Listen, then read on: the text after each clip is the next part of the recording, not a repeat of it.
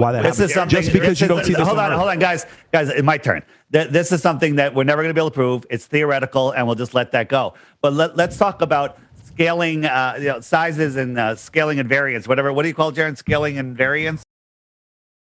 Of the size and 1/10 of the distance, or if it was right here within the Earth system and very tiny, you get the same result. So again, saying I can't even say the word. So it's a combination of spectroscopy and parallax. Yeah, I got it. But again, you're a spectroscopy. So this combination, if you're just saying, oh, there's more than one house of cards, there's this other house of cards also with a foundation that they can't prove or support scientifically or logically.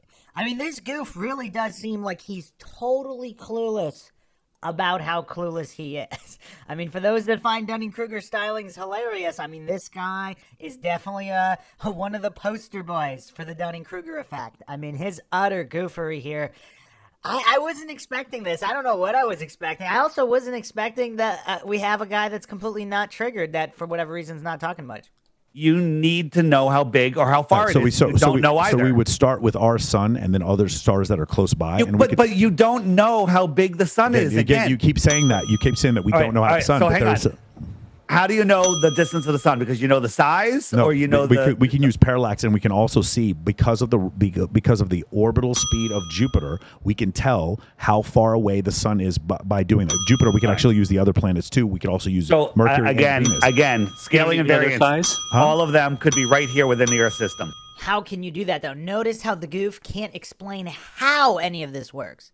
He's religiously claiming it works because of this, but he has yet to explain how they magically found out. He keeps claiming that they know one of the variables. So if you're doing x plus y equals a, if you don't know x or y, how can you find a? But he's pretending you know x and you know y.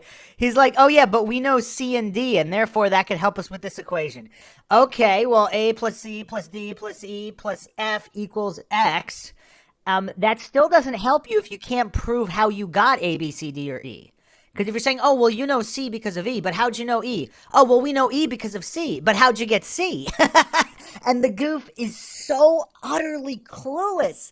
He doesn't even understand this, unless he does, and he's just intentionally trying to seem stupid and pretend he doesn't understand it, and just, arguing in circles by pretending you know each of the variables. I mean, this is basic children's level stuff. If you don't know A, B, C, D, or E, you're not going to be able to find out X. And then if you guess X and say, oh, well, the guess was correct, therefore we can reverse engineer and figure out A, B, C, D, and E, but you still can't, because if you got one of them wrong, if there's a certain % error that would still give you your result, again, this false cause logical fallacy as well as many others, you still wouldn't definitively know, because if there's something else that's making up the difference that you don't know about, you still can't claim definitively. This is why the scientific method is so important, where you have the dependent variable, independent variable, and controls, so you can verify this claim. This goof doesn't know anything about that. I mean, he's not even, I don't know, man. I keep saying 4-year-olds. I mean, maybe 3. He's not even at 3-year-old level. I don't know here. Okay. Yeah, again, you're refusing to see that, so we can just move on. But you need to know the distance of one of those things to make the other ones work. I don't know why David Weiss didn't bring up the planetarium argument. If you have a planetarium, and you're not even talking about physical objects, if these are projections and you don't know the distance that they're being projected or from where, how would you be able to use one projection against another to figure out a third projection's distance? Because even if they're slightly different brightnesses, and then this Sartain goof is saying, oh, well, based on the rotation, you could figure it out. How? By presupposing 5 other variables? I mean, this goof is just utterly clueless about the basics of logic and the scientific method. Yeah, they basically you don't know either. They've gifted you a model. They've gifted you a model. They've told you how great it is and everything works. And then all you guys are just partying and having a good old time saying that it's... To be fair, Isaac Newton gifted us the original model for the formula for gravity, and parallax came before that. I believe it was the Persians who came out with that idea. So this model that was gifted to us has been tested in. Can I ask a question years? Yeah. about starlight? Does the inverse square law of light work in space? Now, he mentioned Persia. I actually don't know Sartain's background. Let's see, is he Persian? Yeah, I can't really find any info on his background, but the goof clearly doesn't know anything about Persian cosmology either. I mean, you can go right to Encyclopedia Iranica, iranicaonline.org. Just look up Persian cosmology, Zoroastrianism, Mazdaism. Clearly states right here, period of creation.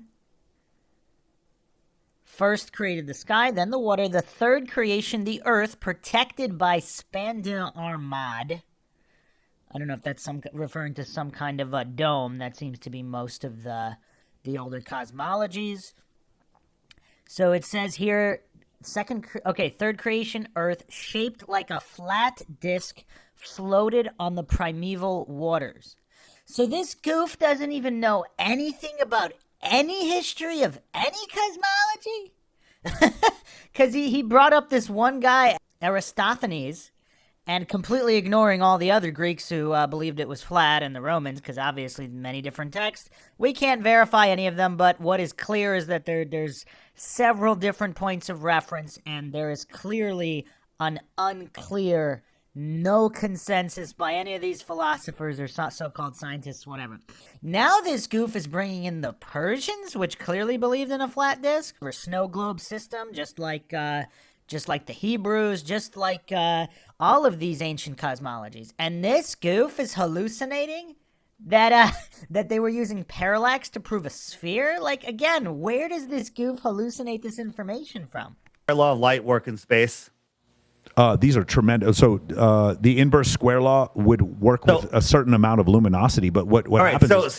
So if you had let's say I have a light bulb and the surface of the light bulb is 100 lumens, right? So as that light goes out, it spreads out really fast. So it's getting thinner and. You know what? Maybe this guy's just on drugs. I mean, look how shifty he is. He can't even sit still. I mean, he's either this mentally gone and triggered and not on drugs, or perhaps he's on so much drugs that there's just absolutely no logic anywhere.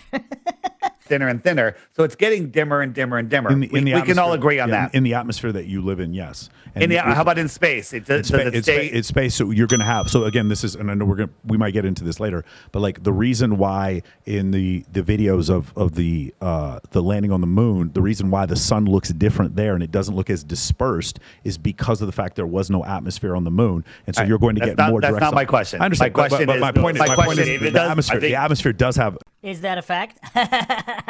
And obviously that's another red herring and non sequitur. But this goof does this goof even know what a non sequitur or red herring fallacy is? Because that's all he's got here. To have some effect. Go ahead, Sergey. So I think David's point is that if we see a light bulb, we don't know, is it a 60-watt light bulb that's close or a 100-watt light bulb that's further away? Right? So that's kind of the point. But my question is, as you Wow, more bonus points for this PhD guy. So, you know what's weird? Sergey Dida, he's been the lowest of the low, but he's also been the highest of the high on all of these flat Earth debates we've seen. I mean, this is really interesting. I'm actually glad I reviewed this. I mean, it's a little painful because of the Sartain goof, but this PhD guy, I mean, he's curious because he's shown cognitive function on both ends of the spectrum. We've never seen this before in any other debate either. So this is quite interesting because instead, I don't know how triggered he is. I don't know if he just has a mental disability and that's why he's appearing to be triggered, even if he's not. I really don't know. I mean, he literally said an airplane is proof of the globe or being on an airplane. I mean, I don't know. He's both the lowest of the low, but he's also showed cognitive function where he clearly understood points presented by the flat earthers. I don't know if we've seen that in any other debate because usually the goofs are exactly like Michael Sartain, where they don't even understand the point the flat earthers are making, but they argue anyway. But Sergey Dida here, he's shown multiple times that he actually understood the points the flat earthers were making. So this is very curious here. You're seeing it farther away. It's getting smaller and smaller. Its light is spreading out. So it is getting dimmer and it is getting smaller. We could agree to that on some scale, right? To a point. At some point, right, there's no more angular size, and so all the stars will look the same size. Michael, I'll let you interrupt me, but you only get one sentence per interruption, okay? What? Where did he hallucinate that from? I mean, no, I'm really curious as to where he pulled that at, because it seems like he's just talking just to talk now, and he's not even like checking himself and these so-called points he's trying to make, because literally they have no backing, and they don't even really have anything to do with anything. So that's he's really totally the wrong guy for this debate. He should just take a step back, avoid humiliating himself further, and just allow the PhD and the jet fighter pilot to speak, because the PhD, I mean, he's also a total wreck because he's on both ends of the spectrum simultaneously, which is curious. So just this is like a like a museum where or like a zoo with like an animal that we haven't seen before. So it's very curious to examine Dida. And then also just for a non-triggered person, the jet fighter pilot. But clearly Sartain is definitely the wrong guy for this. Okay. All right. I'm just trying to make a point, and I don't want it to take forever.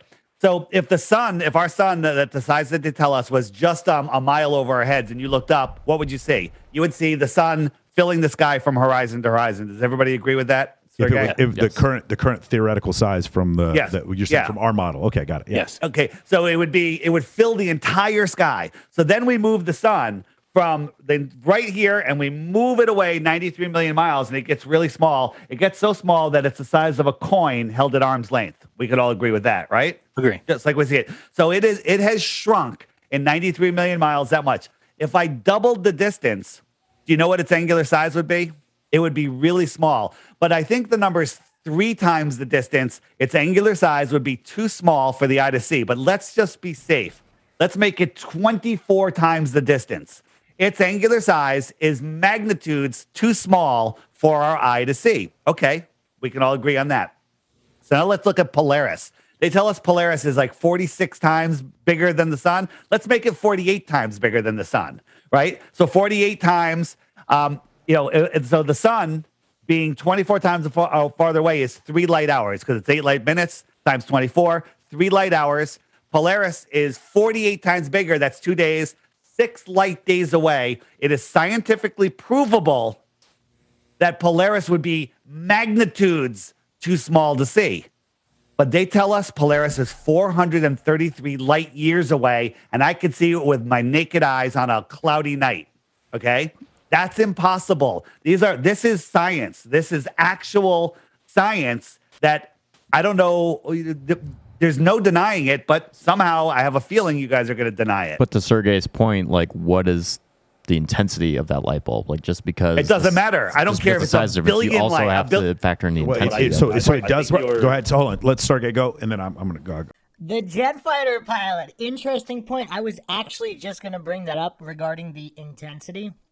So this is actually curious. So, and again, I'm not going to go into the semantics of luminosity, intensity, what's observable, and all that. Let's just stick to the basics just to see if the basic points make sense. So allegedly, Polaris A, the primary star, is more than 2,000 times brighter than the sun. Allegedly. That's what's reported. So supposedly it's more massive and several times bigger than the sun. Now, the problem is, of course, I mean, what was the percent error in, I don't know how recent any of this is. I mean, they've even said that the moon is actually inside the Earth's atmosphere now. They keep switching it up, and the authority-worshipping cultists just never question any of the switch-ups. But is that a post hoc, where it's just, it must be X amount brighter since we can see it? Now, other sources, it's kind of weird, because other sources are saying that Polaris is 6,000 to 10,000 times brighter than the sun. I mean, just looking at all these various different sources, it's just kind of weird. And Polaris is also not the brightest star in the sky. It's the 50th brightest. This is from earthsky.org. So you have all of these different claims. All of these various different claims. How did they get any of these numbers, and what are the percent errors here, and how do you verify the brightness? Now, again, the jet fighter pilot, this is not a fallacy, because he's asking the question regarding how bright they are. He's not claiming X, Y, or Z air distance, unless he will later. But at this moment, this is still not fallacious, and he's still my favorite person that has ever participated in any heliocentric globe versus flat Earth debate, just simply because he's not triggered. Even with just even that question, he's in a non-triggered fashion having this discussion, which we've never seen before from a heliocentric globe side. So very, very interesting here. Let's see what these guys say about it. I got an answer for this. Go ahead. So to be able to like see the light doesn't mean that you're actually resolving it, right? So resolving, what that means is if there's like 2 light sources, you can tell them apart. So you look across the street and you're like, oh, there's 2 street lamps, right? But if you walk far enough down the street, you just see the light, right? You see, oh, there's light on that street, but you can't tell that there's 2 street lamps or 1. You see the difference? Well, no, the light gets dimmer and dimmer. And there's a point where I can look over, like you can see, I think a candle flame. I think it's a mile or 2 miles, whatever the distance. I mean, okay, so that's interesting too, because yes, that's a good distinction in the ability to resolve. But what the PhD guy here, Dida, he didn't address the fact that at a certain point you won't see it, right? Like if you keep walking forever, or if it's a super foggy night or day, whatever, if the light's on during the day, at a certain point you're not going to see it regardless of what. So that depends on distance and brightness. So just saying, okay, well, you're not necessarily seeing it, but you wouldn't be able to see anything from the light at a certain point either. Like if you take a little pin light in the woods, you'll see it up to a certain point or whatever in a field at night. Depending on the brightness of it and the size of it and the distance of it, it is going to reach a point where you would no longer see it. That's what's being discussed here, yet Dida does not reference that. But then it just gets too small and too dim to see. Okay, But it's the same thing. It's the same thing with what we're looking at stars. At 6 light days away, you could not see Polaris, but we're supposed to see it at 433 light years. That is a completely different. I mean, there's no. It's such a big number that most people just short circuit and don't process the information. 2.6 quadrillion miles. Got it. But the point is, what you guys are saying, that the angular size is so small that we wouldn't be able to see it. That is not the point. That's for us to resolve it. The reality of the situation is we would still see the light, and that's the reason why we see all the different stars that we see, from Betelgeuse to Rigel, those other massive stars. So the reason we see them is because we still see. We can't tell the shape. Wait, so he didn't understand anything Dida just said about resolving? I mean, this guy really is this guy. I think this guy's goofier than Bryant. I think this guy really might be the goofiest guy ever participating in any flat Earth debate ever. Just because the combination of narcissism, clearly he has a half-decent vocabulary, but the narcissism in the Dunning-Kruger is so off the charts, and he's speaking just to speak. Like, with guys like Bryant, they're so triggered that they can't, their logic switch gets turned off, and even them desperately trying to convince themselves that it's still true, even that's understandable to a certain point. But this goof is such a demagogue. He's just saying literally nothing with all of this while pretending it's actually legitimate. And his ego's got him on such short strings he could never re-examine that or understand that, which is sad in a way, but it's also kind of annoying. I mean, this goof is just speaking just to speak without actually making any points or even understanding the points of not just the flat earthers, but the other PhD here, Sergei Dida. He didn't even understand anything the PhD said. Bit. We can't see the planets around it. We could just see how come if you use the inverse square law of light, at 6 light days you wouldn't be able to see it, no, but somehow we can see it at 433 light years. That's not true. We wouldn't be able to resolve it. We would not be able to tell the features of it. We would be able to give some idea of the color, and from. So this goof has a fundamental lack of understanding of what resolution is in physics. So the Dida actually had a good explanation of this. Obviously, he didn't really parallel the example properly because at a certain distance you wouldn't be able to resolve it. But just going on Britannica.com, obviously something that Sartain has never done regarding any of these topics. Resolution is the ability to separate two signals. Right? So when you resolve one light from another, like you can resolve the sun and the moon, you're not going to confuse them for each other. You can resolve their differences. So when you wouldn't be able to resolve Polaris, yeah, you would, because you see that it's Polaris as opposed to a different constellation, so you can resolve them. He's using resolve as you wouldn't be able to see it or tell what it is at all. You're seeing the light from it, you are resolving the light from it. This goof is just so utterly clueless. I mean, this guy's probably going to have to be my pick so far for the top of the Hall of Shame. I mean, this guy's goofier than Bryant Myers, and I don't know if I was ever going to think I could say that. From the color and using spectroscopy, we could tell from that, say, okay, well, this star is probably this old, and we can tell from those things because we can see other stars. We say, well, these are other stars in different periods of their life and death cycle, and we can predict from those things. We can predict from those things, and when we take that model and we use that model to predict other things, it tends. So he's just stacking a assumptions and hallucinations with the blind faith. Because, again, back to the scientific method, dependent, independent variables, and controls. Simply guessing one factor and then you applying that guess to a different factor, and then you're just building the guesses and assumptions and hallucinations, and you get a very, very devout religious cult-like follower like Sartain, who cannot even understand what basic logic and reason or the scientific method even is anymore, because his brain is just mentally this far gone. To work out, or tends to work out. It works out every time. That's the reason why we use it. So going back to what you said, no, we cannot resolve detail from Polaris, but we can resolve the light. That's the reason why you can still see it. And going back to like search and rescue, that's the same reason why a signal mirror. And that's exactly what David Weiss is talking about, the light. So everything you just said was completely useless nonsense, because this goof isn't even on a 4-year-old English comprehension level. He's not talking about the details of anything.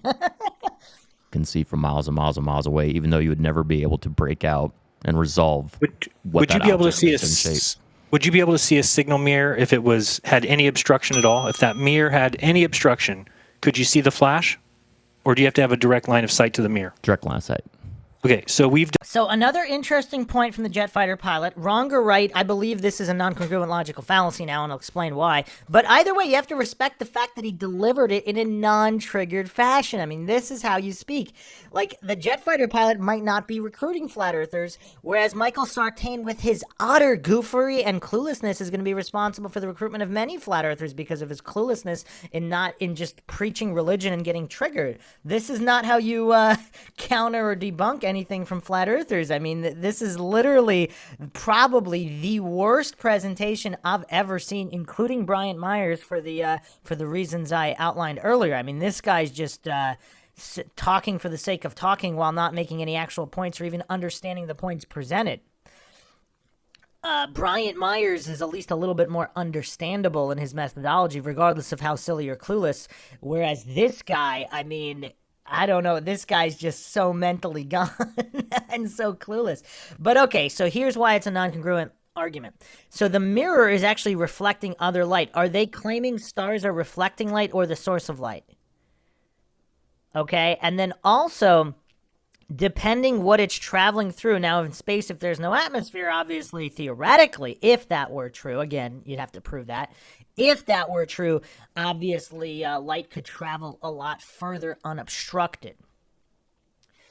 So, and the other weird thing too, of course, is if everything's flying through space at unimaginable speeds in all different directions, would there be obstructions? Because if you have infinite planets and infinite other stars crossing over in front of the stars you're seeing, would there be a sustained source of light like Polaris that wouldn't be obscured at any time ever in the sky?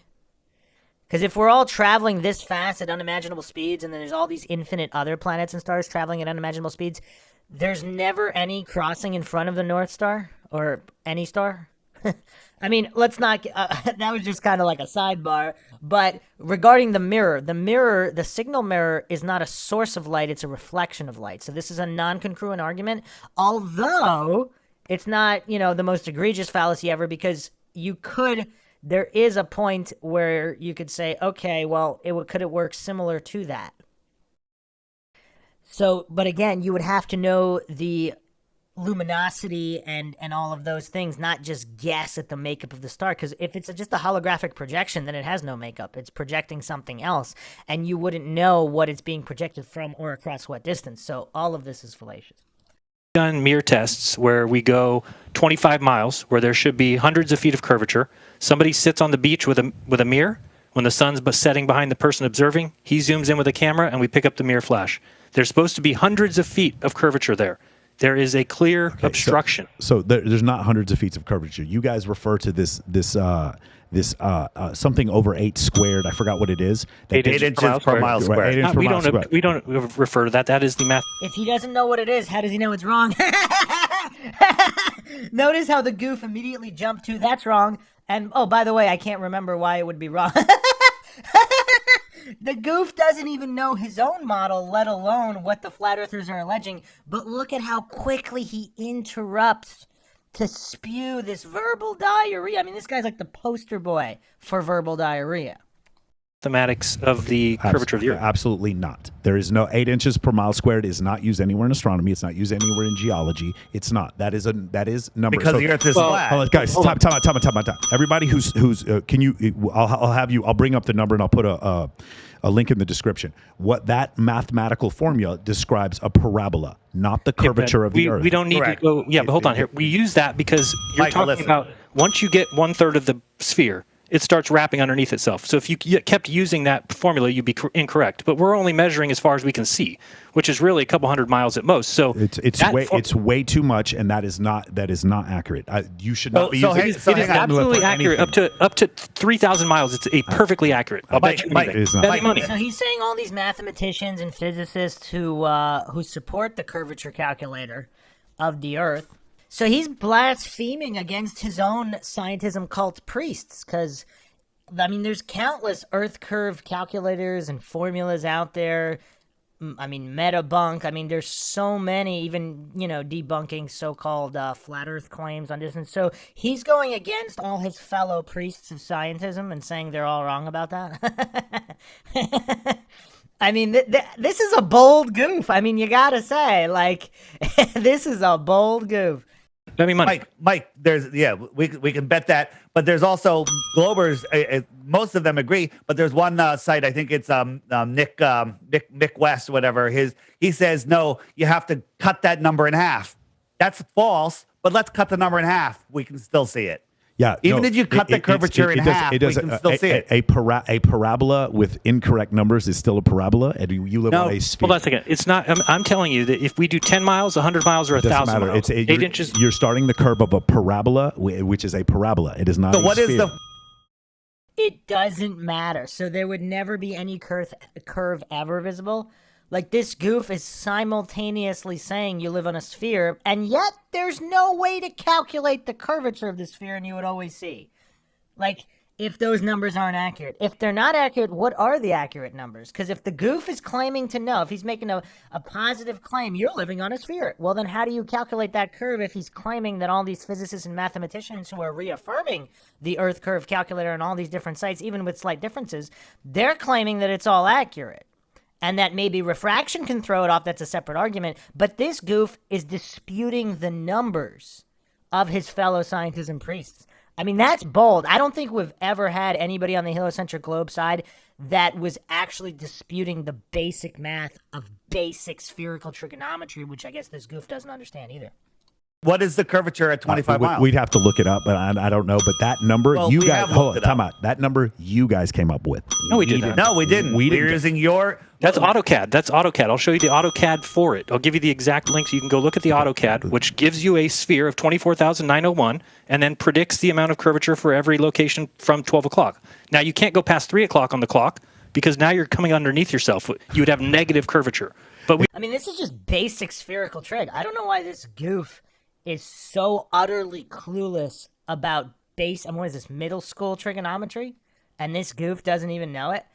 Like, again, he's just arguing just to argue. I mean, he really seems like some kind of menopausal woman that got triggered, and there's just no logic to be found. you don't need to go that far. We can only see 300 miles. Think about what you're saying, guys. You're globe, measuring there's no curvature. You're saying there's no curvature, right? No, I'm not saying there's no curvature. I'm saying you would have a different equation that would be closer to measuring a circle than a parabola. That's what Michael, we're only talking 10, 20, 50 doesn't matter. miles, 100 miles. But you're still wrong. I mean, this guy's like the king of non sequiturs and red herring logical fallacies. I mean, and strawman too, but he's kind of backed off the strawman, and now he's mostly focusing on non sequiturs and red herrings, and false causes, and obviously all these other fallacies. I mean, I have to say, I think we have a new champion for the most clueless of goofs. We have a Dunning-Kruger champion. I mean, this guy's going to dethrone Bryant Myers, regardless of fallacy count. The manner in which he's humiliating himself is far, far worse than even Bryant Myers. Doesn't matter. You begin wrong. You're not wrong because our number matches exactly whatever you come up with. You go figure out what your curvature on any math. How is he wrong? Because, first of all, those aren't their numbers. These are the numbers by, again, within whatever margin of error you want to use. Calculate observer height, Again, all these numbers are not coming from the flat earthers. So if he wants to call his fellow scientists and priests wrong, that's fine. But he's strawmanning that it's coming from the flat earthers, which is not. And he's claiming it's wrong without even knowing it. I mean, this is how clueless this goof is. I don't know if we've ever seen this level of utter cluelessness and goofery. He doesn't know what the equation they're claiming is. He's just claiming it's wrong. And he doesn't know what the real equation is. He has to look it up. And when he looks it up, he'll see it's what the flat earthers are claiming. But even though they didn't originate the claim, but he's claiming they're wrong no matter what. That's how clueless this goof is. Mathematics that you want. At 250 miles, I guarantee you it's less than 1% different than 8 inches per mile squared. And then you'll have to admit that you were wrong. No, That's I won't have to because it's still wrong. You're starting by using something in order to come up with these equations. You can use anything you want, and with it, if you do it with 250 miles or less, it'll come up within 1% of our number. You said if we predict something and if it comes close and it's useful, that means it's true. So there's 8 inches per mile squared. You're using a formula that did not come from astronomy. So what is the formula? So again, I don't have the astronomy, but I do know that we're gonna have to move over. We're gonna have to move on. That's fine with me. That's fine. But here's the thing. Go ahead. This is your challenge. Go show us what the curvature is at 250 miles, and then you'll see. So yeah, and I'll do the 8 inches times mile squared, and we'll see if it comes out the same. So you're asking about the sunset. We're going to go back to that a little. You know what's weird? This goof pretended that he had seen other flat Earth, or maybe he did. And again, if he has a mental disability or whatever, he didn't understand anything he saw on any videos. But you would think that if you're attempting to do any kind of scientific or logical discussion or debate, that this goof would at least look up, this is basic. If the Earth is a globe, how far would you see? Again, dependent on other factors, but is there a point where you wouldn't be able to see beyond the curve? I mean, this is like flat Earth versus globe Earth 101, and this goof's not even there. This is probably the number one thing he should have prepared. I mean, is he looking up it on his phone now? But before I share the screen, can one of you explain to me how seasons work on your globe? Go ahead, Sergey. You want to do this?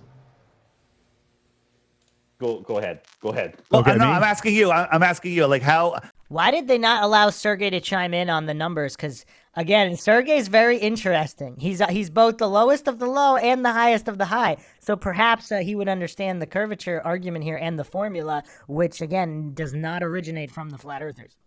What causes summer? What causes winter?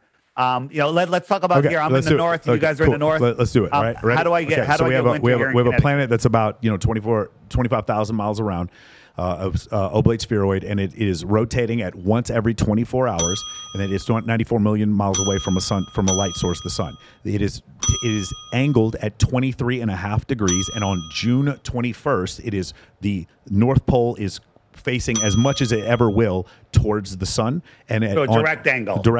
And on December 21st, the South Pole is the I'm sorry, the Tropic of Capricorn is facing the sun. I get it. Not the magnetic North Pole, but the actual pole that the pole of axis is facing as close as it will directly on December 21st towards the sun in the South Pole. That's how we would get seasons. So that means on September 21st and on forgive me if it's March 21st, that would be the solstice. Equinox. Sorry. Yeah. No, those will be the equinoxes. So June 21st and December 21st are the solstices. Yep. So June 21st is the height of our summer. Yep. And that's because we're angled towards the sun. So the sun rays are coming parallel to the Earth for 94 million miles, and then that little bit of tilt causes the spread out, causes them to hit a wider area, and it's less intense, right? Would be more intense. Right? You said June. Or are you saying December? No, I'm talking about December. Yeah, December. Right. We're tilted away. Correct. So it spreads out because we're tilted away. And from just like if I put a spotlight on my hand, it covers a certain area, but if I tilt it, it spreads over a wider area, which has to spread out that heat. That's what you're saying. In the difference That's what you're saying. the difference between summer and winter from an astronomical standpoint is not a great temperature difference. But yes, that is what we're saying. The difference between summer and winter. So summer in Las Vegas. Let's just say let's talk about a more temperate zone. My Connecticut. Okay, so Connecticut, Massachusetts. Do you guys get up 100 degrees in the summer? We get 100 degrees in the summer, and everything freezes in the winter. So below 32 at winter. Okay, from an astronomical standpoint, like for instance, temperature changes on different planets, that is not a great change, but for here it is a great change. And I guess we could get into human evolution, but evolution. So again, we've gone over this in a few different debates. These goofs just cannot comprehend. On a sunny day, put your face to the sun, then turn it away. Are you going to feel a difference? In the winter, when it's freezing in the shade, then step into the sunlight. I mean, how much of a difference is that? So regardless about his non sequitur and red herring about, oh, well, it's not an appeal to extremes, stacking all these fallacies, it's not a huge difference compared theoretically if other planets are real and they have much greater variations in temperature.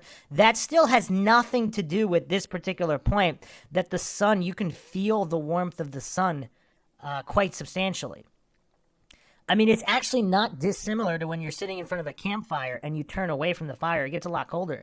In the winter, not necessarily on below freezing days, but let's say, I don't know, it's 40-ish degrees, decent amount of wind. I mean, it's pretty cold. But in the direct sunlight, put your face to the sun, it doesn't feel that cold. Because, again, we're talking about how it would feel to a human. We're talking about observing, measuring. We're talking about, again, the scientific method. We're not talking about hallucinations about what temperatures other planets and other galaxies are.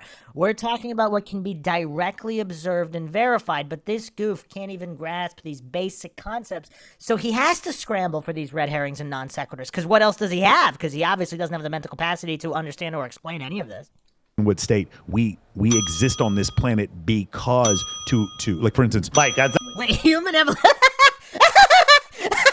I thought the other ones were non sequiturs. Wow. He just threw in evolution.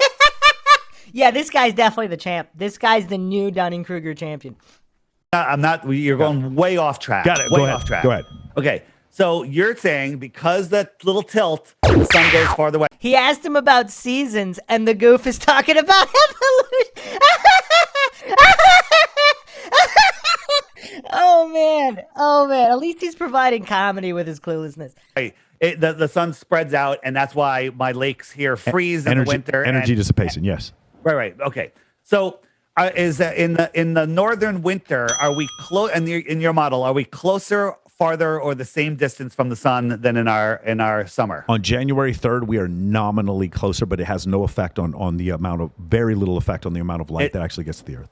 So 3.5 million miles closer is the actual answer. But over 94 million miles, it's only a couple percent. Makes Correct. no difference because the light, it's just going. And that heat, is heat going through the through the solar system and hitting the Earth?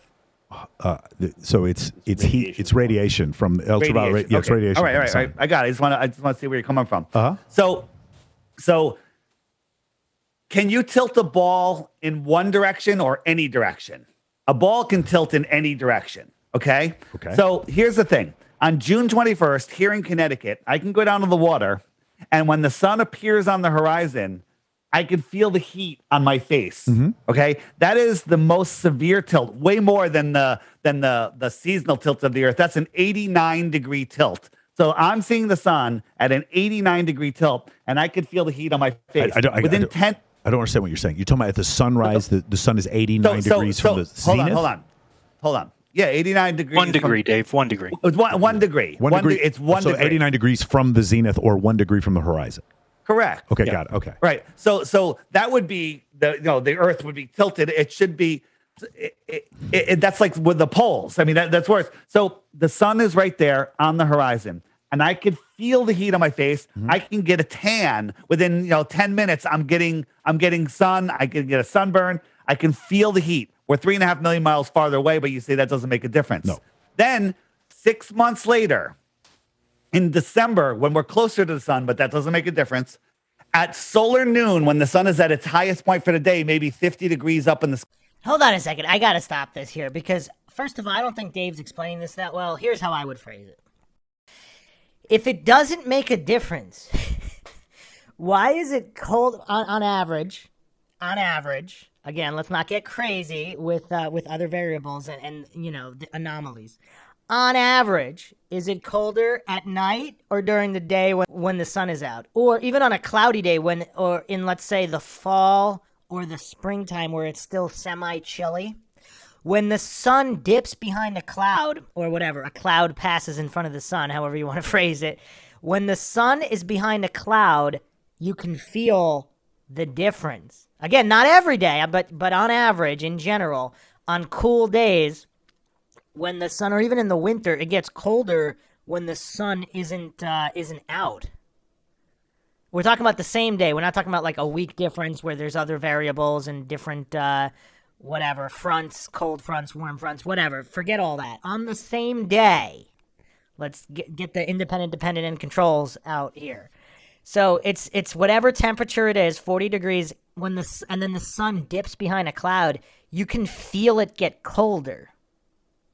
Just like in the summer, it's really, really hot, and then if the sun goes behind a cloud, you can feel it slightly cooler.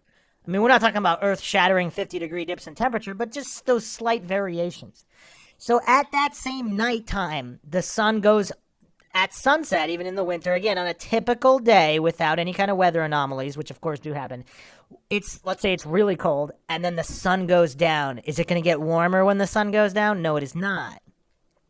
So for the sun to be that powerful, to have that much of a difference, and yet millions of miles are not going to make any difference. I mean, the utter level of goofery from a common sense standpoint. Now, I'm not saying that there aren't other variables to explain this.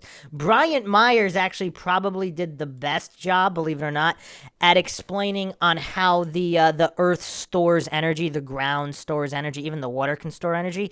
There's the part I don't understand is how it magically doesn't store the same energy and in the wintertime. Because that's the part I didn't really understand, because let's accept that it stores energy. I think you can measure that it does store energy and heat. Why would it not store that same energy and then be even warmer when it's closer to the sun? But anyway, what these goofs just don't refuse, these religious scientism zealots, they refuse to take a step back and just look at it from a logical point of view. If you're sitting around a campfire and then you turn your back to the campfire, it's going to be substantially colder. What happens when you walk away from that campfire? Is it going to be warmer or colder the farther you go away from it? And the sun is clearly very powerful, regardless of how far it is. You can feel it. You don't need to hallucinate or grasp to any kind of faith like these goofs are doing. So, yeah, I mean, again, this guy, Michael Sartain, new Dunning-Kruger champion. Guy, a much more direct angle. I could look at the sun, and I can't even feel the heat on my face. That completely 100% negates your tilted ball season model. No, it doesn't. And then, yes, it does. 100%. The environment around you is colder. You are in a pocket of air that is colder. That's the reason why you don't feel that heat. That is not true. Why is it colder? That is incorrect. There we go. NASA. Wow. So he came up with magical air pockets that are magically the same or almost the same every year. That's a new one. Sartain is a man. You gotta appreciate this Dunning-Kruger champion's versatility in logical fallacies and hallucinations. This is after me. Go ahead. What was that fell? I'm interested in symbology. Something book. fell that's like you need to pay attention to whatever fell. Right. Hell yes, man. The Selfish Gene by Richard Dawkins. 3 hours on evolution coming out later. There you go. All right. So wait, this is just, I'm getting to my screen share real quick. So this is the heat map of the Earth. We got the equator right here tilted. Yeah. We have our tropics. But the red area is the tropical zone mostly. How can these sun rays, why is it heating it at this angle? You look at it on a flat Earth, the sun circles around here, migrating in between the two tropics. This heat map, which is the same as this heat map, makes perfect sense. So now let me share my screen, and I'm going to show you how seasons work, right? And then we're going to go from there. So this is the Flat Earth Sun, Moon, and Zodiac Clock app. You guys can see that? Is that on everyone's screen? Sure can. Yep. All right. So the sky is a perfect clock. The sun goes around once every 24 hours. And it laps the moon. If I speed it up, you'll see that it's catching up to the moon. The moon's getting more full. And after 28 times around, the sun will lap the moon. So the moon, its phases and its position dictate, keep track of the weeks and the months. The sun keeps track of the hours and the days. And you'll see the moon is waning right now. And that gets into a whole nother thing. When the moon goes new, how come no one ever sees it for like 60 hours? That's another insane thing. If I slow it down, I'm going to turn on the stars. The stars are spinning in the same direction. Sun, moon, and stars all rise in the east, set in the west, no matter where you are on this earth. Okay? Rise in the east, set in the west. Now, the stars are moving at almost the same speed as the sun, but just a little bit faster. Okay, how little? Well, they lap the sun once every 365 days, give or take. Okay, so right now we're exiting this zodiac, and we're moving into the next one where it'll migrate through there. And So I just want to jump in here why this isn't fallacious for David Weiss. Because again, did he prove all of this? No. But you could see how it could theoretically work in this model. This is the ancient cosmological model. The yin yang, of course, is the sun and the moon going around the stationary Earth. It is, again, it can perfectly predicts all the movements of the constellations, but predictive power is not necessarily congruent to reality. It may or may not be. But all the ancient cosmologies had some kind of either snow globe or flat Earth cosmology. Doesn't mean it's true, but they did predict everything perfectly.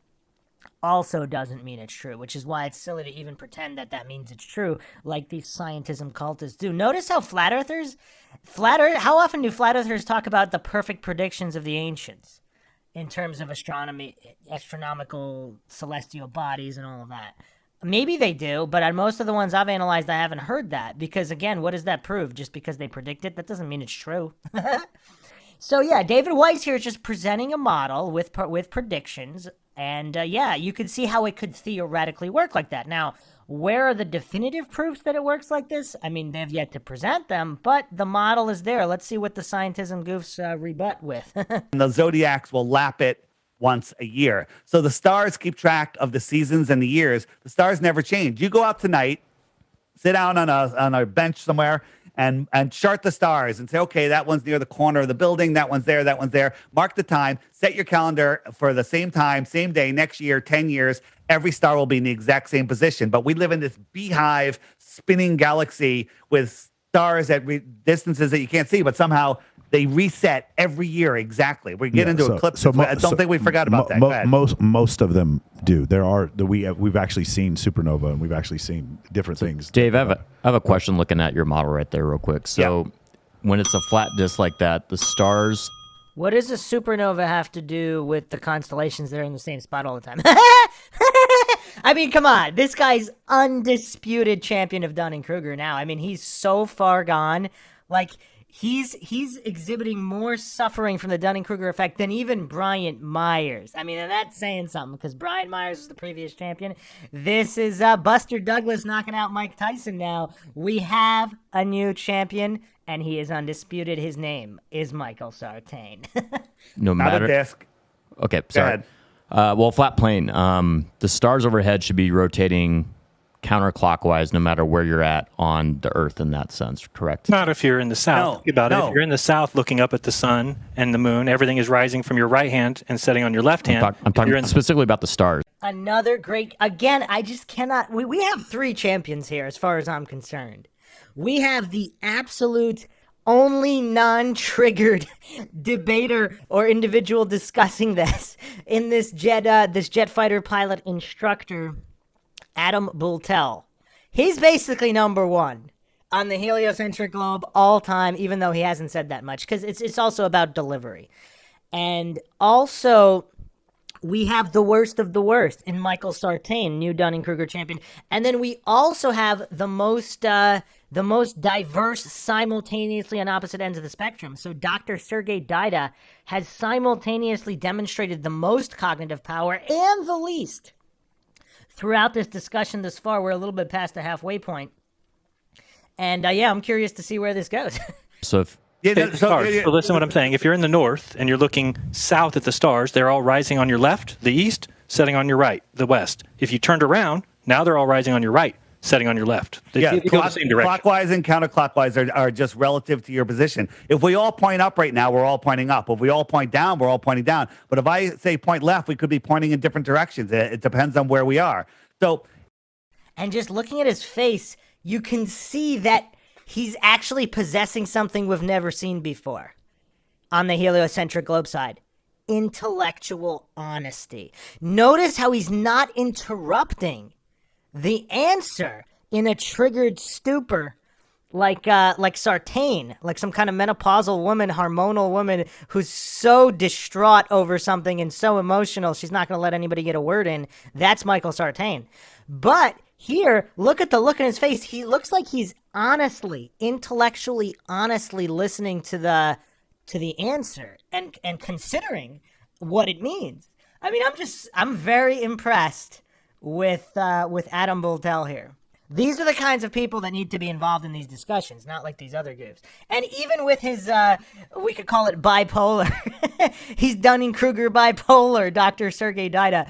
I'll allow it, because if he's at least going to spend some time on the cognitive function side, which he did when he saw certain things that Jeranism pointed out and other things, even though he's also on the other bipolar side where he's shown less function than even Sartain at moments, the fact that he was also able to be on the other side of the spectrum, I'll allow that. That's cool. Let's allow him to be part of these debates. But guys like Sartain are obviously bottom of the barrel that should never be discussing this. Unless they like humiliating themselves. If he gets a kick out of looking like a total goof, I mean, he's got nothing else going on in life. I mean, I guess, but... If So then why didn't at the equator do the stars go directly overhead from one spot to the other? Whereas if I'm in the north, the stars are apparent to be counterclockwise, and in the south they go clockwise. Okay, so let me turn the stars back on. Yeah, go ahead. Whoops. I'm just trying to understand. Yes. So, and this is something that they don't teach you in school. So, you see my mouse? I'm inside the Tropic of Cancer, which is this line right here. So I'm looking outwards, and the stars are coming from my left shoulder to my right shoulder. Can you all see that? Can you visualize that? Kind of. Yes, I'm trying. Right. Well, I'm standing in the center. He should put up Stellaris, because I actually have the animation I'm putting on right now. That's the best way to understand it, because again, we're talking about frame of reference and how things would appear based on where you are. The only way, I mean, really, this is a difficult concept, because when I first looked at this, it's difficult to understand. I wasn't really on any side. I'm just thinking, why would it look different? And how many different constellations are there? Where, again, if you're thinking about a planetarium and you make it like a 100-mile wide planetarium and walk around it, that's essentially what you're doing virtually in the Stellaris program. So if you play around with Stellaris, then it kind of makes sense. But short of that, it's kind of difficult to grasp just from one animation here. But let's see what happens. Circle area, and I'm facing the outside edge in any direction. And the stars are coming from my left shoulder to my right shoulder. But you're looking straight up, correct? I'm not looking up. I'm looking out. I'm looking towards the edge of the circle, right? And I could look up too. So from our globus from the reference left to the south, right. From our globus south. Yeah, well, the flat Earth. South is every direction away from the center. Got it, okay. So if you're in the center looking outwards, the stars are coming from your left to your right, from your left shoulder to your right. Now, if I'm outside, I'm out here, let's say I'm in Santiago, and I'm looking towards the North Pole, the stars are coming from my right shoulder to my left shoulder. They're going clockwise now versus counterclockwise, but they never changed direction. I just changed my orientation. Let that sink in. This is not an argument. This is a fact. Look at it as many times as you need until you get it. Okay? He should have also mentioned if the stars are very close, if they're actually on the actual dome. If you go so far in one direction and they're close, like you can imagine it, you can do it with, let's say, a mobile over a baby's crib. Like imagine that a little bit bigger over a room. So if the stars are rotating kind of on a middle track and you go to the outside of it, they're going to be going the other direction than if you were on the inside of the track. Another variation on this to understand how movement works, point at a floor while you're in an office chair and spin around it, and then point at the ceiling and spin around it. I don't know why the flat earthers don't bring this up. Again, it doesn't prove anything. It just so that everybody can have a better idea and a better understanding, because at least the jet fighter pilot here, Adam Bultell, at least he seems to be honest and having an intellectually honest discussion here. So I would like to hear, if they explained it that way, what the rebuttal here is, because I'm not sure they understood that explanation. Why does the northern hemisphere and southern hemisphere have different stars? Let's talk about that as soon as I finish season. Hey, time out. Can I take 2 minutes to go to the bathroom real quick? Does anybody else need to go to the bathroom? I drank a bunch. Give me 2 minutes. Come on a second. So we're told that the sun, the moon is going the opposite way around the Earth. Drank what? The stars are going one way. The sun goes in, we're orbiting around the sun. But when you look at everything, rises in the east, sets in the west. We've gotten rid of clockwise and counterclockwise because that's just relative to the way you're facing. So now let's just talk about seasons. The outer yellow line is the Tropic of Capricorn, and the inner yellow line is the Tropic of Cancer. June 21st, if I jump forward, 1, 2, 3, 4, where are we? March, April, May, June. So in June, the sun is over the Tropic of Cancer. Now, when the sun is closer to you, just like a streetlight over your head, it's high in the sky, but the streetlight down the road is low in the sky and farther away. So when the sun is over the Tropic of Cancer, we here in the north have our summer, we have our summer. It's really hot in Miami. Why is it hot in Miami? Because the sun goes right over Miami. Look at that. Right over Miami. It's super hot. Aristophanes could do his experiment there. Hot in California, Jaron, over 100 degrees. He's complaining all summer long. Okay? But at the same time, Australia is having their winter because the sun is farther away from Australia. If I jump, the sun migrates out in December. Now Australia is having their summer, and here in Connecticut, everything's frozen because the sun never gets close enough, right? And so it's a heat lamp that comes closer and then moves farther away. It's a heat source. Don't quote me on heat lamp. I don't think it's a lamp in the sky. What the sun is, that's a whole nother thing. But that's how seasons work. That's why the map looks like the map looks. And that's why we have shorter days in our winter because the sun is farther away, it's lower, and it sets behind that apparent horizon quicker due to perspective. Why does the apparent light from that sun reach further along the edges? Hold on. Let's do Adam first and then Sergey. Adam, go ahead. So go back to that depiction. I'm just curious, like why the apparent reach of that sunlight goes further the more you go outboard. Like why is the shadow, if you will, the lack of light? Why is there's cylindrical shape? Yeah, so during December, it looks like the light wraps around a little farther, and it actually does. Versus 6 months later, when the sun is in the Tropic of Cancer, the sun the darkness kind of wraps around, and that has to do with the optics of the sky. I personally believe that there's a dome, and as the sun gets out closer to that dome, it wraps around, and we can see examples of this. If we, doing experiments with lights inside of domes where the light will spread. Let me see if I have that. And I believe something a little bit different than that, but it's the stratosphere is lower at the poles than it is at the equator. So the equator is the highest point, and the poles is the lowest point. So it creates essentially a dome, but not a dome over the entire plane, more of like a bundt cake pan. You've seen a bundt cake? Yes. I'm trying to. I don't know if I have, but yeah, go ahead. It's kind of like a tube that goes around the cake. Okay. Yeah. Okay. If you look it up, you'll see it.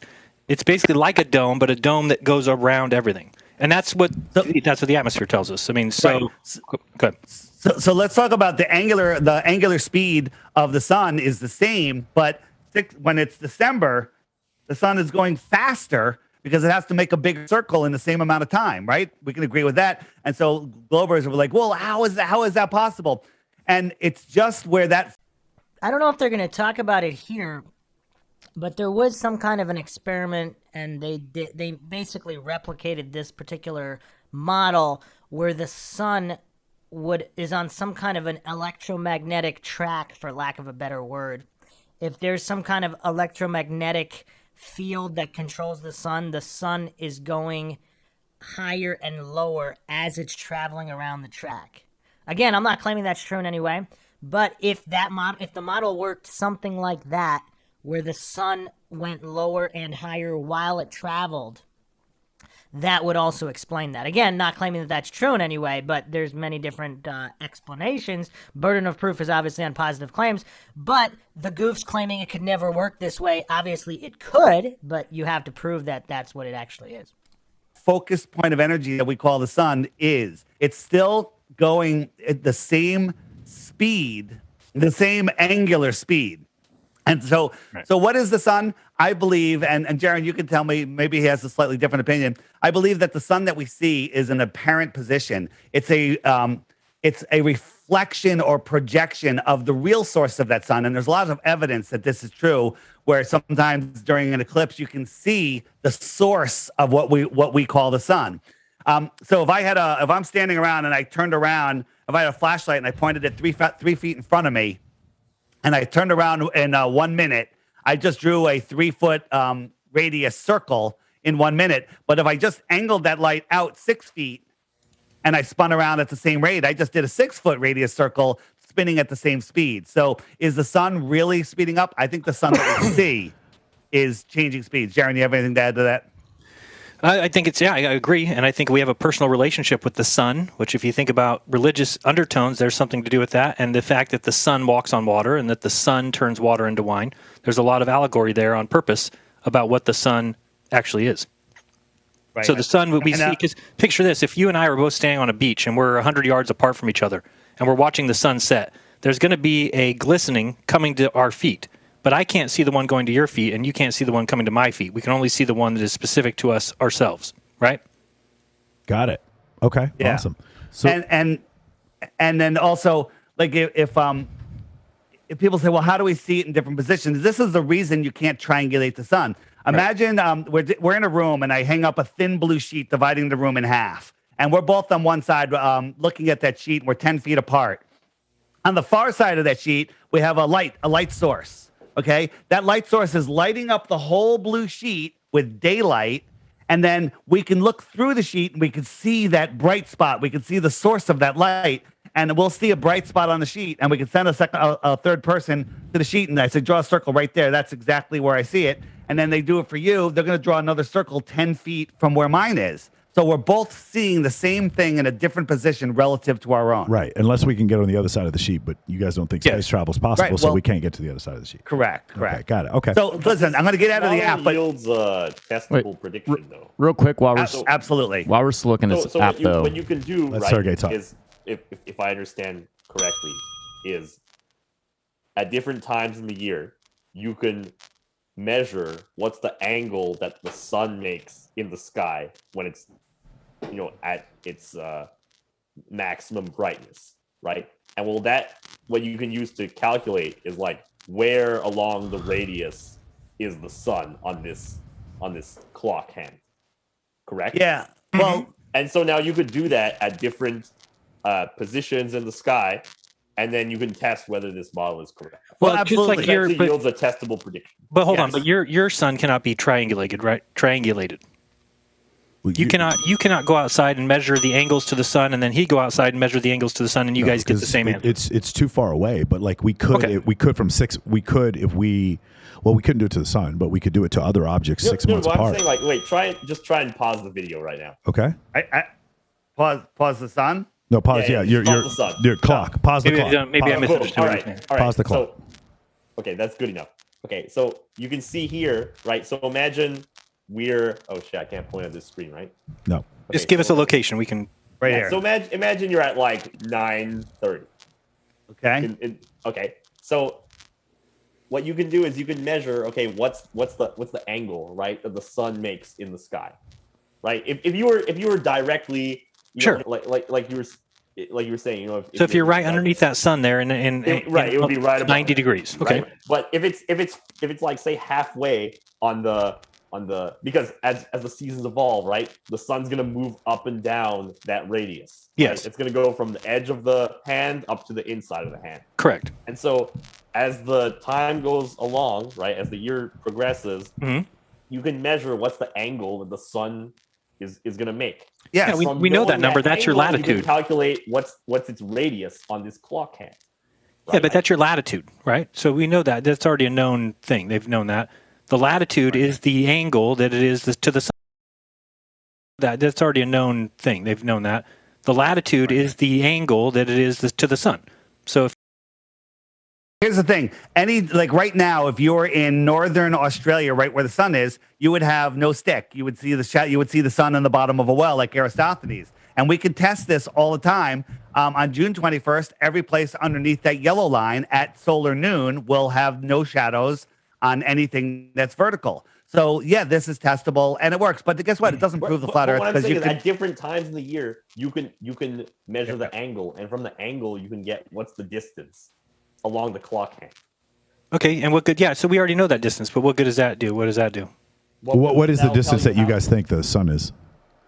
You didn't say it before. It doesn't tell us The real distance sun, to or are the you sun. talking about the apparent sun? So can you talk? Yeah. So there's a real sun and an apparent sun. I guess I didn't understand. So the real sun is what distance? Right. to So the he was apparent just sun? telling you about the sheet, and he said there's a light behind the sheet. Yeah.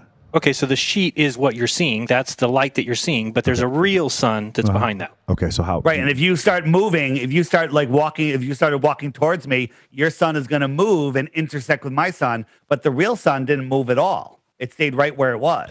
Do you have distances for either one of those suns? No, we don't because Well, again, the parent we can't sun, the parent sun triangulated is about 3959, which is weird because that's your guys' radius. That's what it comes out to when you do the trigonometry on it. 3959. Miles, yes, 3,959 miles. correct. So and okay. 32 miles wide is what it would 32 mathematically miles. come out. So the image that we see that's projected Correct. on the dome, it would be 32 miles wide, and it would Some be don't believe in a dome, but okay. 4,000. Yeah. 4,000, around 4,000 feet up. Okay, got it. Okay. No, not feet. It should also be testable. 4,000 by, miles, like, 4,000 miles. Let me show one other thing on here. So here in Vegas in June, when the sun sets, how long is the sky still lit up? How long do you have twilight for? It's here in real- Connecticut, it's like 90 minutes, maybe 2 hours. It's weird here because we're in a Las Vegas. Literally means the meadows. We are surrounded by mountains here, so we kind of Okay. get like a weird effect. It's probably not the best yes. example. So, all right. So here in Connecticut in June, the sun sets and it's light for another 2 hours. All right. And that's because the sun would be on this inner track. Hold on, let me bring it in. The sun would be on this inner track and it's kind of arcing around us. See, it's arcing around us, right? I could bring it in a little farther. April, May, June. So the sun is arcing around, so it's not going that far away. Now, out here in central South America or Central Africa or Southern Africa, the sun is going a lot faster because its apparent speed is making a bigger circle. When the sun sets in December and January, 5 minutes later at an equal southern latitude, according to, on the ball, an equal northern latitude 6 months earlier should have the same amount of sunlight. But when the sun sets in those southern latitudes, it's pitch black in 5 minutes in many places. Okay.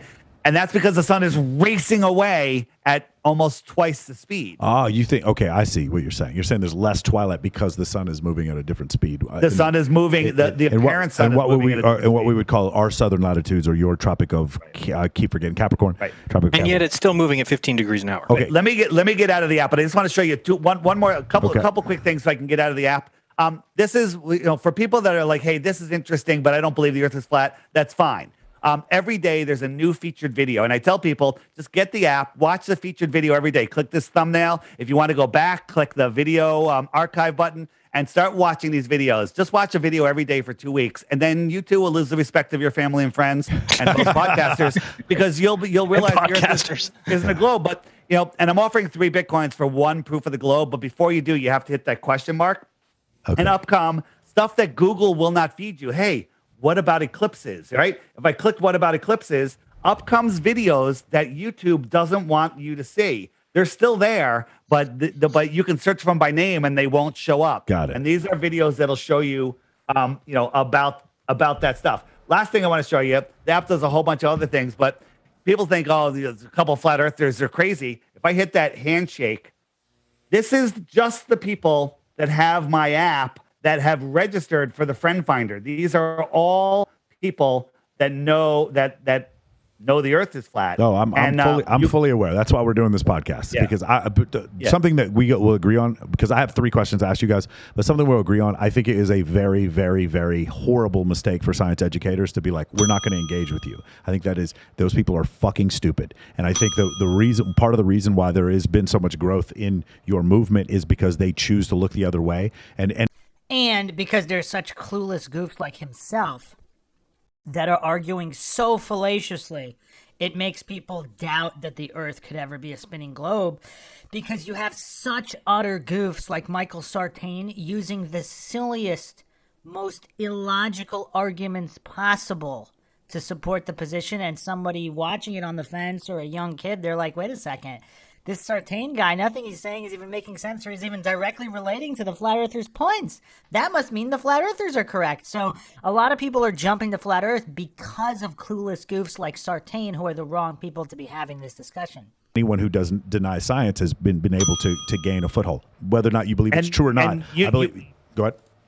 You talked about censorship. Why are they sitting there? They're allowing Bigfoot. They're allowing, all sorts of crazy stuff on the internet, but they're censoring flat Earth. During the Senate hearings about fake news, they use flat Earth as their example on how they're going to hide it and replace it with authoritative comments, authoritative, wiki links and whatnot. One of the biggest flat Earth videos out there is called The Stranger's Guide to Flat Earth 21 Questions. Pretty unique name. You search it by name and channel name, it doesn't come up. You get the same results. When you search anything flat Earth, you get the same results. You get I can show that. One is I believe, and I've seen this. I've seen the exact same thing. I'm not definitely. You get Professor Dave. Yeah, I definitely nonsense. I definitely agree, and we'll let's get to that in a little bit. But I definitely agree that yes, the ideas that you guys have are 100% centered on YouTube. That is definitely not up for dispute. But a couple things. Let me ask. Actually, one of the one thing we'll all agree on is that censorship on the internet is really bad. Yeah, it's not only bad; it's pointless. No, I'm not trying to equate you guys to this. Not pointless. I'm not trying to equate you guys to anything like this. But if someone had a belief about eugenics or racism, I would rather them not be covert about their beliefs. I'd rather them be overt, so at least I know who I'm arguing with. And that's why I have a very difficult part when people say, "Well, you can't speak on this campus because you because of gender studies or because of whatever." I have a very serious problem with that, even if I agree or disagree with you, because I want to know where everyone stands. And if you ever read the book Homo Deus by Yuval Noah Harari, at the end he talks about dataism. Anything that speeds up the bandwidth is good. Anything that slows the bandwidth down is bad. Even if it's something that you don't believe in, it's still better that more people know. Sergey made that point during our podcast. Isn't it better all the people that are educated? Can I ask you guys 3 questions? Just 3 questions here, and then we'll go back and we'll talk about eclipses afterwards. The 3 questions are going to be this, and the first one is going to be flights in the southern hemisphere. Okay, so we're both aviators, and sorry, we had something there. We both and we've looked up flights in the southern hemisphere. Santiago to Sydney is one, and the other one is going to be Buenos Aires to Johannesburg. Those flights go off every day. There are flights. Originally, I was listening to flat earthers saying there were no flights in the southern hemisphere. Now it seems like they're recanting that and then showing our southern flights in the hemisphere. Wait, which flat earthers? Again, with this hasty generalization, logical fallacy, and false dichotomy, I mean, different flat earthers say different things. So he could just phrase it as a question to not appear like a fallacious goof, but clearly he didn't do that. Because, of course, this is about his ego. Well, there wasn't a direct flight, but now there is a direct flight. Okay, and we actually tested it. Okay, so Santiago to Sydney is about 12 hours one way and 13 hours the other way. And both of these places are in the southern hemisphere. If you guys want to pause the video and look at these 2 places, they're in the southern hemisphere. According to the map that you've shown us, those places are significantly further away in your flat Earth plane than they are in our round Earth globe. Can you explain the discrepancy of why you can make that flight in 12 hours or 13 hours? Darren, you want to go first? Sure. So there's the winds aloft, right? The jet streams. And in the south, they are the fastest that they are. They go anywhere from 200 to 300 miles per hour. And the plane would not need to account for that because it's being carried along by those winds, right? So you're still going a certain airspeed. The jet stream is carrying the plane around. So, yeah, if that plane does 600 miles per hour, it could be doing 9. So you'd be using less fuel, though, right? You have sure, they only think they're going 6,000 miles when they're actually going 10. The problem is they don't think anything. So we have what's called a ground. We have a ground radar, and that whole ground radar tells us our ground speed at all times whenever we're flying. So we would be able to see that we're going. Run by NASA. No, no, it's not a GPS thing. It is literal radar on the bottom of the plane. NASA. Well, okay, so this is the radar. The radar goes to the ground and tells it how far it is from the ground. Negative. It does not. That's an AGL radar. No, I was asking you. I'm sorry, I wasn't saying that. Yeah, it's not an AG. So that's how you get AGL. You can get ground speed based on a radar that goes over the ground. Okay, that's ground additional. Radar. Now there's another radar that works with the GPS. That's separate. So we know that when we're making that flight, we're not going at 900, 1100 miles an hour. And by the way, those numbers, 900 miles an hour, still does not make up the difference in distance between the globe Earth and the flat Earth. In the flat Earth, there is a tremendous amount of difference that goes on, and also the flight plan would go up through South America, down through North America to get to that place. And in the So obviously this guy's kind of slow and might have some kind of mental disability. How is that verified? So I don't know if anybody's disputing that radar and GPS, they're putting out information.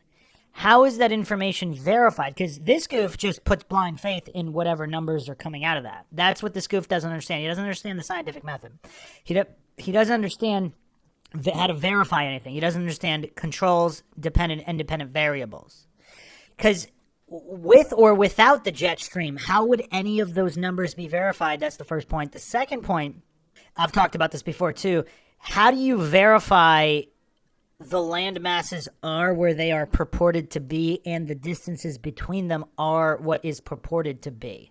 On any map. Obviously, the flat earthers have not proved their maps. But if the globe Earth map is true, again, maybe it's all true, but to take it on blind faith, that's the religion of scientism that this Sartain goof is preaching while being too utterly clueless to realize that all he's doing is appealing to faith, even if he is accidentally correct. globe Earth model, it just goes west from San Diego to Sydney. So that discrepancy doesn't really seem to be described.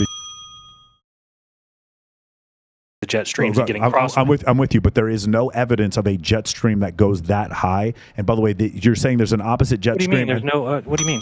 There's no. I'm sorry, high of speed. Sorry, velocity. There's no evidence of a jet stream with that high of velocity that would go in both directions. That's the problem. So there is. There just is. You can just look at the different levels. Like sometimes the level. All right. So wow.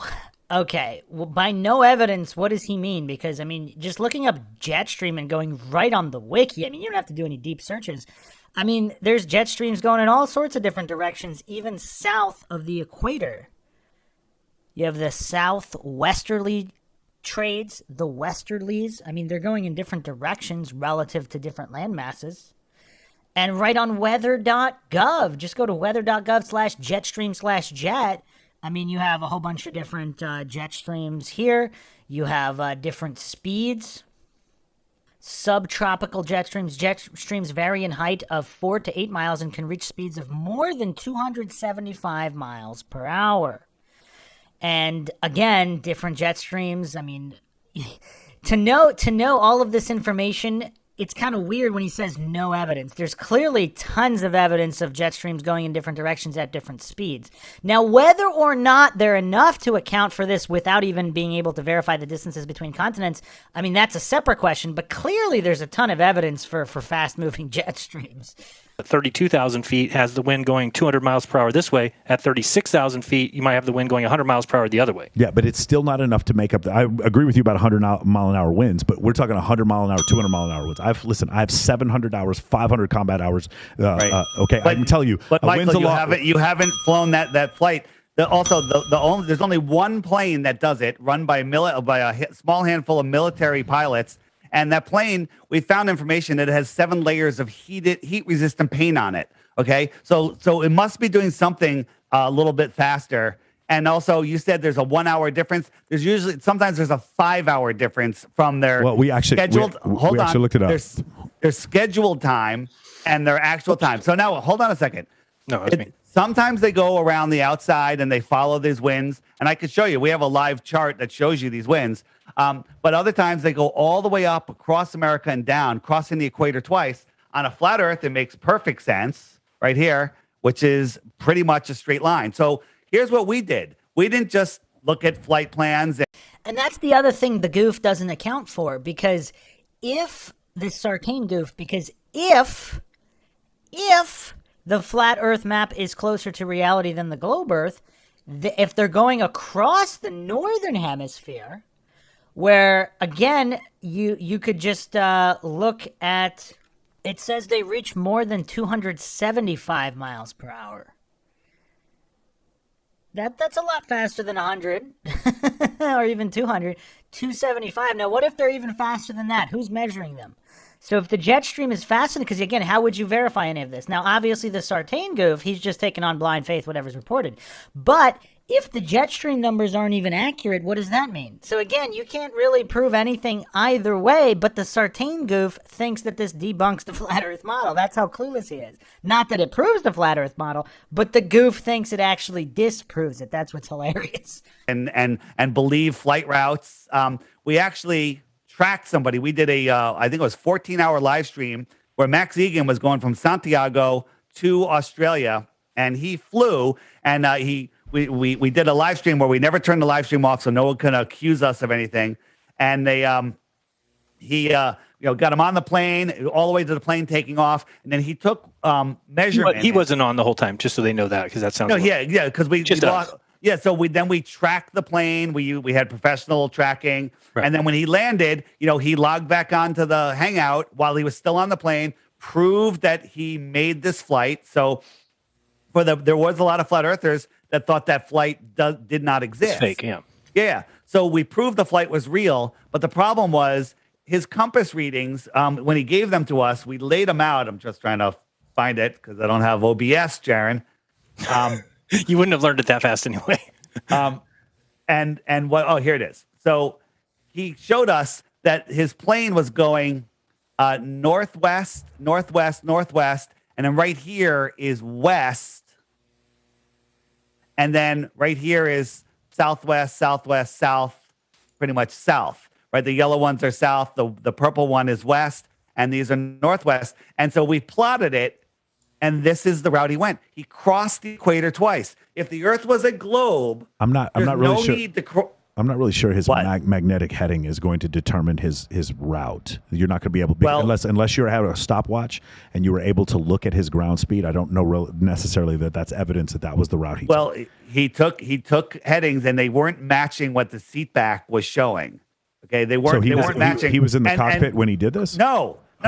He was a passenger, and and somehow coincidentally, if you're saying that the headings are all wrong, no, I'm not saying it matched the flat Earth map. It matched the flat Earth map, right? The plane went, and the compass has to turn because the North Pole's here. Mm-hmm. So there's west only for a second. No, you can't point west. When you point west, you're pointing south. Just so you know that, okay? And this is the direction that his plane went according to the compass readings, right? There's no need to cross the equator twice if you're going from any two southern locations or any two northern locations. For example. But then there's no jet stream either, right? So you're saying now there's no jet stream because... Oh, no. There's also a jet stream in here also. So now there's north and south jet streams along with east and west There's counter... Why would he hallucinate there's no jet stream? I mean, this goof really is bottom of the barrel. I mean, he is Dunning-Kruger champion. I believe we can give him the undisputed title, not even being finished here, just from the level of goofery he's displayed here. Rotating jet streams. There's counter rotating. No, I'm aware that there's jet streams that go at different speeds at different places. They're rarely are they north and south though.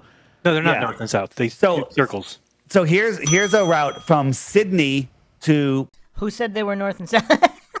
I mean, this goof, man, he's winning championships here. Peru. Okay. And it crosses the equator twice, right? But on a globe, it goes all the way up here and all the way down. Why didn't they just cut across here? It's almost the same distance. Okay. Why on your globe? So here's the thing. When you're going from Sydney to Peru, that's different. What I would like for you to see is Sydney to Santiago. The reason why it goes from Sydney to Peru is because you have two third world countries. I'm sorry, not Sydney to Peru. The reason why you're doing that is because the likelihood of you needing to go to Lima, Peru from Sydney is not enough to justify the route. That's incorrect. There's plenty of people that want to go to Lima, Peru to see the pyramids. Correct. They do. They do. So they go through Los Angeles. The problem is there's tons of places in the United States where there's no direct flights. Trust me, people tell me all the time. The idea that there is no direct flight is not a problem. There are, however, direct flights from Santiago to Sydney. And those are Sydney to Johannesburg. Why does that cross the equator? Okay. Sydney. Okay. So here's the thing.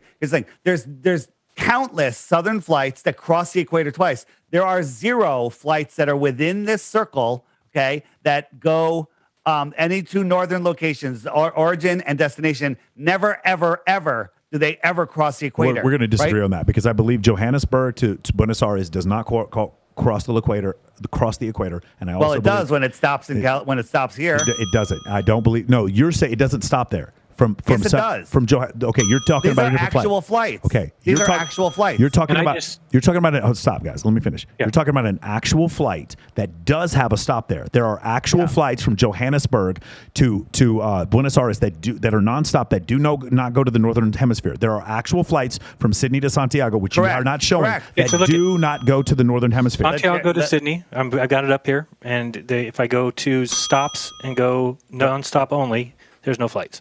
So Right. I'm not saying they don't exist. Right, hold I'm on, not hold on. saying Can we pull those up because we actually found several of them? All right, Sure. so they do exist. Actually, we can. didn't do that. say they didn't exist. Okay, cool. That's what I'm saying. We can pull it up, or we can put it up in the notes later. If you have them, we can pull it up. But the fact of the matter is, yes, there are actual flights that go from Santiago to Sydney. They do not go in the northern hemisphere. They are nonstop, and the times do not match up. The times do not match up with a flat Earth. A flat Earth plane. They do not. It's 1505 for this one right here. This is what the ETA is.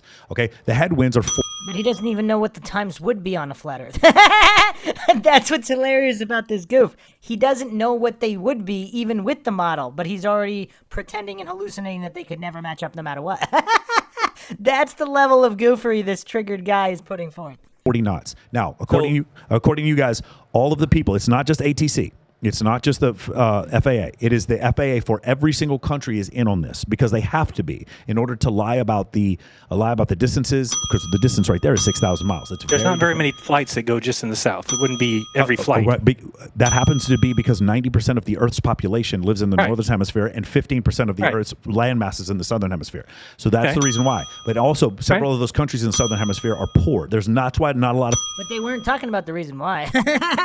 They were just pointing out that there it seems to be a lack of ways to prove it. Not that there wasn't a legitimate explanation for that lack. They were simply pointing out the lack. But this triggered Dunning-Kruger goof, I mean, just look at the goof's face. I mean, he's mentally gone.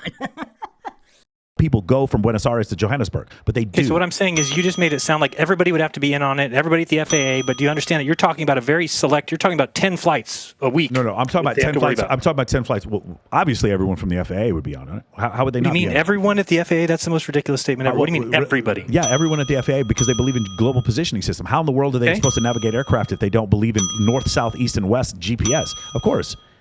They would have to be in on what you guys are saying. Why would they not?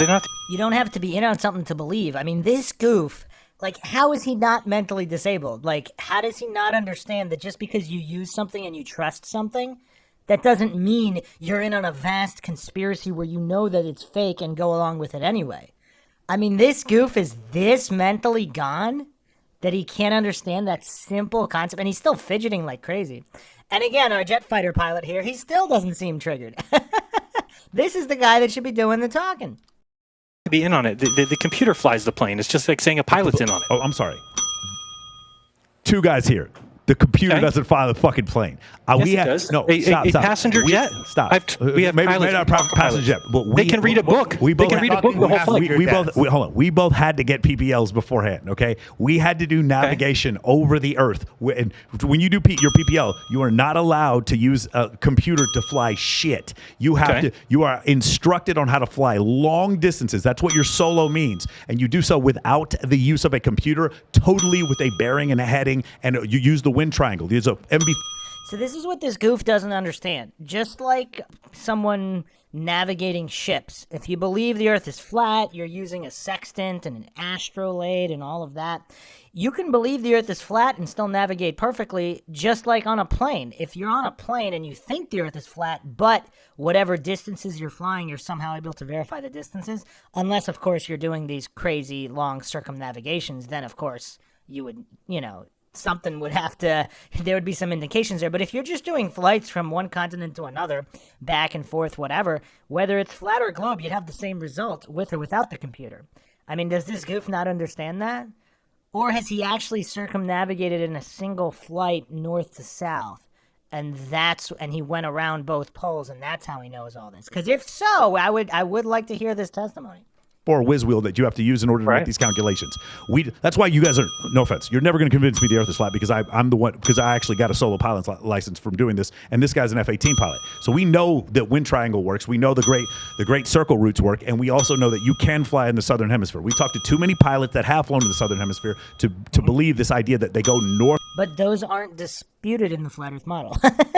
south up into the northern hemisphere and come back down. That is We're not simply saying a that. fallacy. We're not saying every time they fly they do that. They do fly All in the southern south. hemisphere, and those distances are not the distances that you guys have, and nobody's going over 1,000 miles an hour ground speed. That is not happening. I'm sorry, Okay. that is simply a fallacy. That isn't happening. I understand. Sure. What about the Concorde? The Concorde just did it. and- Every pilot would have to be lying about a six. Wow, he used the word fallacy without knowing what it was. Are the flat earthers even claiming it's true, or are they simply proposing one possible explanation, since without definitive verification of any of these jet streams or the speeds, I don't know if the flat earthers are claiming this is definitively true. Sartain hallucinated there were discrepancies. They're simply explaining how these imagined discrepancies might not be discrepancies.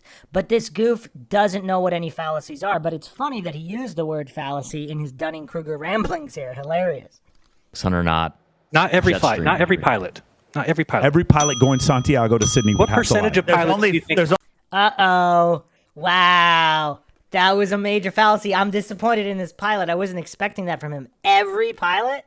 Come on, is he really getting triggered and his logic is switching off? He lasted longer than anybody else ever on any debate. I have to give him that. I mean, he still said that relatively calmly, so I'm not convinced he's triggered. But that was low. I mean, that was children's level stuff. Obviously, every pilot would not have to be in on it. So, I mean, just like any conspiracy about anything, if it is true, obviously the majority would have to not be in on it. Otherwise, that'd be too much of an issue, just like any other conspiracy. Hold on, only what 4 percentage of pilot pilots lives. fly there? What percentage of pilots Okay, fly in so- the south from Sydney to Santiago? Because it's like less than 1%, right? So stop saying every pilot when we're talking about 1% of something. No, we're talking about every pilot. When it's two different things. Sorry, every pilot from Santiago to Sydney, that's one way.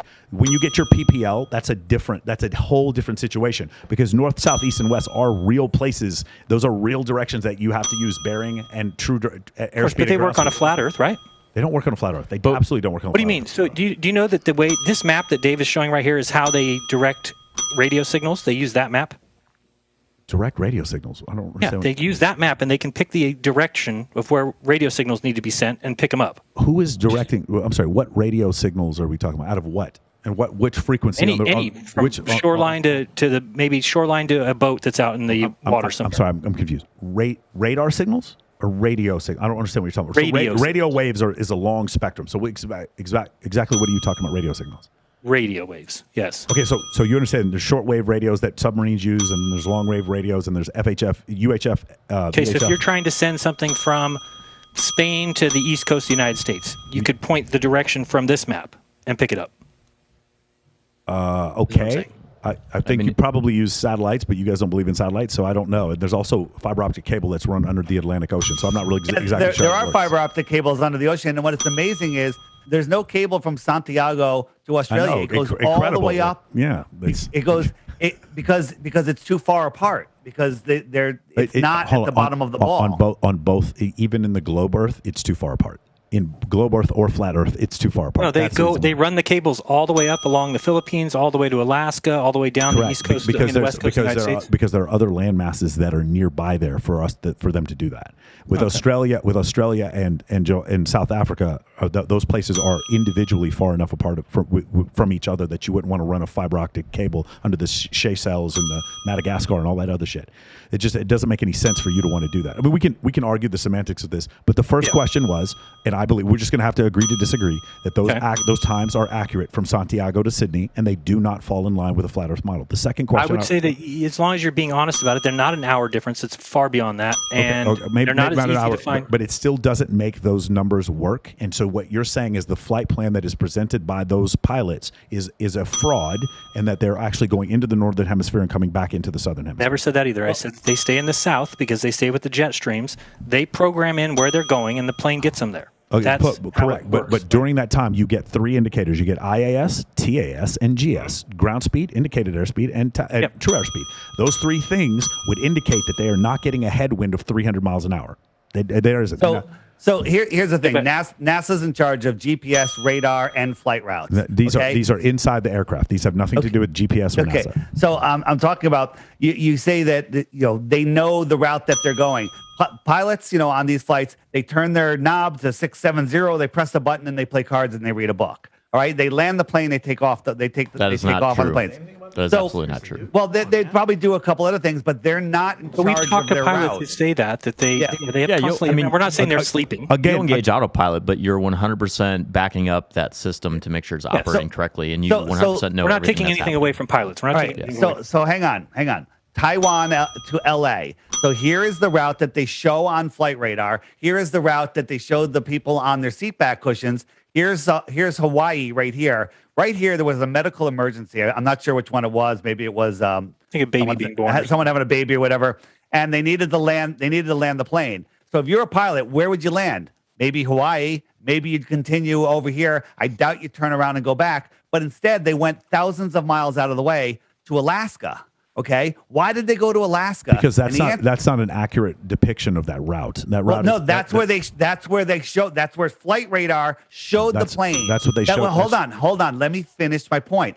That's where they showed the plane, right? But in reality, they were right here when it happened. They landed in Alaska. Hawaii is all the way out here. Okay, they lie about where they are, and this has happened 17 times now. But there's a book that documents all of them. 16 emergency landings that prove the Earth is not a ball. Every single one of them, they landed on if you drew a line from the destination, from the origin to the destination, every single one of them landed on an airport right on or next to that line. But if you look at it on a globe map, it's way out of the way. They landed up. So wait a minute. The Sartain goof was interrupting him to say that's not really where it is. So he's admitting that the depicted route is not the real route. So I mean, how much of a goof is this guy? In Moscow or wherever. Right. Insanity. So that line that you showed me, and I don't believe under either model is the accurate flight plan for that route. And so you would use, just humor me here, Great Circle route. The Great Circle route would have taken you closer to Alaska. That's why you. And that's true. That's essentially what it would happen. Why is that the Great Circle route? I think the whole idea of the Great Circle route, this is a Great Circle route. It's not. Listen, my fingers look like they're a straight line, but if I turn it, you can see that it's a curve. Correct. Right? But there is no straight line. There is no straight line on a ball. Okay, all right. So here's the problem. So because you are north of the equator, then you would have a pitch up, an upward curvature on that depiction right there. If it was a Great Circle route, you have to, because you're looking at a two-dimensional wait. So image. why doesn't this is the Great Circle route? A straight line. No. Airplanes fly straight level. Again. Your assumption. I'm humoring you that the Earth is flat. In my assumption that the Earth is round, a Great Circle route north of the equator, when I'm looking onto a three-dimensional object, but I'm only seeing a two-dimensional object because that's what I'm seeing, then that's going to be represented by a curve, an upward curve, and in the southern hemisphere, it's going to be a southern curve. That's just geometry. That's how it works. Just humor me that the Earth is a globe. That's how a Great Circle route. This goof completely didn't understand the point. I mean, this level of utter cluelessness, I've never seen this before. In all of the flat Earth debates, this guy is definitely the dumbest out of any of them. I mean, this is really rough. He didn't understand anything presented and is arguing as if he did, but obviously his ego won't allow him to examine the fact that he didn't even understand the points presented. Because obviously you would get the same thing. I mean, if the Earth is a globe, you would get this this line, this curved line, any direction if it's a globe. Would work. In no case would you ever have a straight line like that in the northern hemisphere to describe any sort of route anywhere. And dude, listen, I know I've flown all the way from fucking Robbins, Georgia to Iraq. I'm telling you, it is a Great Circle route in order to get there. They did not plan this for things to be weird, for me to take extra long times. And like I said before, the rescue mission from Anderson Air Force Base to Hickam Air Force Base, we took a Great Circle route to get back. I do not believe that their intention, or my computer's intention, was to kill this child. I don't think that's what happened, for us to take another hour to get there. The reality of the situation is we had to take a Great Circle route because the Earth is where were you going from? Where were you going from? Nobody said that's what happened. Strawman plus appeal to emotion. He had to add that in about killing the child because he has no argument. He doesn't understand basic science, basic logic, so he has to grasp desperately to his fallacies. What else can the goof do? From Anderson Air Force Base in Guam, which is to Hawaii. Where's Guam? Guam is it's closer to Japan. It's like kind of close to Japan. Okay, so Japan is over here. Uh-huh. Okay, right along this route. I mean, listen, you're hold on, zoomed out. Okay, all right. Hold on, let me ask you a question. So here's Guam over here, and then where were you going to? Alaska? I was going to Hawaii. You're going to Hawaii. Okay, well, Hawaii's out here. So there's is that your great circle route? I mean, like you're pointing at something where you're zoomed out at 25,000 miles, and like I know I don't know. I can't zoom in right here. Yeah, no, I feel you. I feel you. Look at a flat Earth map. We're kind of draw your route on it, and that looks like you're then plot that on your globe, and you'll see that you're taking this great circle route, but in reality, you're taking a straight line on a flat Earth map. It's. I mean, in a perspective, if you took a small enough area, maybe that those two things equal up. But the reality situation is, we were flying on a round Earth, and we were flying a great circle route because that is the fastest way to get from one point to another. But if you rotate the globe towards you, it becomes a straight line. Yes, and in the Wait a second. This is kind of weird. Again, the utter clueless goofery here. In the same breath, he said maybe it would line up, but then the reality was this. How would he know if it lines up on both models? I mean, look at this goof. This guy is definitely the Dunning-Kruger champion. We have a champion, and he seems to be undisputed. Okay, and in the photo that you showed me, the Earth is not rotated towards me. That's the reason why I'm saying that's not an accurate depiction. Hang on a second. This is an accurate depiction. The emergency landing proved that. But now let's plot that on a globe, right? And this is not a great circle route. To make a great circle route, like you said, we have to go all the way up like this. Not that high up. You definitely don't have to go that high up. Okay. All right. So you go like this, and that's more like the actual route. So here, a straight line on the globe, right, going around the curve, the shortest distance between 2 points is a straight line. Okay, it's not a great circle route. But in reality... On a globe, it's not a straight line. On a sphere, they say it is. Yeah. Well, no, on a sphere, it can't be a straight line because... Anyway, go ahead. In three-dimensional space, yeah. If you get two locations on a globe... You want to draw a straight line on that globe. Yes, it's a curved line. There you go. Right? There's no need to make an arc above that straight line. So there is, because you're looking at a two-dimensional object. I'm talking about a physical globe. You draw a line from Taiwan. This goof is not understanding that they're not saying it would be a perfectly straight line. It would still be a curved line, but there's no reason to make it double the curve and double the distance. The shortest route on the globe would be the shortest route. It would be a curved line, not double the curve for no reason. This goof is not understanding that they're comparing two different curved lines, not a straight line to a curved line. I mean, the mental disability is just full on display here. To LA, correct. That's the shortest line possible. And if you were directly over that route, it would not look like a curve. It would look like a straight line. Of course, it would look like this. But they don't do that. They do this crazy great circle route, and they say, oh, it's a great circle route, and you just believe it, but in reality, it's a straight line. Okay, we know it's a straight line. Hold on. That great circle route is a straight line on a flat Earth map. You just think that's a coincidence. I can't help you. Actually, no.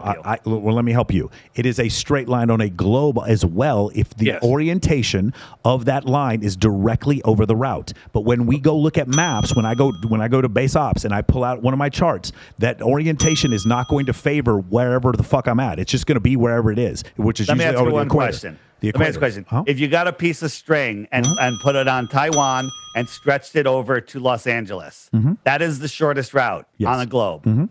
Okay, and then you arch that string up over here, you're going to fall short. It's not long enough. So you're saying that they're going to take a longer great circle route? Absolutely not. No. That's not true. Again, this is a function of perspective. If you go above the string will look straight. The reason why I'm kickboxing. Yeah, there's no proof here because I'm kick. That's not what he said. Man, this guy's not comprehending any of the points. I'm kickboxing and you're doing jiu-jitsu. We're just not talking the same language here. You're saying because it happens to work in your formula, this one thing in the Northern Hemisphere works. Well, they're speaking English. He's not understanding basic children's level English. That's proof. It's not. It doesn't disprove what I'm saying. On a great circle route, if you are over the great circle, it looks like a straight line. That's it. We don't have to go about this anymore. I just wanted to ask a question. I got two more questions, so let's go to the second question. And you're going to give us your 3 globe proofs also at one point. Right. No. It's the first one was the flight in the Southern Hemisphere. I'm sorry. To me, that proves that the Earth is round. I've talked to enough people who've flown in the. We're going to agree to disagree. That is proof number 1. End of story. As far as to him, so someone without the ability to utilize even children's level logic and reason, and without an understanding of the scientific method, dependent infinite variables and controls, or even children's level English comprehension, to a person like that, to this clueless scientific goof, it proves the Earth is a globe. That tells you everything you need to know about his mental capacity, which is basically non-existent here.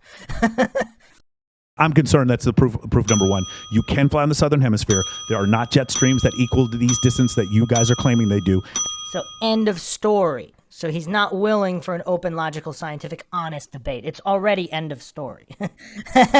He's not open to hearing why his utter cluelessness doesn't prove what he's pretending it proves in his own religion, which they already explained why he didn't understand the explanation, but he didn't want to understand the explanation either. His ego wouldn't allow him to, even if he did have the mental capacity, which it appears that he does not.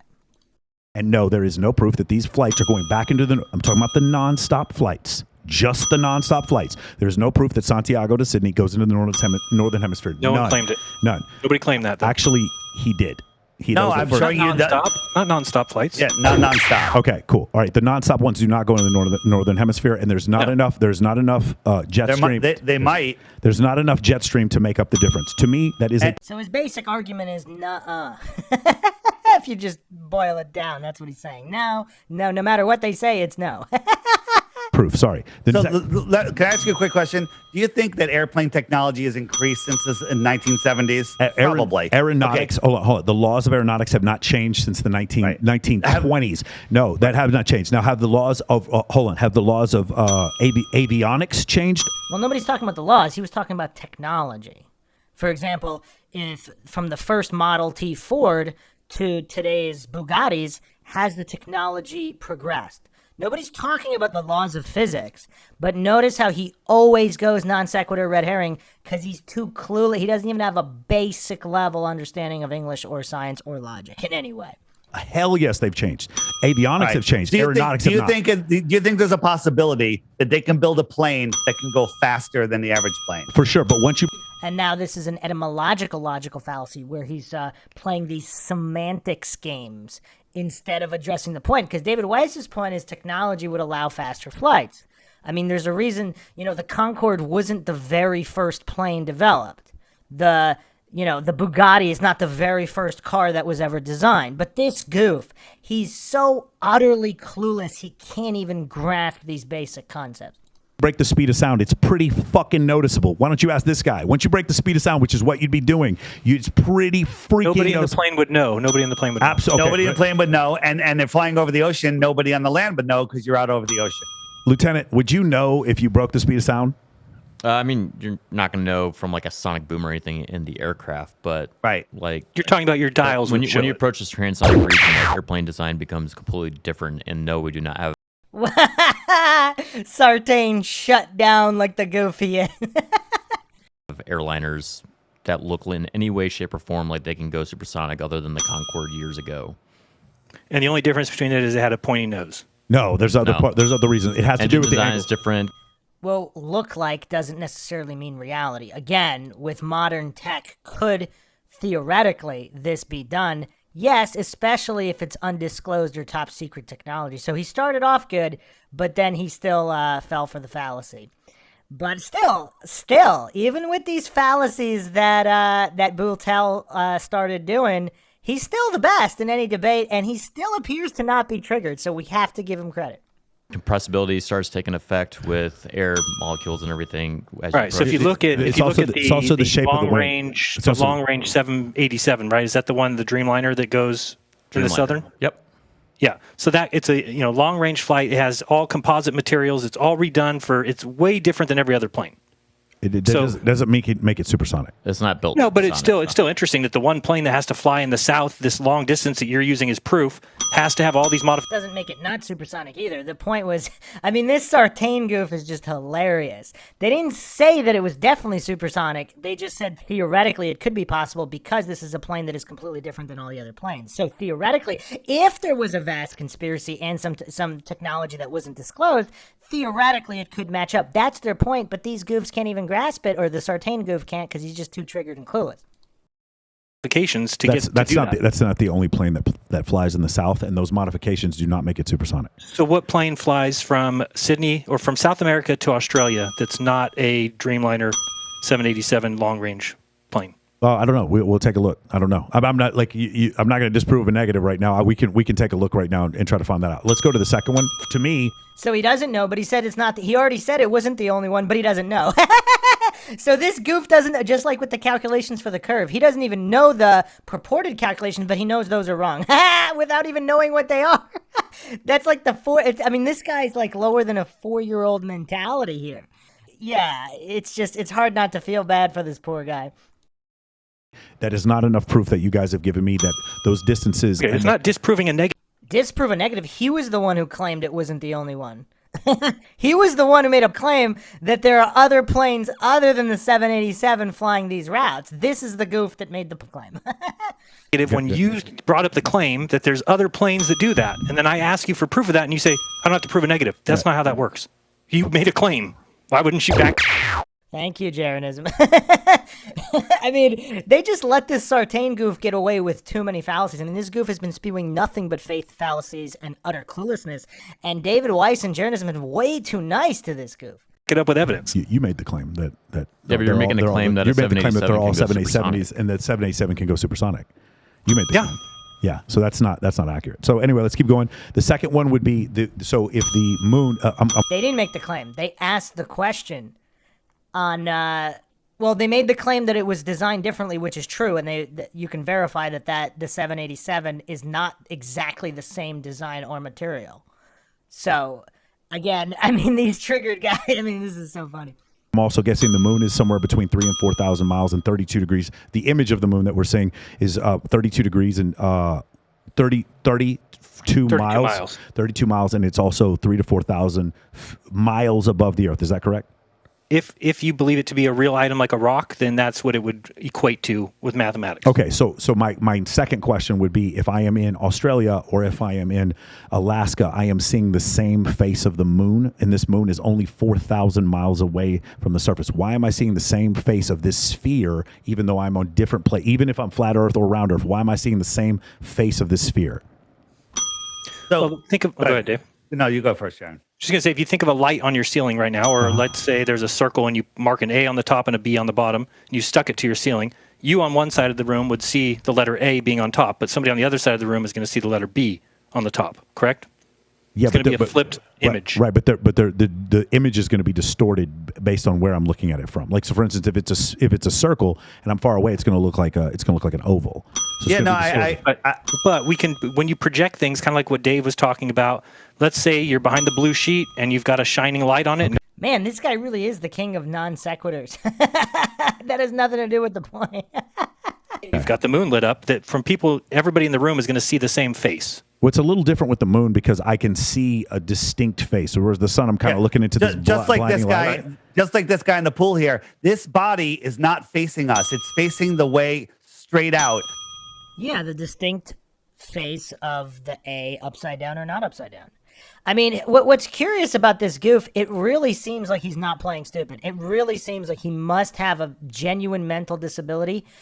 I can't think of any other reason why he would humiliate himself this much, this badly. I mean, just exposing that he doesn't even have the comprehension level of even a 4-year-old or maybe even a 3-year-old with a lot of these concepts. So, I mean, this is so sad. But for some reason, we see it facing us, right? The optics of the sky are no way to prove the Earth is. But look, I'm showing you as I'm moving around, I'm seeing the same front-facing chest of this guy, right? Even when I was off at the side, I saw him facing me. Look, he's still facing me. Got it. He's facing me, and as I move over, he's turning. Perhaps the optics of the sky are reacting similar. The sky to is that. moisture. Okay. Right. All right, but a moisture or a dome that is causing the same face of the moon to face in every single direction, no matter what your perspective Just like is. this is doing it. Just like this is doing it. So the thing is, I'd have to go back and watch that guy and make sure that he didn't turn his torso when he's not just because his head is not facing in this direction does not mean his torso isn't. Is there facing. anything that we could show you? Is there anything that we could show you that we landed on the moon in 1969? No. So Yes, you can show us the original footage. You can go back. You can do it again. You can go there and actually jump the height that you would jump. Too quickly. I mean, this guy's so silly. I mean, the Dunning-Kruger champion, no question, hands down. I mean, this guy's worse than Brian. If you weighed Hold on. 60 pounds with the muscle mass of a 250-pound man. Time out. Go ahead. Sorry, guy. Okay, so the reason we see always the same side of the moon is refraction. Could also show an unedited video from entering the shuttle with a crowd who's also filming and match up all the angles. Everybody live streaming on their phones. Also, the ability to repeat it instead of, like a 4-year-old saying, "No, I did it before. I don't have to do it. I can do it, but I won't. I'll never do it again." I mean, the utter silliness here, just stratospheric.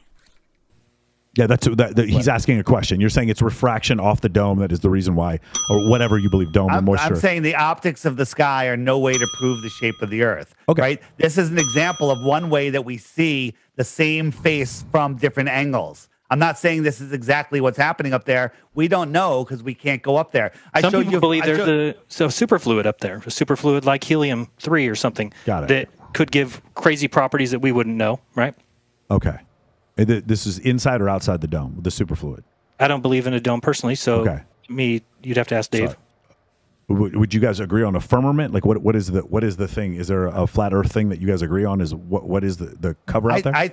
I think that there's some sort of barrier. It might not be physical. It could be energetic. Okay. It could just be atmospheric. It could be temperature ridden. It could be plasma. Mm-hmm. I don't know. Okay. So that would be the second question I asked. And then the third question I have to ask you is if I am standing in facing away from north, so what we'll consider south, or facing towards Australia in all three cases.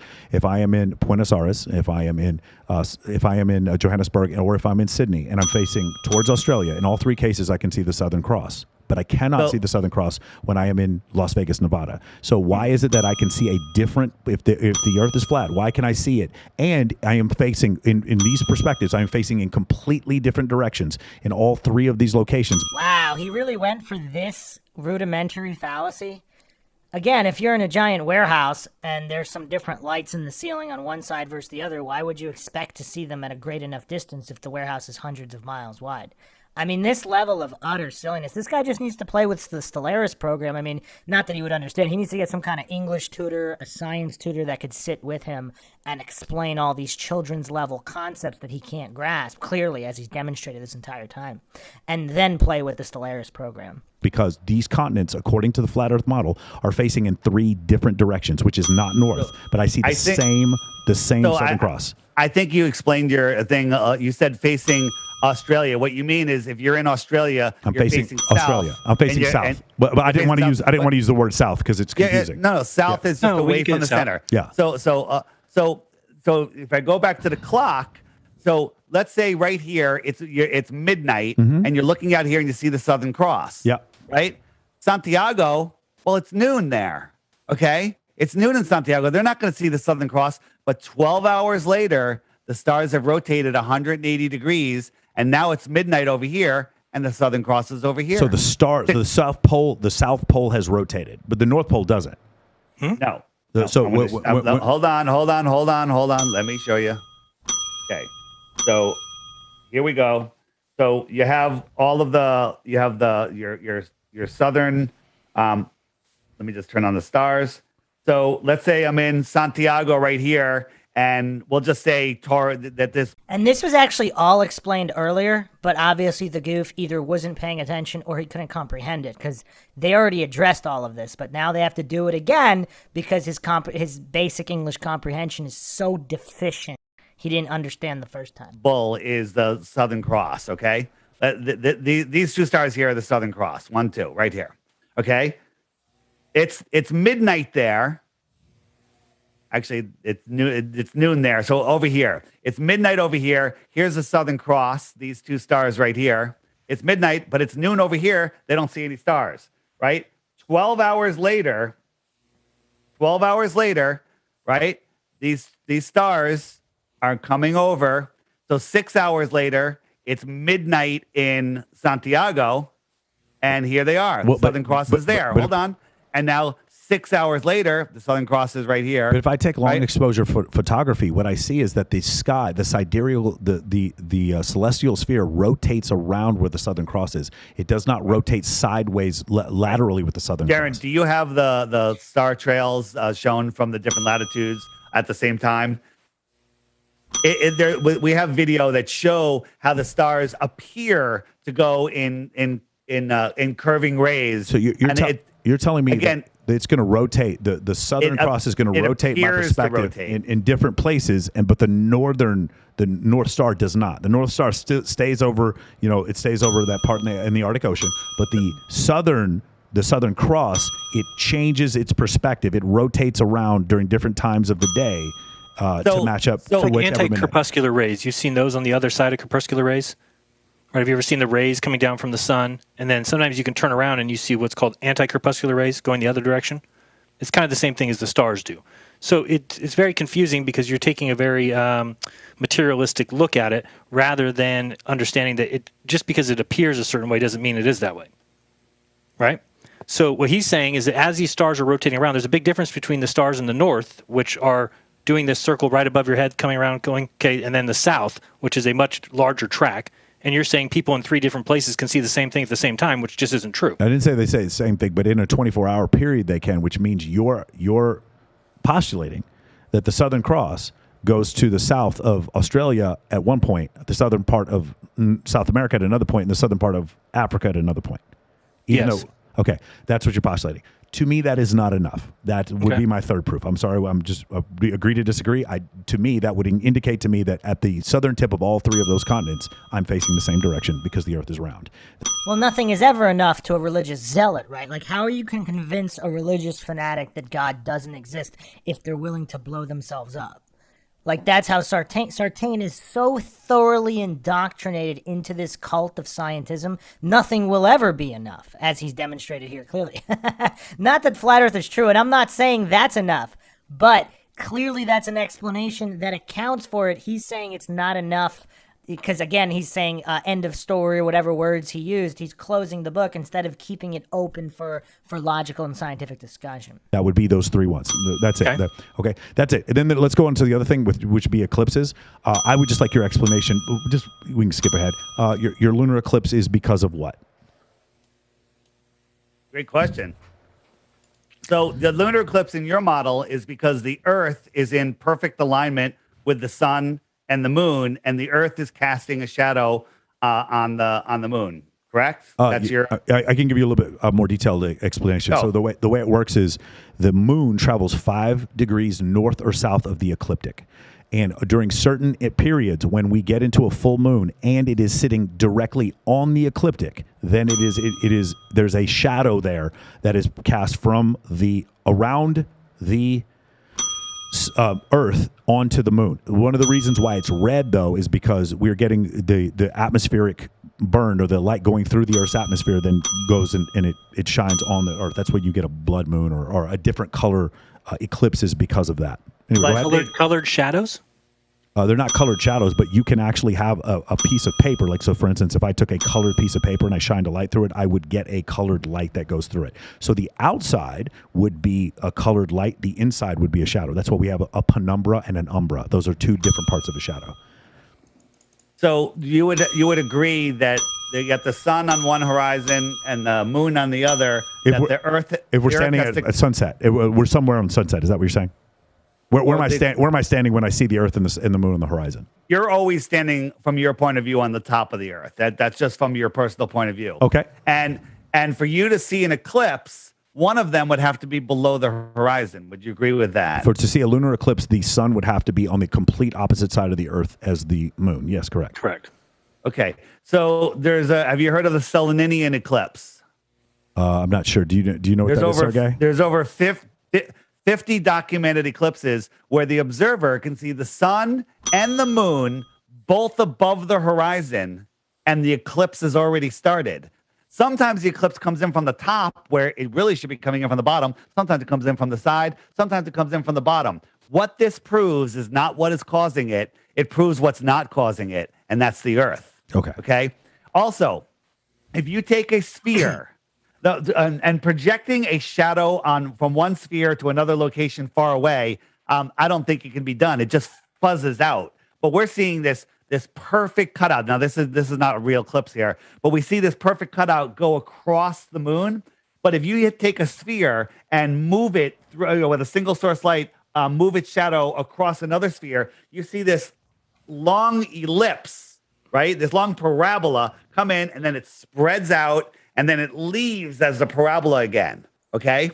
And so what we're seeing is not a sphere that's causing this apparent shadow, right? Yeah. You can take a straight edge and eclipse that sunlight onto a sphere, and you get very close to what we see. Now, I'm not saying that it's a straight edge or a flat earth that's doing it. I'm saying that a ball cannot cast a consistent shadow that crosses another ball. That's scientifically provably impossible. You'd have to go out to get some balls and get a light and get a dark room and do it, and then you'll see what I'm talking about. Yeah, I don't know. I don't know that that's scientifically impossible. If you Well, have I've the- done it. I've if tested it. You haven't. Right, but you don't. I don't think you have the same ratios. So the moon is 265,000 miles away. The sun is. How do you know 94 The sun is 94. But we'll just humor me, man.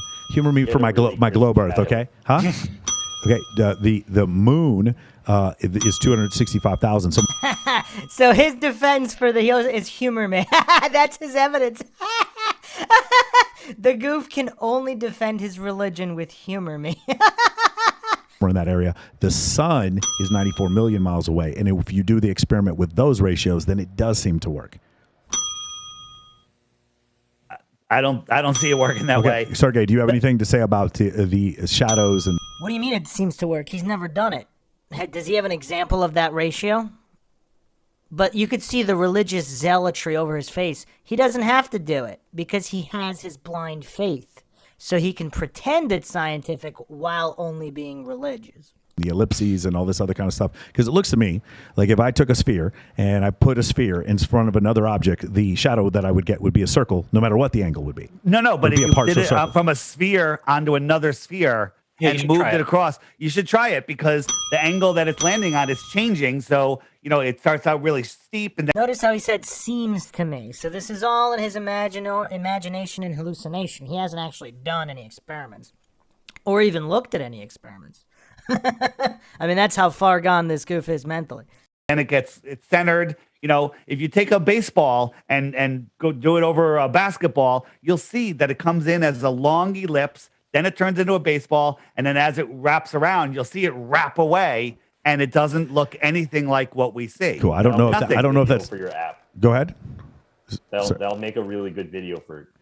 It's actually on my app. There is a video on the app. I'm not under 100% what about eclipses. I'm not 100% positive that your experiment correctly renders these three things, right? I don't. Well, I don't I'm know if showing that you a ratios. sphere with a single source light projecting a shadow onto another sphere. I can show you that it doesn't work in the distance, but we'll say we have the scale wrong. But it doesn't matter. A sphere putting a shadow on another sphere doesn't give you a consistent curve just like we see. And then also with the sun and the moon being above the horizon, that means that the earth is not in line with the sun and the moon. So how can the earth be casting a shadow unless you believe that the sunlight is diving down, grabbing the earth's shadow and refracting it up through space? Okay, that's your only explanation, and that's ridiculous. And again, I mean, when you go searching for flat Earth eclipse and all you find are the same videos that you find when you search flat Earth proof or flat Earth debunked or anything, then we realize why it's kind of hard to get this information out, right? It's kind of hard to get out the information that the 8 inches per mile squared is actually correct because whatever you did in your research, you found somebody saying it was incorrect, and you've just adopted that. You haven't tested anything for yourself. Well, You no, haven't verified I it. can see that it's a parabola. That's. I didn't have to adopt that for myself. So I sent to you guys the AutoCAD. Do you see that? I think the producer has it. So if you go to the AutoCAD formulation, you can see that it shows. Oops, hold on. Let me. Oh, now it's not going to be big enough. Hold on. This one's good. All right, there you go. So you'll see that this is AutoCAD telling you the drop in geometric construction and then the difference in trigonometry. And if we go to, like, let's say 100 miles, so they have 1.26 miles, 669 feet. When I do 8 inches per mile squared, I come out with 6666 feet. So it is accurate up to as far as we're going to see. You can go all the way down to 3,000 miles. If we do 3,000, I could do the math real quick. It's not going to be off by enough to be saying that it's incorrect. It is correct. And so telling people that is what we have to deal with. We have to deal with debunkers going on their channels that get promoted saying that this equation doesn't work when it does work. And then people going around saying flat Earth is dumb because the equations don't work. So what I said was that equation did not come from astronomy, and that equation measures a parabola. If you want to say that the equation is to some degree of accuracy within 300 miles, that's fine, but that's not what I said. Up to 3,000 miles, as far as we can see. So what difference does it make if you point out that it's wrong? Well, what difference does it make if we're measuring? We're only measuring as far as we can see, which is really a couple hundred miles at most. So it's way too much, and that is not accurate. You should not be using it. It is absolutely accurate. Up to 3,000 miles, it's a perfectly accurate. I'll bet you anything. It is not. Bet me money. So what difference does it make if you point out that it's wrong? Well, what difference does it make if we're measuring? That is not accurate. That is not accurate. That is not accurate. What difference does it make if we're measuring? That is not accurate. What difference does it make if we're measuring? That is not accurate. We're going to measure the curves as far as we can see. So what difference does it make if you point out that it's wrong? Well, what difference does it make if we're measuring? We're never going to measure the curve of 7,000 miles. That didn't come from us, and you guys keep debunking. You guys keep trying to use a formula that did not come from globe earthers in order to make your decision. What do you mean it has? So we can only use things to disprove the globe that comes from globe earthers? Think of how ridiculous you're sounding. That's what you said. You said I can only use math that comes from globers to prove the globe wrong. So once again, your hyperbole is not going to work here. So what do you mean hyperbole? What? Hyperbole? That's exactly what he referenced. Man, this goof is mentally gone. Hyperbole meaning you said every time I said I'm supposed to use things that come from globe earthers. That is not what I said. Okay, so when measuring the Earth, hold on, that's what hyperbole means. You use the hyperbole. So when measuring the Earth globe, I have to use the math provided by the Earth globe proponent. Absolutely not. But this was an example you gave about that specific formula, and so now my job is to debunk, point out the fact that So he slipped up there. Freudian slip by the goof. His job is to debunk, not find the truth, not have logical, scientific, neutral discussion, intellectual honesty, not to have that. His job is to debunk. So he slipped up right there. I mean, this guy's not that popular. He's got 40-some thousand subs on YouTube. I don't know if his podcast and other platforms is a lot more popular. So I don't know if this is some kind of psyop guy getting paid to do this. Maybe he is, but I don't know. Describes a parabola. It does not. People have been trying for the last 5 years to debunk this, and they can't. And they've given up, and they've agreed that it's correct. Let me ask you another question. If the moon is 238,000 miles away, how far are the clouds? No, I mean, I don't know how far those clouds are, but I mean, they could be. Are they 200,000 miles away? Maybe okay, 6 miles. So 230, you get a light and make any scale model you want and shine it on something that far away, it's going to light up all of them. But I want you to go out on the next time there's spotted clouds and the moon is in the sky, you'll see that the moon only lights up the clouds that are right next to it. And that reason is because the light that we see in the sky that we call the moon is very close to those clouds, right? And as you look into the distance, there's no light on these other clouds.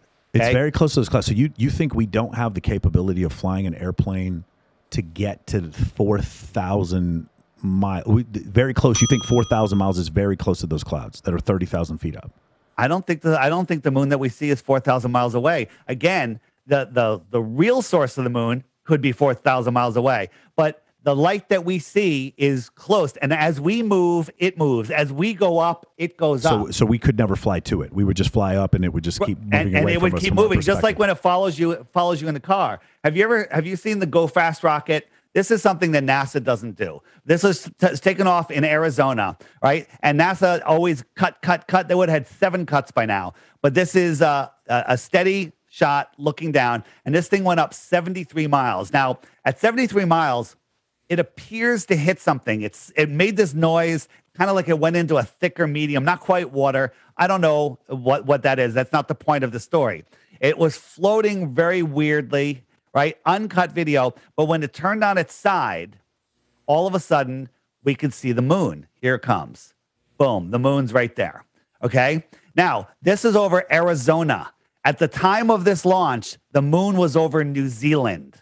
Okay? New Zealand is on the bottom of the ball. If the world was a basketball and Arizona was on the top of the ball, this rocket is a fraction of a millimeter over the ball.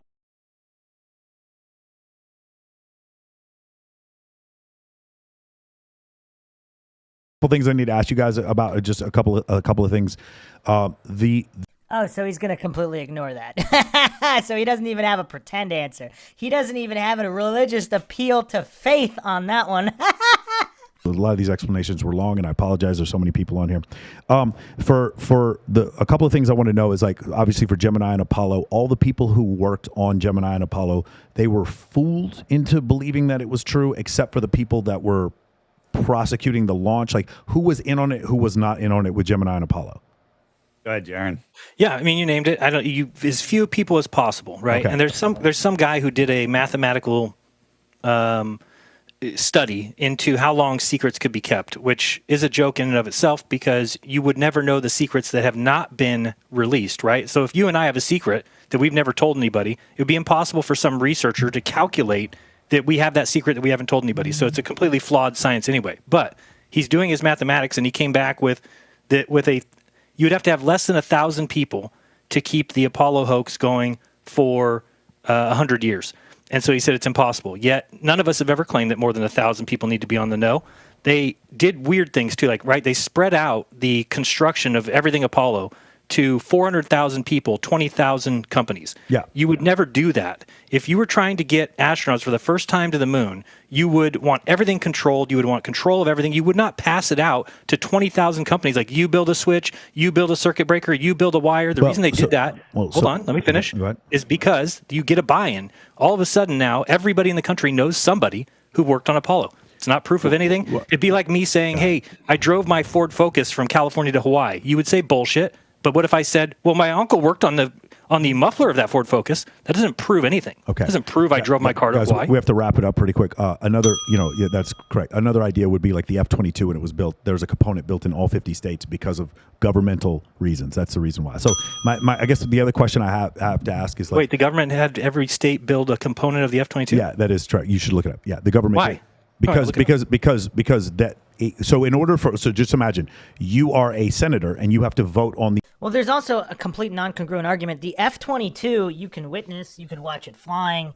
There's uncut videos from takeoff to landing. Nobody's disputing the existence of the F-22, or at least the missions where there were uncut streams, that the F-22 flew from one point to another. Nobody's disputing that. So, yeah, a completely non-congruent argument.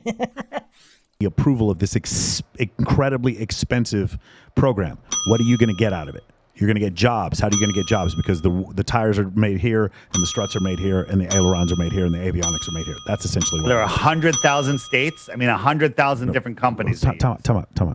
There's 100,000 people. I don't think there was 100,000 companies that worked on. There was 400,000 people that worked on Apollo and Gemini. And my next question is, like, so now when we go into things like, so now here we go aerospace, and here we go physics, okay, and then we go aeronautics, and then we go NASA, then we go all the other space administrations, and then the government, okay, and then there's several other components here, but mainly all of the sciences. How many of these people are fooled, and then how many of these people are just in the know? You're saying fewer than 1,000 people when you add up all the physicists and all the meteorologists and all the geologists. Yeah, because everything still works. There's no difference, right? It's not like you need to know those things. It's it would be a very small club that would know it. The astronauts, I'm assuming, know. Now, some people think that they were brainwashed or hypnotized, because if you look at it, only NASA says 1 out of 4,000 applicants become astronauts. Look at some of these astronauts. Like, if you go watch Don Pettit, the guy is borderline mentally handicapped. So you cannot say he's the best out of 4,000 applicants. It would be insane to say that. Go watch any of these astronauts speak. Find me one astronaut that I bet you Sergey speaks better than every astronaut. every astronaut I've ever watched on the ISS, Sergey can speak better than that. Got it. Okay. There's a problem with that. Hey guys, we have to wrap it Wait, up. I would go another 5 hours. Hold on. Let's go another 3 minutes. I need to show you guys something, and especially the guys that have aeronautics experience, like the Harrier jump jet. Okay, that type of rocket or jet. How stable is that? Is that super stable? And real quick on that. I feel like we're getting outside of the thing here because neither of us flew a Harrier. So here's the thing. I'm going to show you. This is uncut footage of a SpaceX rocket. This rocket is a test flight that's going to take us to Mars. Now, tell me, is this a movie or is this a real rocket going up? Now, look, we have no smoke trail, which is interesting. And now look at the angle of the camera. We have a side view, far shot, close shot, and then we'll have this is pretty close. This thing is taking off. Now look how high it is. And then edit, it's low again. And look at the smoke. Just look at the smoke. Now the engines are going to go off. Now all of a sudden it's super high again. Now watch this. Look at the smoke and compare it to its speed. This thing is free falling. It's like a tractor trailer thrown off the Empire State Building. Okay? It's free falling. Watch the smoke in 2 seconds. Now look at it. It's barely moving, right? This thing is free falling. And then it's going to turn on its engines. Now look how high it is all of a sudden. This is straight from the live launch. This is unedited. Okay. This is free falling. Now the engines are going to come on and watch this incredible shot. Oh, look, it's all of a sudden it's up in the clouds. Okay. The engines are going to come on after this next shot and it's going to magically turn over, stabilize itself. All right. Just hang with me. It's almost over. 15 seconds. And then 2 of the 3 engines are going to turn off. This thing weighs 40,000 pounds. Okay. That's if it had no fuel. Mm-hmm. Now it's got 1 engine. Look at this smoke. Look at this fire and all of this CGI smoke, and it's going to land upright. Now, I would love a yes or no answer. Is that a real rocket launch? Yes, I believe that is a real rocket launch. I do believe that. I do believe there may be. They may have. And that's a good example of how mentally far gone this guy is. It's like, at what age does a child realize cartoons aren't real?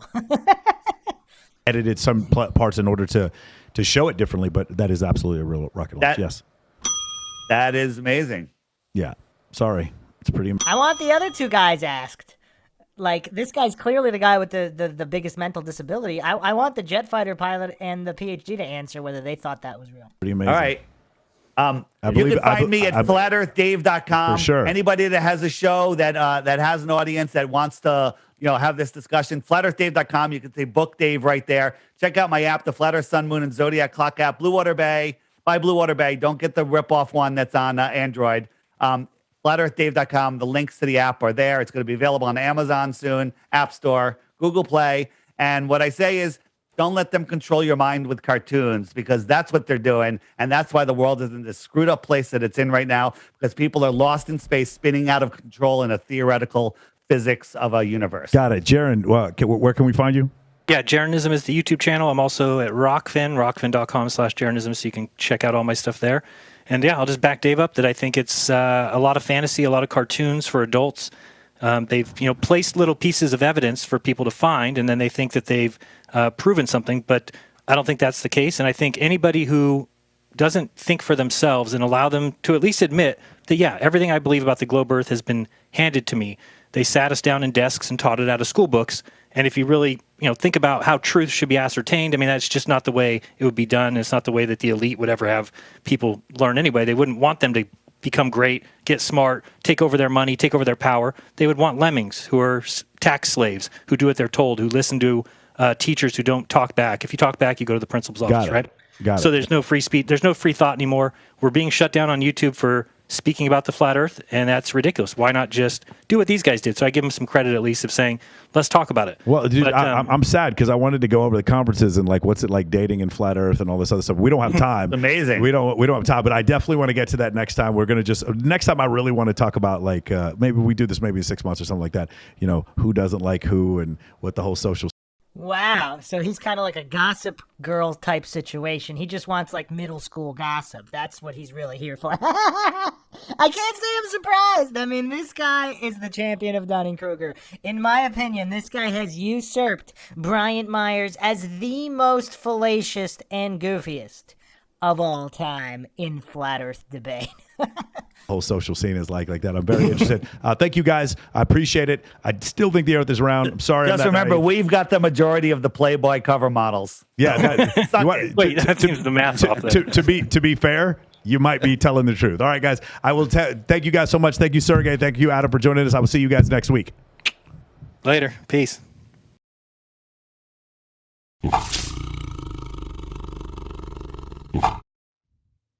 All right, guys, welcome back. This is the wrap up for the episode that you just made it through. Congratulations for those of you who made it through. John, first of all, your impressions, you got to see it live. What did you think about it? That was a marathon. That was absolutely one of the most intriguing, compelling, provoking podcasts I've ever seen. And props to you.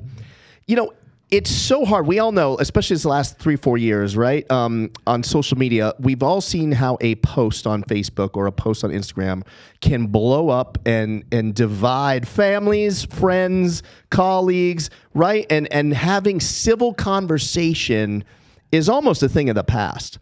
Somehow, you were able to take a very controversial subject and keep it on the rails, which I didn't think. And I'm one of your biggest fans, as I think and I remember saying to Travis and a couple other people before you did the show, I was like, man, that's a lot of people on, and it's a lot of people on Zoom, and it's really hard. When you one-on-one's easy. Yeah. 3 is great. Yeah. When you get to 4 or 5 people on a podcast and not have people talking over each other and cutting people off and, mother effing each other and Which Sartain did most of the time. I mean, the goof interrupted like crazy. whatever. It's really hard to do, and somehow And 100% of the profanity also came from Sartain. I don't know if you gave them a disclaimer before you started, like, hey, let's keep it civil, or I don't know if you did anything like that. At the very beginning, I did, and I was also super cordial with Dave. Right. I think you have to think about it from Dave's perspective, right? So again, for those of you who are watching it, you just expected me to bash these guys for 3 hours. That's not what I did. I knew, for whatever reason, you get to He just humiliated himself for 3 hours, clearly demonstrating he doesn't even understand the basics of logic, the scientific method, or even basic English comprehension. the flat Earth somehow, right? Yeah. How did we get here? Something happened in your life. I would imagine in Dave's life, because he makes a joke about it in the podcast, you lose the respect of your family and friends. He was joking about that or whatever. Right. But you can understand, these guys are in a way, no disrespect to you guys, but a little bit whipped dogs. I can imagine that society just shits on them a lot. Right. And I didn't, so I knew that they would be a little bit, I didn't want them to be defensive. I wanted to legitimately, it was almost like the Silmarillion from Lord of the Rings. I wanted to know, what is your physics? Explain to me the rules of your existence, right. or the World of Ice and Fire in Game of Thrones. These are books that set forth the physics of what's going on. I still looked at it. And yet, this also exposes how utterly clueless he is about even the very history of physics. There is no your physics or somebody else's physics. There's what is aligning to the scientific method and what is just religion or scientism. And that's what this goof, that's a fundamental failure, not only of this goof, but of most people who discuss the heliocentric globe versus a geocentric flat Earth. It was make-believe, and I'm not going to lie to you. There were points where I was just I'm going to be as open-minded as I can. The problem is I have too much of a background in physics and aeronautics for me to believe that the Earth is flat. So that was part. So yeah, as Upton Sinclair once said, it's very difficult to get a man to understand something which is paycheck depends on him not understanding. So what he's admitting right here is he's been too brainwashed into the cult, and there's too much at stake. Just a priest or the Pope. Would the Pope just randomly come out and say, you know what? Christianity is all a fraud. Or anybody, a rabbi or an imam, are they going to just randomly come out after a whole life of brainwashing, whether the brainwashing was true or not? Are they just going to be wait a second, this is all a fraud? The mental strength required for that, clearly goofs like Sartain, they're way too mentally weak and to even consider that possibility, as he's clearly admitting right here. Part of the issue. And the other thing is I wanted to give them actual responses to it. And I felt like this is the issue, right? Neil deGrasse Tyson won't debate with these people. He won't, right? And I was disappointed when I heard that Neil deGrasse Tyson wouldn't. But the problem is this, and I'm just going to be real straight up about this. Neil deGrasse Tyson has some things that happened in his past, and sometimes definitely not Dave and Jaron. I'm not talking about them. But there's some people in the flat Earth community that have doxed individuals. They've made threats to people's lives. Yeah. And for Neil deGrasse Tyson to go on and debate these people with his wife, and then the whole incident back in the 1980s, that I'm not going to say the name of it, but these things, I would, if I was Neil deGrasse Tyson, it's not worth it. I understand. What I think is there may need to be a separate... What a straw man. I mean, that's just what? I mean, Neil deGrasse Tyson goes public with a lot of things and people hate on. It's not like Neil deGrasse Tyson's not a public figure. See, if it was somebody who wasn't a public figure, then yes, that makes sense. But again, Sartain is such an utter goof. Like, all he has are these non-congruent fallacies and non sequiturs and just this complete lack of understanding of even the fundamentals of not only logic, but all of science as well. Subset of science educators. I don't have a degree, so I don't know if I'm qualified. Maybe I am. Yeah. But just for debate. I think that if you have a separate subset and we're just set up just to debate these guys, because I've been pretty quick on my feet when I came up with the answers. Yeah. And I'd done a lot of study. And the other I mean, the narcissism, pretty quick on his feet to humiliating himself, not proving he didn't even understand the questions or the points being made by the flat earthers before he utterly humiliated himself, coming up with these religious regurgitations and faith-based rebuttals, most of which had nothing to do with even what they were talking about.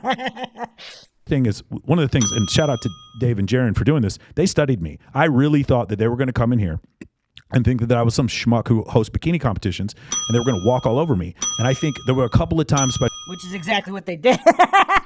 But of course, his denial, I mean, again, the mental weakness and narcissism, he'll never be able to objectively view that conversation as we just broke it down logically. Especially with the space shuttle, especially when he started talking about, the Southern Cross rotating laterally around the sky, which, I'm sorry, it made no sense. And he was talking about corpuscular rays. I was just like, I don't think that they expected this much of a fight where the answers were this quick. And then again, guys, if somebody asks you how... Wait, what? He didn't put up any kind of fight. I mean, this was one of the most humiliating defenses ever. I mean, he's Dunning-Kruger champion. The only good points were made by Sergei Dida and Adam Bultel. This guy made nothing. I mean, he brought less to the table than Bryant Myers. And he thought that he put up a fight. I mean, this is very interesting from a psychological point of view to see how narcissistic goofs suffering so extremely from the Dunning-Kruger effect are so hallucinatory in their denial of basic reality. And I mean, it's almost fascinating to watch. It's like a train wreck, watching a train wreck from that point. How can I tell the size and the distance of the sun? It's gravity, parallax, and a spectroscopy. You can tell the difference. How do any of those things prove that? Again, simply saying things, oh, well, it's because God did this and God did that. Referring to a religious scroll is not scientific, but that's all this goof has, and he just keeps reiterating it. The distance of the sun. The problem is it wasn't empirical. How? Where's the explanation how? Magically saying gravity, parallax. How was it determined? By assuming one variable, then assuming the second, and then matching up the assumptions? Again, this goof is so mentally gone, he doesn't even realize how utterly clueless he's sounding right now.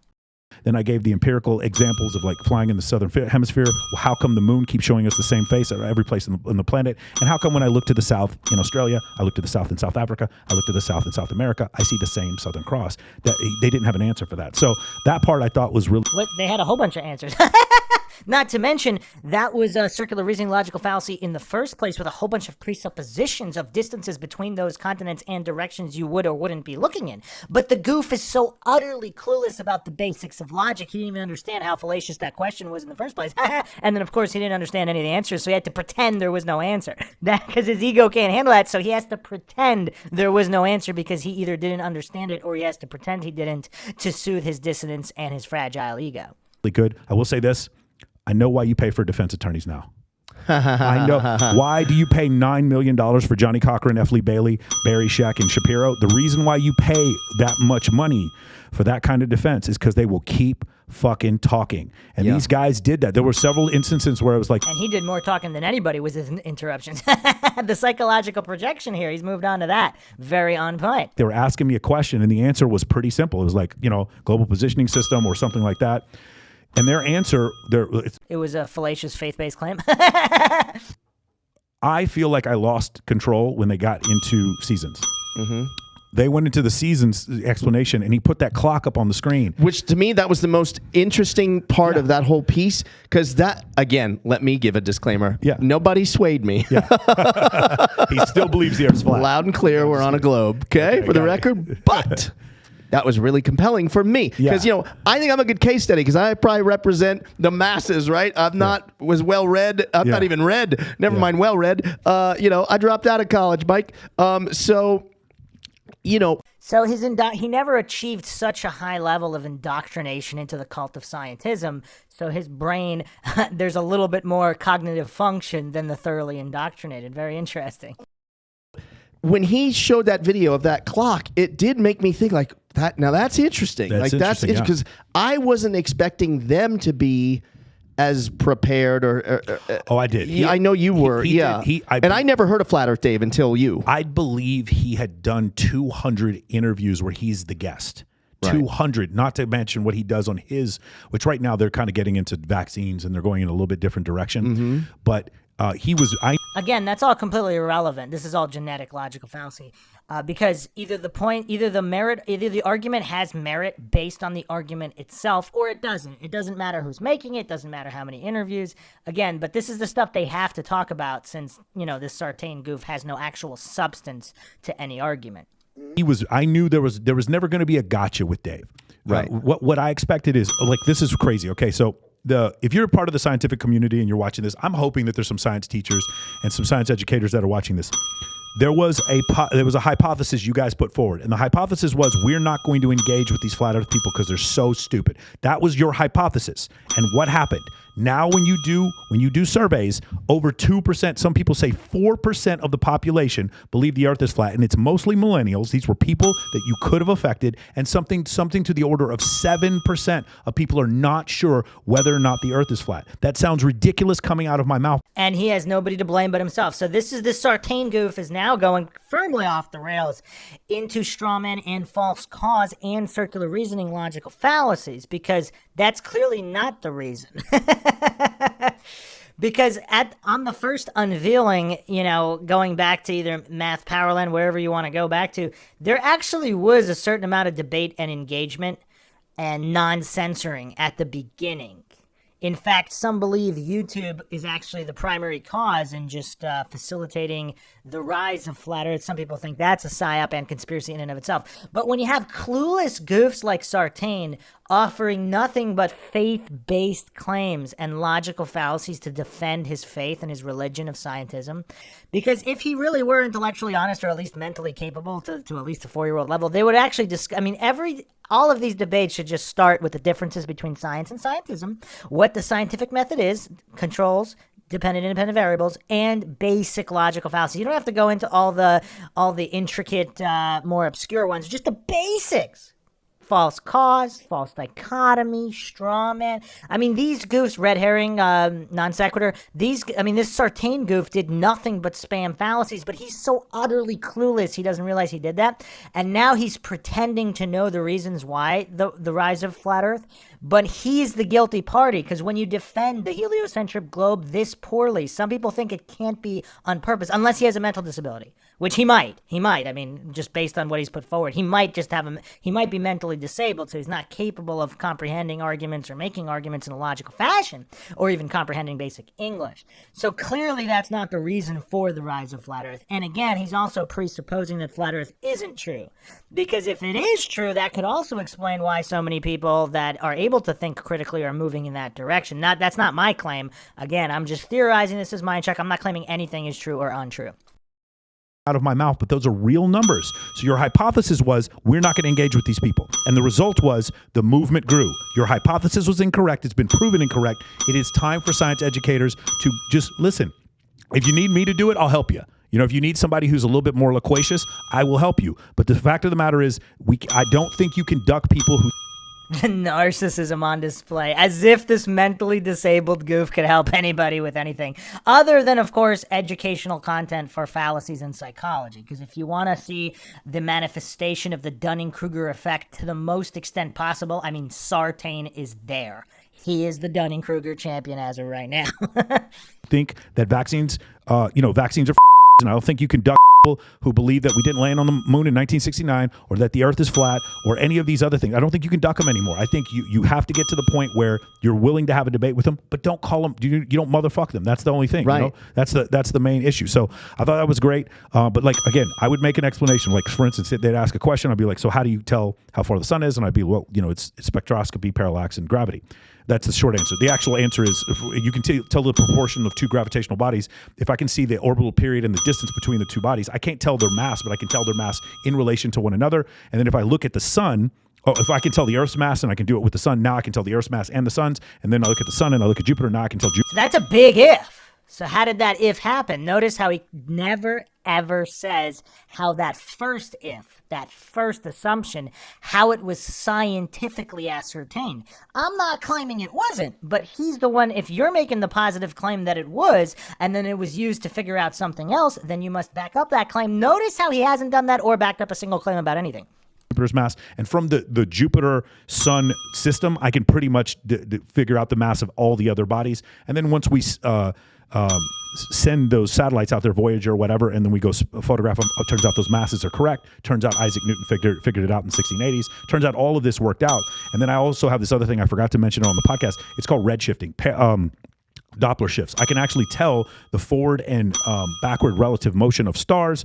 The other part where he talked about the square, Okay, finally. Sartain finally brought up something interesting. The whole red shift. Okay. So, first of all, it is kind of hilarious how this goof was so triggered by his utter obliteration in this so-called debate. He had to go and look up some catchphrases like red shifting and Doppler shifting, which are two completely separate things, by the way. I won't get into that. But it's funny because this clueless goof, he thinks nobody's going to fact check that. I mean, he's just he through his verbal diarrhea. I mean, this guy's not just the champion of Dunning-Kruger. I mean, this guy is a verbal diarrhea champion. I mean, how many people are this prolific in the utilization of verbal diarrhea? I mean, not just verbal diarrhea, but verbal diarrhea with zero substance. Notice how he didn't, I think he was accidentally correct about the number of people alleged to have worked on the moon missions, which is around 400,000. But other than that, every single stat and number I believe he threw out was completely wrong. I mean, the goof didn't even memorize his own religious scrolls of scientism. That's why this is so hilarious. Because he is so utterly clueless, literally the dumbest guy possible for this kind of debate. Even the purported points of scientism, he didn't even get those right. I mean, you'd think he would accidentally get more correct, but I think the only thing that he reported as to match the scientism text was the number of people that worked on the Apollo program. Did he get anything else correct? I mean, I'm not sure. Maybe he got one or two other things correctly, but I mean, it's kind of crazy. So he's just throwing out this terminology randomly as if it makes him look smarter, and his narcissism is so extreme, he will never be able to logically and objectively examine how dumb he looks and sounds bringing all of this up. That being said, I have to give him credit for bringing up the redshift because it appears... I mean, even Brian Myers, I don't know if Brian Myers brought this up. Has anybody brought this up? So, if you haven't checked out the dismantling and debunking of general relativity and special relativity here on MindShock, just complete annihilation using basic logic and reason, and of course the scientific method, on how fallacious and religious the cult of scientism and the Church of Relativity is that he subscribes to. I mean, look at this goof Sartain's face.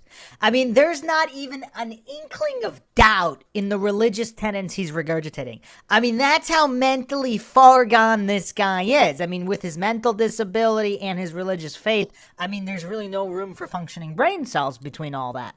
But if you haven't checked out the debunking of relativity on the MindShock channel, check that out. I cited this paper, Studies in History and Philosophy of Modern Physics. Obviously, goofs like Sartain, utterly clueless about the history of physics and how all of these things came to be included in the religious texts of scientism. But it's a really good paper. Trust and Expert Testimony, Eddington's 1919 Eclipse Expedition and the British Response to General Relativity by Ben Almasi, Department of Philosophy, University of Washington. So, a lot of people, they don't know that one of the greatest hoaxes in history was the eclipse data hoax of 1919, the admitted hoax by Eddington, for which Einstein received a Nobel Prize off of the hoax, off of the admitted fraudulent hoax. I mean, and clueless goofs like Sartain and scientism cultists, they think it's somehow legitimate to put blind faith in something built on an admitted hoax, a House of Cards hoax, and these goofs cling desperately to it. Now, I've cited a lot of issues with the reported data, hallucinated data, but let's talk redshifting specifically because we have not done so yet on MindShock anyway. So directly from this, where of course all of these guys are admitting to throw out all of the evidence and data and anything that doesn't match the hypothesized theory, they just throw out since it doesn't match. Now, goofs like Sartain are going to pretend that's somehow scientific. Obviously, it's not, but they admit to doing this. So let's get to the redshifting. So this would be on page 4 of this paper. So a few different expeditions. Let's skip along here. Einstein offered 3 observational implications of general relativity: the deflection of light by gravitational fields, the shift in solar spectral lines, and the advance of the perihelion for Mercury. Of these, the third has been confirmed by Einstein before publishing general relativity, and while the accommodation of the perihelion of Mercury was cited as a reason to take general relativity seriously, alone it instigated no great revolution in scientific or popular opinion. In 1919, evidence of a red shift in spectral lines was inconclusive at best, disconfirming of the relativistic prediction at worst. After the 1919 eclipse expedition, those British scientists slow to accept general relativity would cite the red shift problem among their major reasons for hesitation. So if a broadly persuasive case was to be made, it would have to concern the deflection of light. Einstein had predicted that light passing from a massive body such as the sun would be deflected from its path, such that, from the perspective of those observing from the far side of the massive body, the source of light would appear to have shifted from its usual position, that is, its apparent position when the massive body is positioned elsewhere. So a star observed when near the sun in the sky would be shifted some angular displacement from its observed position when the sun is in a different part of the sky. Stars close to the sun usually cannot be observed, of course, since sunlight drowns out starlight, which is why a solar eclipse provides a unique opportunity to view stars close to the sun.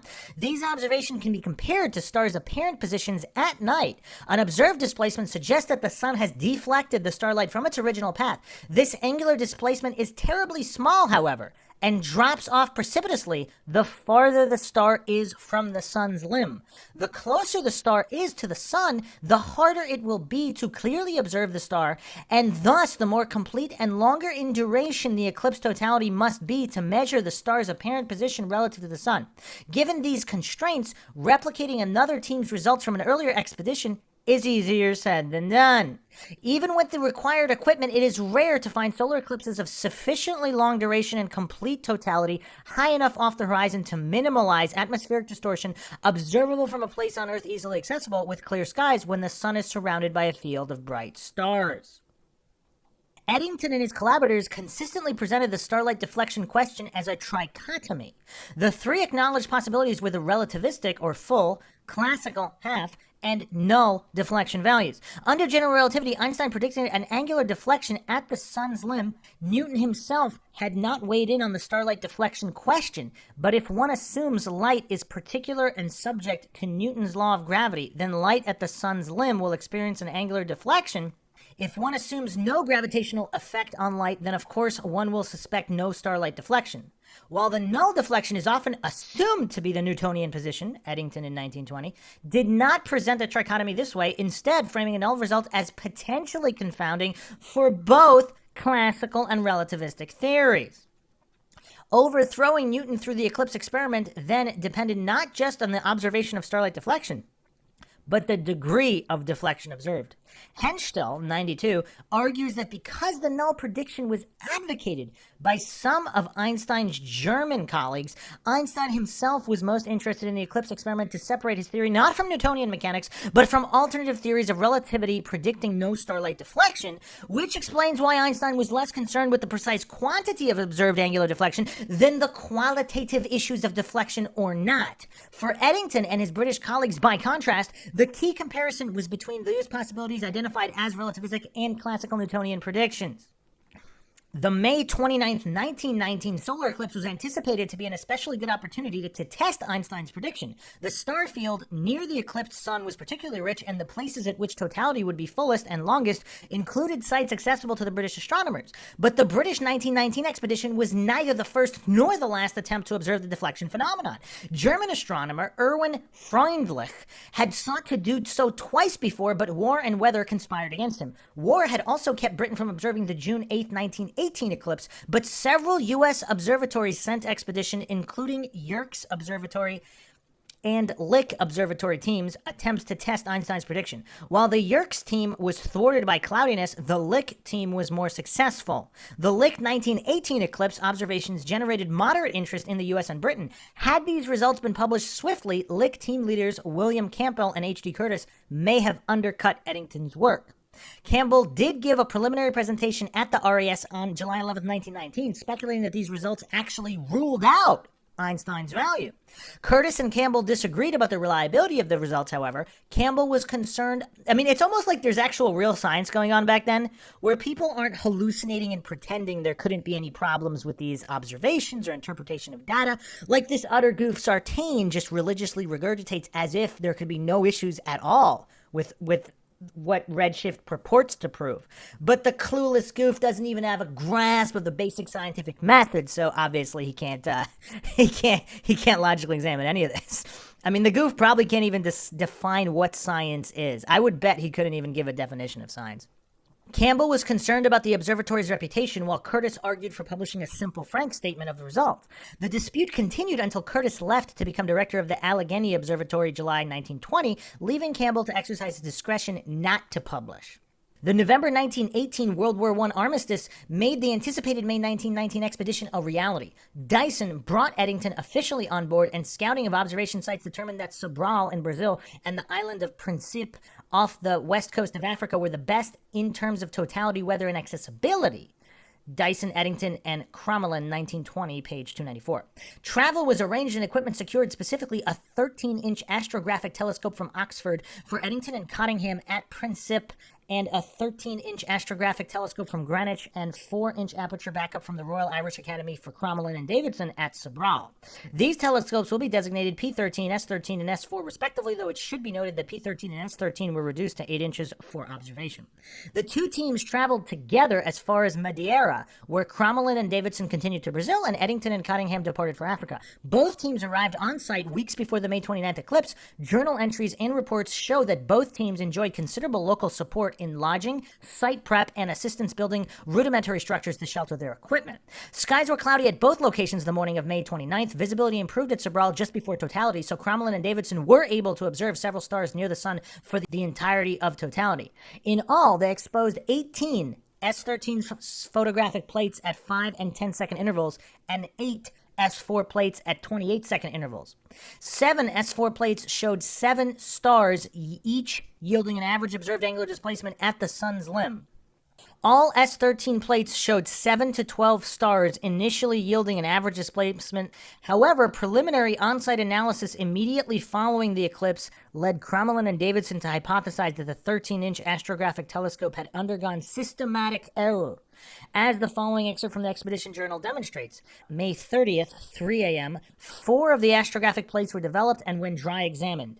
It was found that there had been a serious change of focus, so that while the stars were shown, the definition was spoilt. This change of focus can only be attributed to the unequal expansion of the mirror through the sun's heat.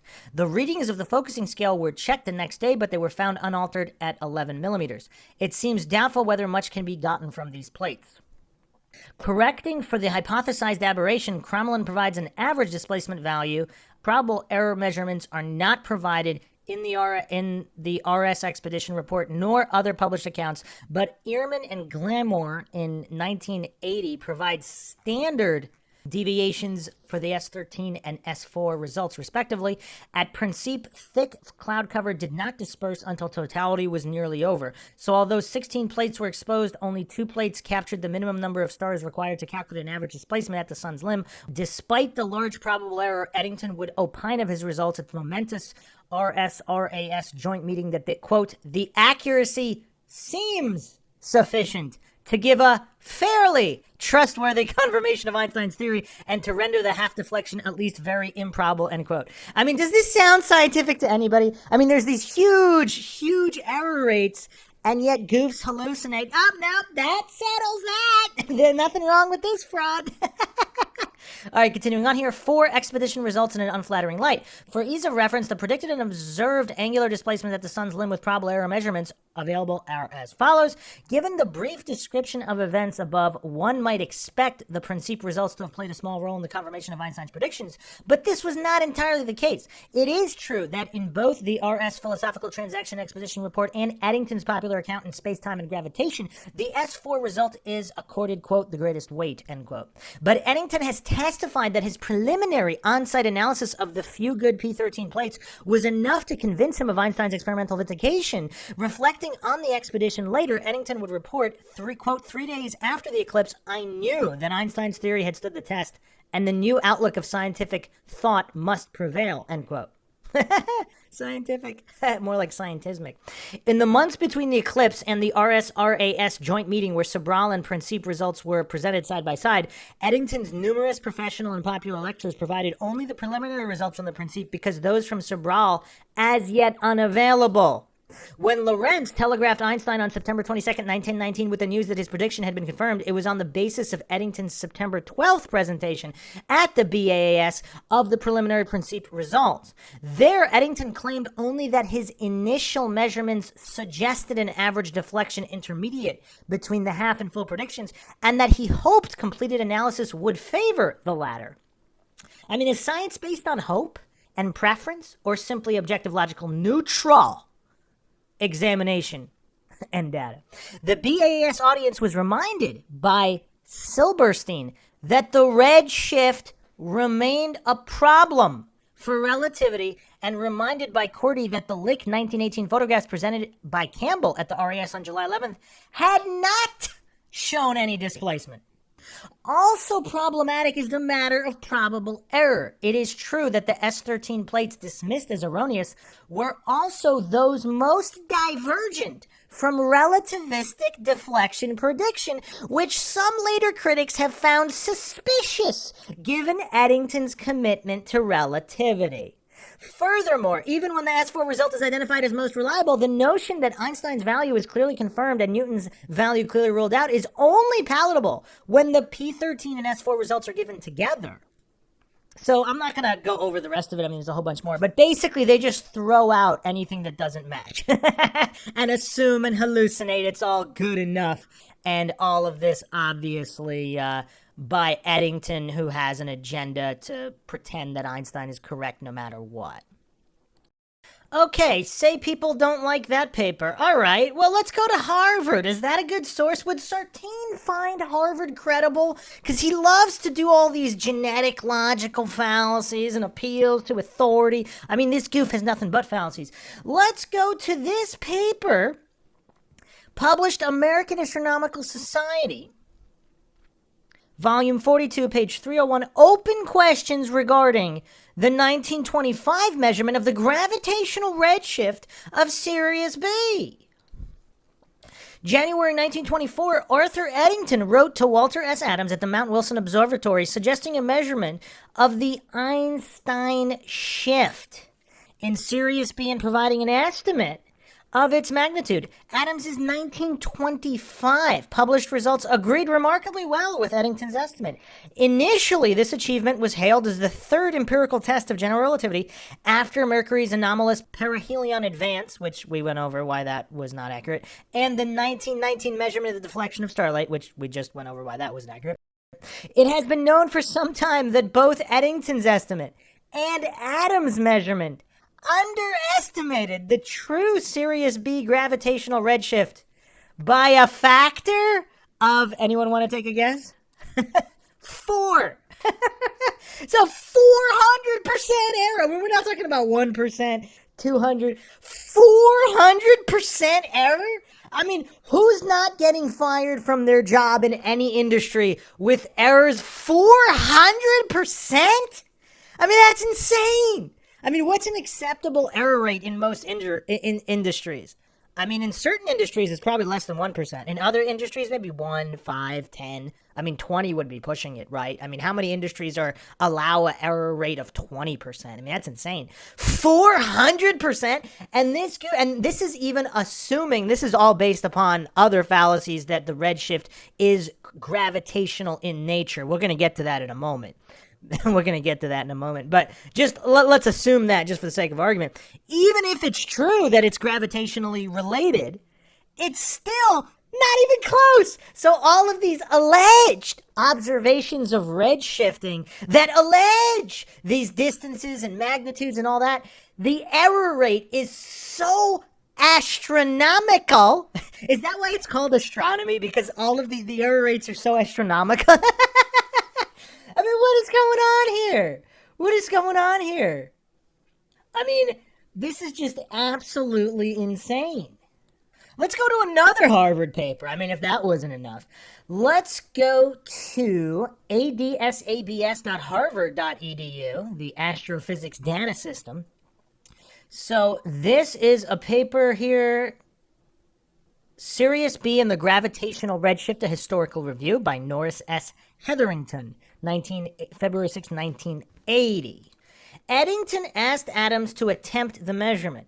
Adams reported an average differential redshift of 19 kilometers per second, very nearly the predicted gravitational redshift. Eddington was delighted with the result. Of course, because he's not after the truth. He only wants to match whatever Einstein predicted. So that's why he's delighted. I mean, wow. It's so weird how all these gullible goofs who just worship at the Church of Relativity just don't understand the very history of the fraud. In 1928, Joseph Moore at the Lick Observatory measured differences between the redshifts of Sirius and Sirius B. The average was 19 kilometers per second, precisely what Adams had reported. More seriously damaging to the reputation of Adams and Moore is the measurement of the 1960s at Mount Wilson by Jesse Greenstein, J. Oak, and H. Shipman. They found a differential redshift for Sirius B of roughly 80 kilometers per second. But 19 and 80, that's actually more than 400%, right? Slightly more than 400% error. So we have multiple papers here regarding the history of redshifting and the measurements. And this goof Sartain is hallucinating, not just that it can be found, but he's in his narcissistic stupor. He specifically stated he himself could get the measurements and masses from the redshifting that's off by these astronomical factors of errors. Doppler shifts and backward relative motion of stars. The other part where he talked about the square, And this clueless goof thinks you can make measurements from this. You cannot make this stuff up, people. Oh, man. Sartain is a champion of a lot of things, but at the top of the list is, of course, the Dunning-Kruger effect. So, the other issue with redshift is, of course, all these assumed variables. Now, if Sartain wasn't a complete and utter mentally disabled goof, he would understand certain basic things like false cause logical fallacies, obviously the scientific method itself, how to utilize controls. I mean, does this goof know anything about electromagnetic theories? I mean, he's supposedly well-read. I mean, he said he did some kind of research in his regurgitation of these scientism points, but it seems like he's just utterly clueless about everything and didn't understand anything he did research on anyway. I mean, he was wrong about all those points relating even to airplanes, and he's supposedly a pilot. I mean, it really goes to show, I mean, if they're giving guys like this pilot license, I mean, that's scary. That's scary. But anyway, I mean, look at the people that have regular driver's license for a car, so I guess it's not that surprising. I mean, any goof who can memorize and regurgitate can get a license. That doesn't mean they're able to utilize critical thinking, logic and reason, deductive reasoning, or even know what the scientific method is. Obviously, you don't need to know the scientific method to get a license to drive a car, and it seems like you don't need to know the scientific method to get a license to fly a plane either. So, again, this guy's just really the bottom of the barrel. But I want to go to a guy that actually does have, who's not mentally disabled. I mean, this is one of the sharpest guys in the world, no doubt. That is, of course, Ken Wheeler. And on his YouTube channel, which I referenced in the dismantling of relativity, Theoria Apophasis, he also has a video on relative motion, magnetic redshift, and blue shift phase disparity. So let's take a look at this video here.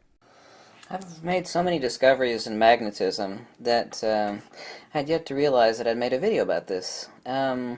If you bear with me, I'm going to explain to you and then demonstrate to you one of the biggest secrets of current humanity when it comes to explaining the mechanics of the universe, a la redshift and blue shift. I don't know how much you know about redshift or blue shift. Stars that are moving away from us, relatively so, they are shifted towards the red end of the spectrum. Stars that are moving towards us, they are shifted towards the blue end of the spectrum. Now, hitherto, this has been explained with GR and QM, general relativity and quantum mechanics.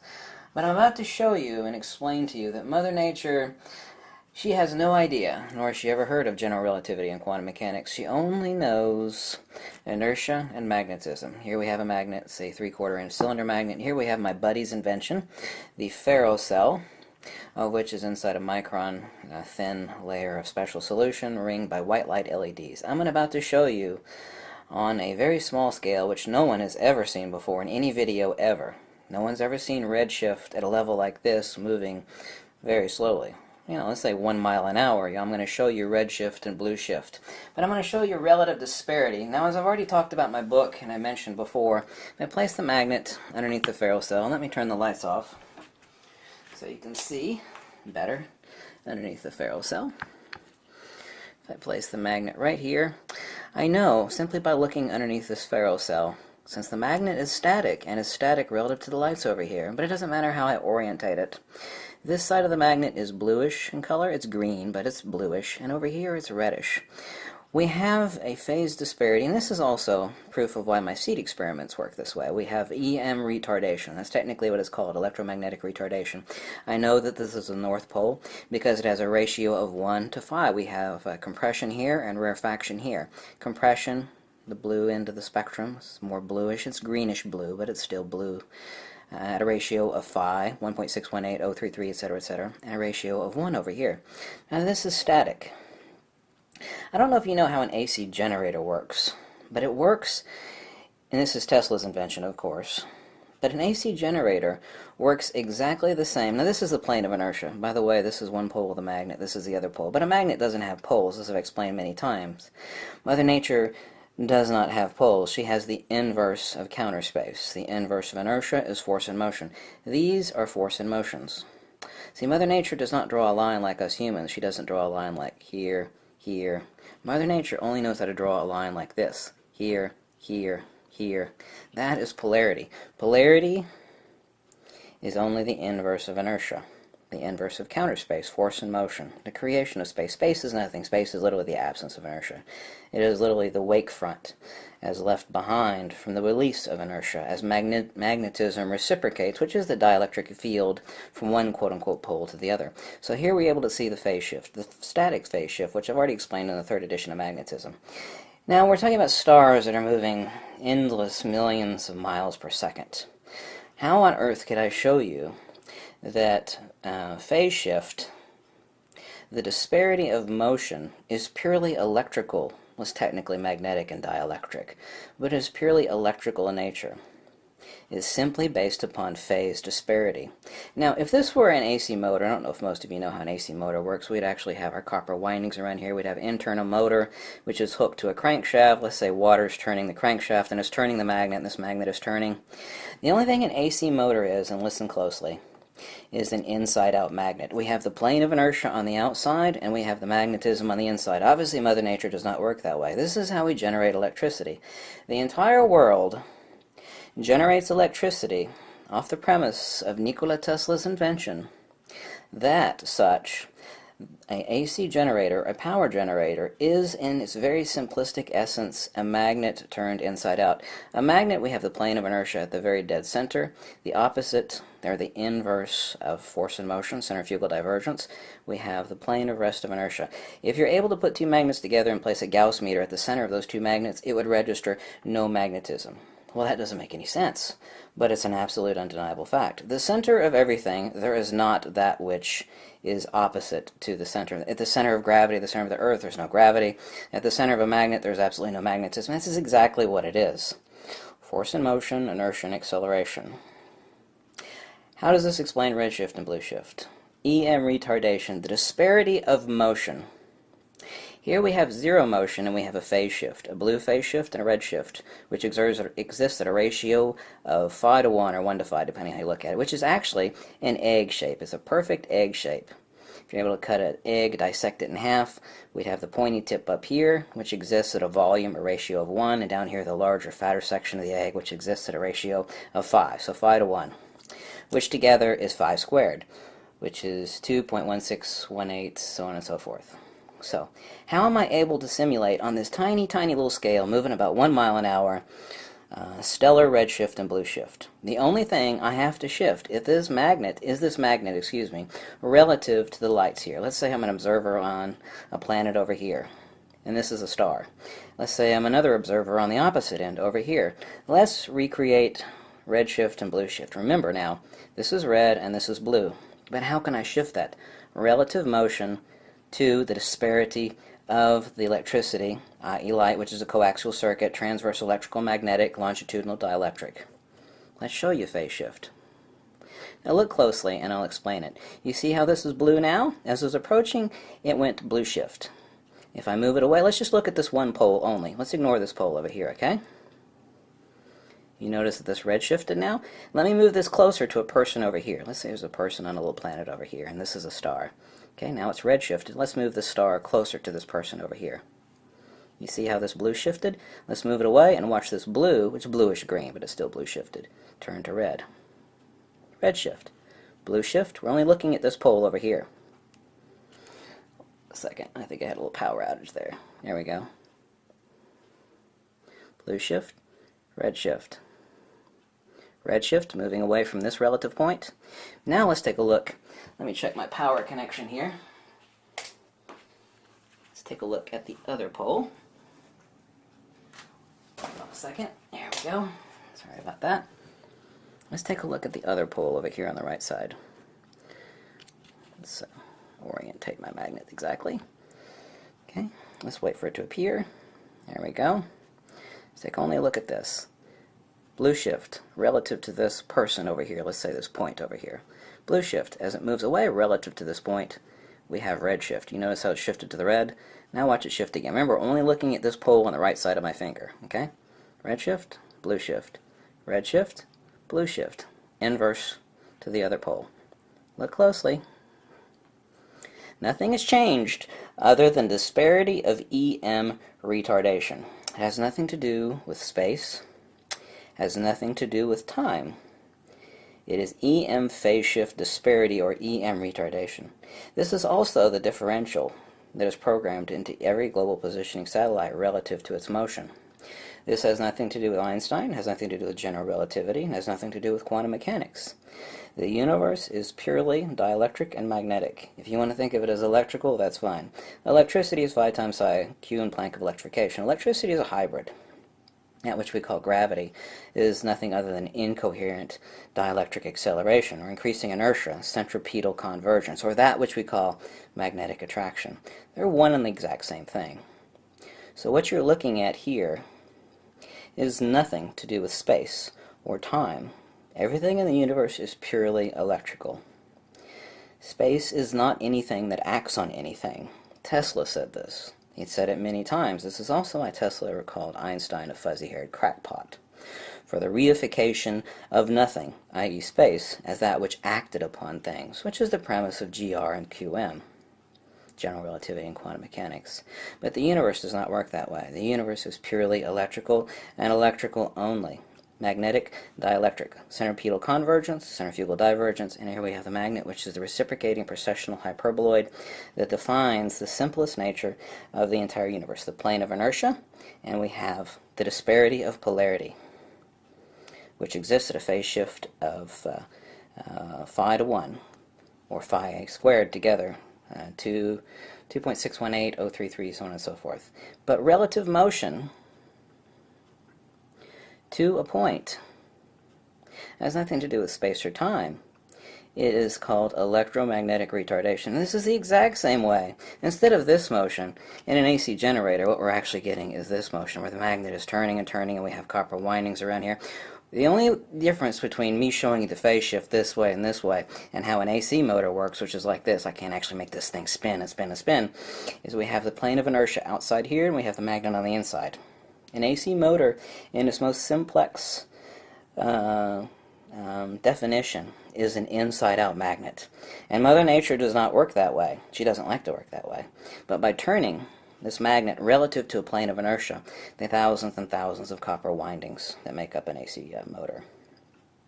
The magnet is spun via water, hydroelectric, nuclear, off of steam. It doesn't matter what turns this magnet inside the copper coil. It's creating a phase disparity, which equals E, electricity. All electricity in the entire world runs off the premise of Nikola Tesla's invention, which in its most simplest form, if Mother Nature was a chick and she were to look at the most simple thing that powers the entire world, an AC generator invented by Nikola Tesla, she would declare that is an inside-out magnet. Taken the plane of inertia and brought it out here and placed the magnet right in the center, which is exactly how it works. But back to redshift and blue shift. I'm showing you redshift and blue shift at a rate of 1 mile an hour, which no one has ever seen before. Because the only way to show this is with my buddy's invention, the ferrocell. I predicted this too before I ever discovered the ferrocell existed. But this is the first time anybody on Earth has ever seen this. Ever. Period. No one's ever seen this before. Redshift and blue shift that we typically think of on the order of magnitudes of stars moving at endless millions and millions of miles a second can be replicated here in my hand, showing you that redshift and blue shift is phase disparity of relative induction. That seems like a mouthful, but it's really, really, really simple. We're talking about recreating this phase shift that exists on a magnet that I'm able to see at a ratio of phi to 1, and recreating that and shifting it at the basis of the magnet due to relative motion of the field perturbation, i.e. the light that is feeding it. You're seeing phase shift right here. You can see this turn from blue to red as I move it, and vice versa on the other side. Look, you are seeing phase shift. Doesn't matter how I turn it, it's going to be the same. And the only thing an AC generator is this spinning around inside the plane of inertia. But we're talking about redshift and blue shift here, and explaining it in very simple terms. There's someone else, a very, very, very intelligent man. I think he held 2 doctorate degrees. He never discovered this, but he simply said, in a very kind manner, that there's Dr. Oleg D. Jefemenko, that GR and QM was nonsense, except he said it in a very, very scientific way. Electromagnetic retardation, EM retardation, and theory of relativity. However, this book is not about supporting the theory of relativity, it's about destroying the theory of relativity. Everything that Einstein fed us was the reification that the universe is not electrical, but that space and time acted on things, warped things. This is not the case. The reason that light bent around the sun, as we observed in the famous experiment from decades ago, had nothing to do with curved space and time. That's an absurdity. That's like saying unicorns or leprechauns caused something to happen. It's an absurdity. It's an absurdity. What happened was the EM retardation of that light striking the edge of, let's say the Earth is over here, this is the sun, the light striking the edge of this point of dielectric acceleration, or what we call the gravitational acceleration of the sun, and is warping, bending the light. But it has nothing, this is simply an electrical phenomena. It has nothing to do with space and time. This book is so full of math it will make your head spin. Proof after proof after proof that relativity is absolute BS. 2 doctorate degrees. This guy wrote many books. I wished he were still alive. He did not make this discovery that I showed you over the past 10 minutes or so. But the premise for it is essentially the same. We're talking about the universe being purely electrical. Space and time are not things which act upon things. If you think they are, then you're of the same foolish mindset that leprechauns and unicorns and angels and fairies are influencing humanity. And of course, I'm sure there's many idiots out there that believe that nonsense, but that's a point for another discussion, of course, isn't it? So you're the first person on Earth to see this. I showed you, at a scale of 1 mile per hour or less, redshift and blue shift, using my buddy's invention, the ferrocell, and a simple cylindrical magnet. I showed it to you. There's no denying it. There's no refuting it. If you want to reproduce it yourself, go ahead and reproduce it yourself. But this simplex macro experiment, which I've done many times, but this is the first time I've ever shown it in a video, proves that general relativity and quantum mechanics notion that space and time are that which play a part and parcel in the math or the cosmic mechanics of redshift and blue shift and stellar and galactic movements is absolute BS. The universe and Mother Nature is electrical. It is only electrical. Space and time are not entities which do anything. I'll tell you what they are. They are measures and magnitudes. They are the slide rules which define the nature of existence and the motions between masses. They are nothing other than tape measures. And as we both know, tape measures do not build houses. Okay? That's all time and space are. They're measures and magnitudes of phenomena and their motion. It is how human stupidity and humankind have defined and reified the nature of existence and the motion of bodies. It's called redshifting. I can actually tell the forward and backward relative motion of stars. Okay, so who understood that, by the way? Now, you don't have to actually fully understand what he did there, but here's the point. The point is redshift, or even Doppler shifting, whatever you want to call it, you're observing something, hallucinating false causes, or pretending you don't need controls to understand what you're seeing and what it really proves. That's not actual proof of anything Sartain is hallucinating it as proof of. So this house of cards of scientism that this goof has built is as far from scientific as you can get. I mean, they're just his religious faith-based hallucinations and regurgitations. So let's continue. The other part where he talked about the inverse square law, where like light shouldn't be able to get to us from Proxima Centauri or Polaris. Guys, go look at Proxima Centauri and Polaris. You can't tell where you can't see the lines of magnetation. You can't see solar flares. You cannot resolve those stars. You can just see the light. That is the point. That is their point, which he didn't understand. He's saying you wouldn't be able to see the light based on the distance, and the goof still doesn't get it. Light travels an almost infinite distance, or it travels. We can see the cosmic microwave background radiation. That is 13.8 billion years ago where we can see the light. That's how long we know light can travel for. No? Any backup for that claim? Or just religious regurgitation and faith-based claims of his cult? I mean, this guy's impressive. He definitely is the undisputed Dunning-Kruger champion at this point. He has unseated the one and only Bryant Myers. So the whole thing for them is if we're on a flat plane and the sun's on one side of the plane and we're on another side of the plane, their whole belief is, well, the sun has a finite distance for light. And that's where to me, the whole thing it's not testable anymore. Furthermore, the round earthers, we can predict eclipses.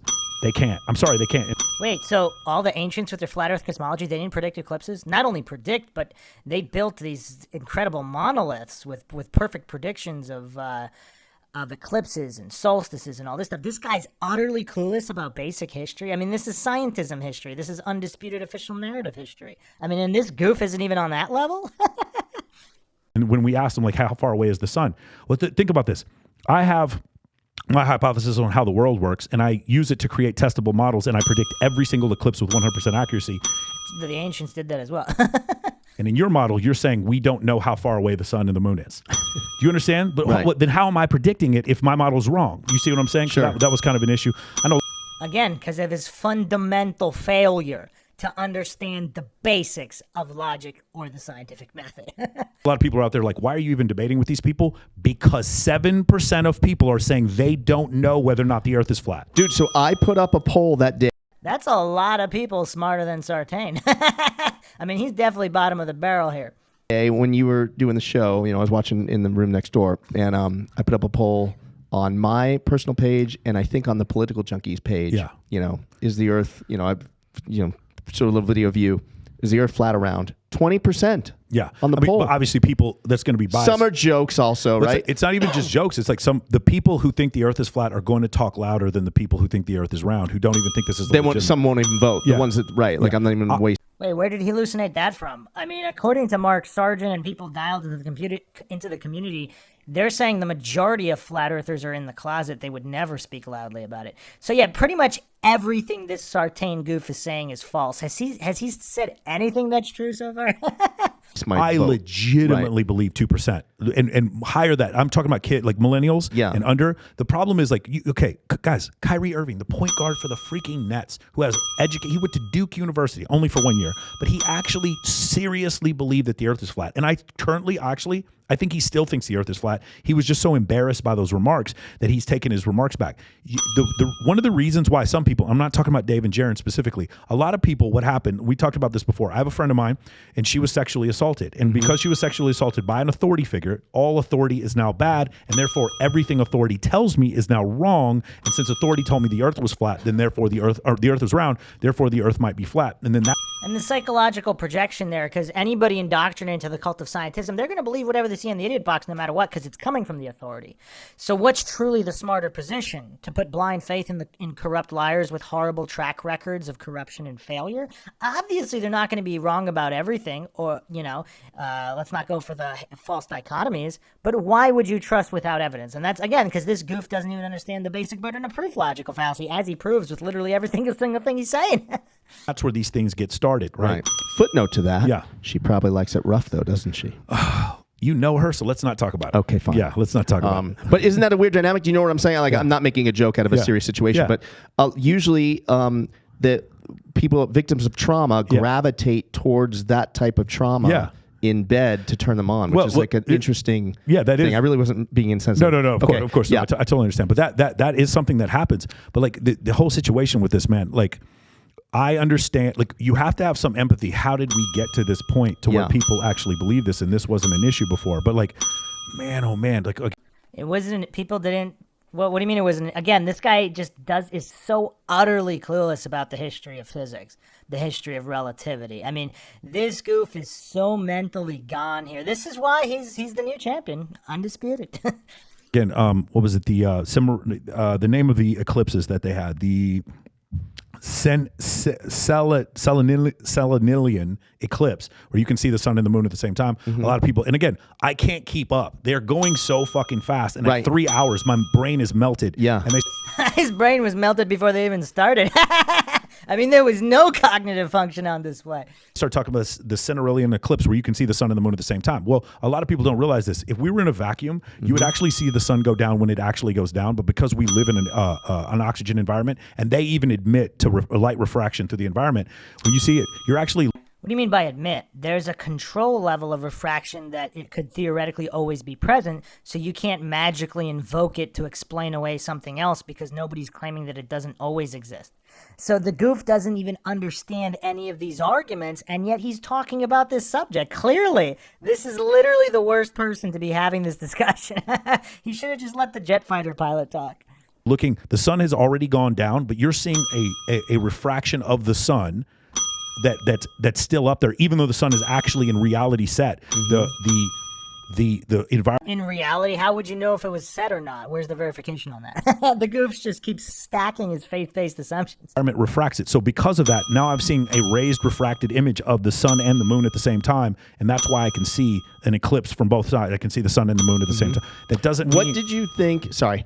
What did you think when he was in his kitchen? And he showed did that little experiment. Did you notice at the end? And I was so tired of like, guys, listen. Dave and Jaron, if you're watching this, I have a lot of respect for you guys. I do. I know you probably don't. I have a lot of respect for you guys. when they were doing the seasons thing, there was Yeah. a point in there where I was like, I was so bamboozled, bro, and it was Because he doesn't have the mental capacity to even understand the argument. The fact that he's admitting that, it's actually kind of interesting. wasn't because I felt like I was wrong. I couldn't keep up with what the fuck he was talking about when he said Yeah, I mean, he couldn't even keep up with first grade English comprehension. How's he supposed to keep up with that? that the plane, when he was saying like the sun was moving faster, but it still looked the same across the sky from an angular perspective, bro, I was just like, dude, the math is so orbit to another. He doesn't explain it. But dude, when you get into electromagnetism, how they explain why the sun and the moon are even up there in the first place, it is so there. By the way, there's 4 fundamental forces in the universe: strong, weak, electromagnetism, and gravity. They only believe there's one force, electromagnetism. I think electromagnetism explains the entire universe. So that part was crazy. What was the thing you were just asking me about? No, they don't. There's a lot of different types of forces. That might be the primary force, but again, hasty generalization fallacy, false dichotomy, just stacking these fallacies. A whole bunch of different flat earthers believe a whole bunch of different things.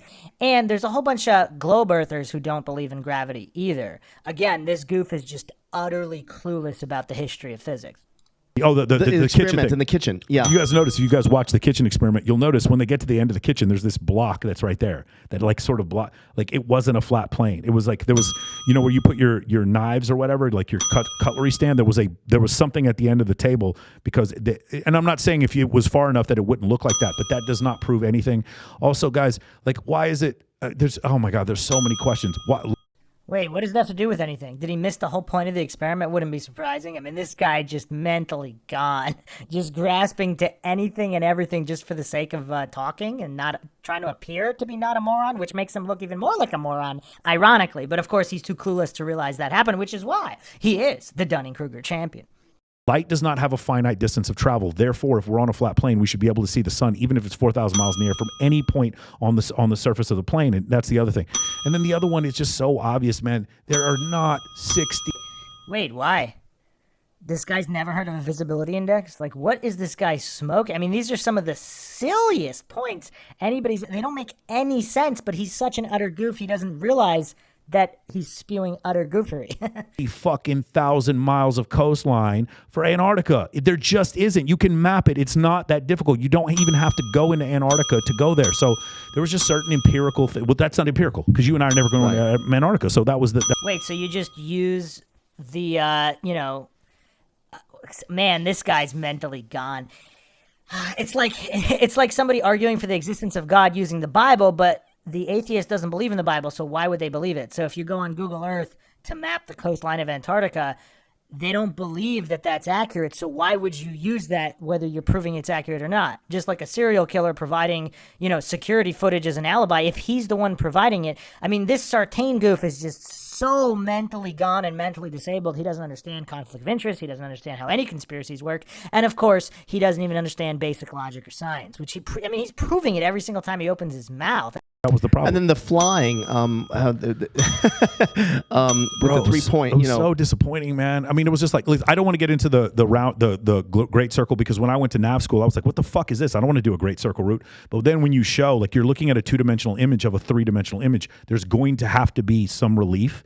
And the relief is that the circle, it's going to look like there's a curve upward, but it's not. If you were to able to look on a globe and get right over that path, it would look like a straight line across, and that's essentially what happens. Dude, I've flown too many times. Dude, when you fly from Atlanta... That's the whole point they were making. So why would you do a longer curved line than a shorter one? But he's so utterly... I really think he has a mental disability because he doesn't appear to be disingenuous here. He seems to be genuinely this utterly clueless. Warner Robins, Georgia to Doha, Qatar. It's this weird route that goes down like this, but when you look at it on the globe and you turn it over, it's like, oh, okay, it makes complete sense. That's exactly what we're supposed to do. And we were just like, again, there were several times where I felt like I was kickboxing and they were doing jiu-jitsu. Like that was a great analogy too. Yeah. Because here's the problem. Like the ultimate issue Well, yeah, because he doesn't understand even basic English comprehension, basic logic, scientific method. Of course it's going to feel like that when you don't have any of the fundamentals. We were debating was empiricism versus science. Mm-hmm. Empiricism is that I only believe things that I can feel and touch. No, it actually wasn't, because you have to have a certain amount of basic logic and English comprehension, which he didn't have. So And he keeps using empiricism. I don't think he really knows the definition. I don't think he knows the definition of any of these words he's using. And by the way, for certain things, if I'm a boxer, that's probably a really good way to live your life. If I'm a swimmer, even if I'm a carpenter, it's probably empirical data is probably the best way. Although I am going to need some mathematical stuff, right? I'm going to need to know that this epoxy or this wood is going to be able to handle this level. But there's a level of faith that I need that this TV is going to work, or that this building is not going to collapse on me. Right. Why? Because of Newtonian physics. No, you don't, because you can turn the TV on to see if it works or not, because obviously there are some defective TVs that are not going to work. I mean, this goof can't even make consistent he's logically fallacious arguments. He can't even be consistent with his fallaciousness. That's how far gone he is mentally. Right? There's a certain level of trust that I need to have. But here's the thing that works, and Dr. Dida said it many times. Yeah, I mean, no structure was ever built before Newton. I mean, not a single one. Does my theory create a testable model, and does yours? Yours does not. Mine, I'm sorry, we're correct every time. That's why your GPS fucking works. It doesn't, because this is not... I mean, he's been wrong every time about everything. And also, flat Earth cosmology was correct every time with what they did. Again, doesn't prove it's true. As the old saying goes, falsification is independent of replacement. Just like if you're doing a murder investigation, you don't have to know who committed the murder if you can rule someone out with definitive evidence. But this goof is so utterly clueless. Like, there's no deduct. Not only is he completely bereft of logic, reason, critical thinking, I mean, specifically deductive reasoning. He just doesn't have the mental capacity for that either. To surprise you, like, the global positioning system works. Not even phones this expensive. Like, it works for all these phones, and and you look at it and it's accurate, and we take it for granted. The fact that there's the ground positioning system bouncing off land-based towers, admittedly, and using undersea cables. Like, what is this goof smoking? 21 satellites orbiting the Earth from pole to pole, and that can quadrangulate your position up to 5 meters. What the fuck? And by the way, speed. Satellites or satelloons, either way, nobody's disputing there's something up somewhere doing something. Again, but this goof is that utterly clueless that he's creating all these strawmen and false dichotomies, and he doesn't realize how much of a mentally deficient goof he is. I mean, and if he does have a genuine mental disability, I mean, why has nobody told him? Because he clearly can't even grasp these basic concepts. Tune it down. It actually could. The GPS could be way more accurate. Military GPS is, and we actually tune it down for certain, like, security reasons. Dude, yeah, no, it's your speed. Exactly. Right. Can you imagine? I had when I first signed on the Progressive Insurance app, they did this thing. Hey, we'll reduce your rate if we can monitor your driving for 30 days. Have you ever done this? Right? No. And it measures your hard braking and all that stuff. Yeah, I mean, all these, now he's just spinning in all these reification logical fallacies. Notice how he's not once clearly demonstrate how any of this stuff works. How he's able to distinguish a dependent variable, independent variable, and controls to show how it would or wouldn't work on a flat Earth or globe Earth. But he's too utterly clueless to even comprehend any of this. And with GPS, it'll say, like, hey, you're going 27 miles. You can see, like, you're going down Sunset, 27 miles per hour. Like, it's just fucking crazy. Like, how can you explain that? The problem is my side my side believes in relativity, quantum mechanics, and Newtonian physics, the laws of motion, electromagnetism, strong nuclear force, weak nuclear force, and gravity. That's what my side believes. And from those things that my side believes, they're going to say, well, it's not your side. You're just believing what other people tell you.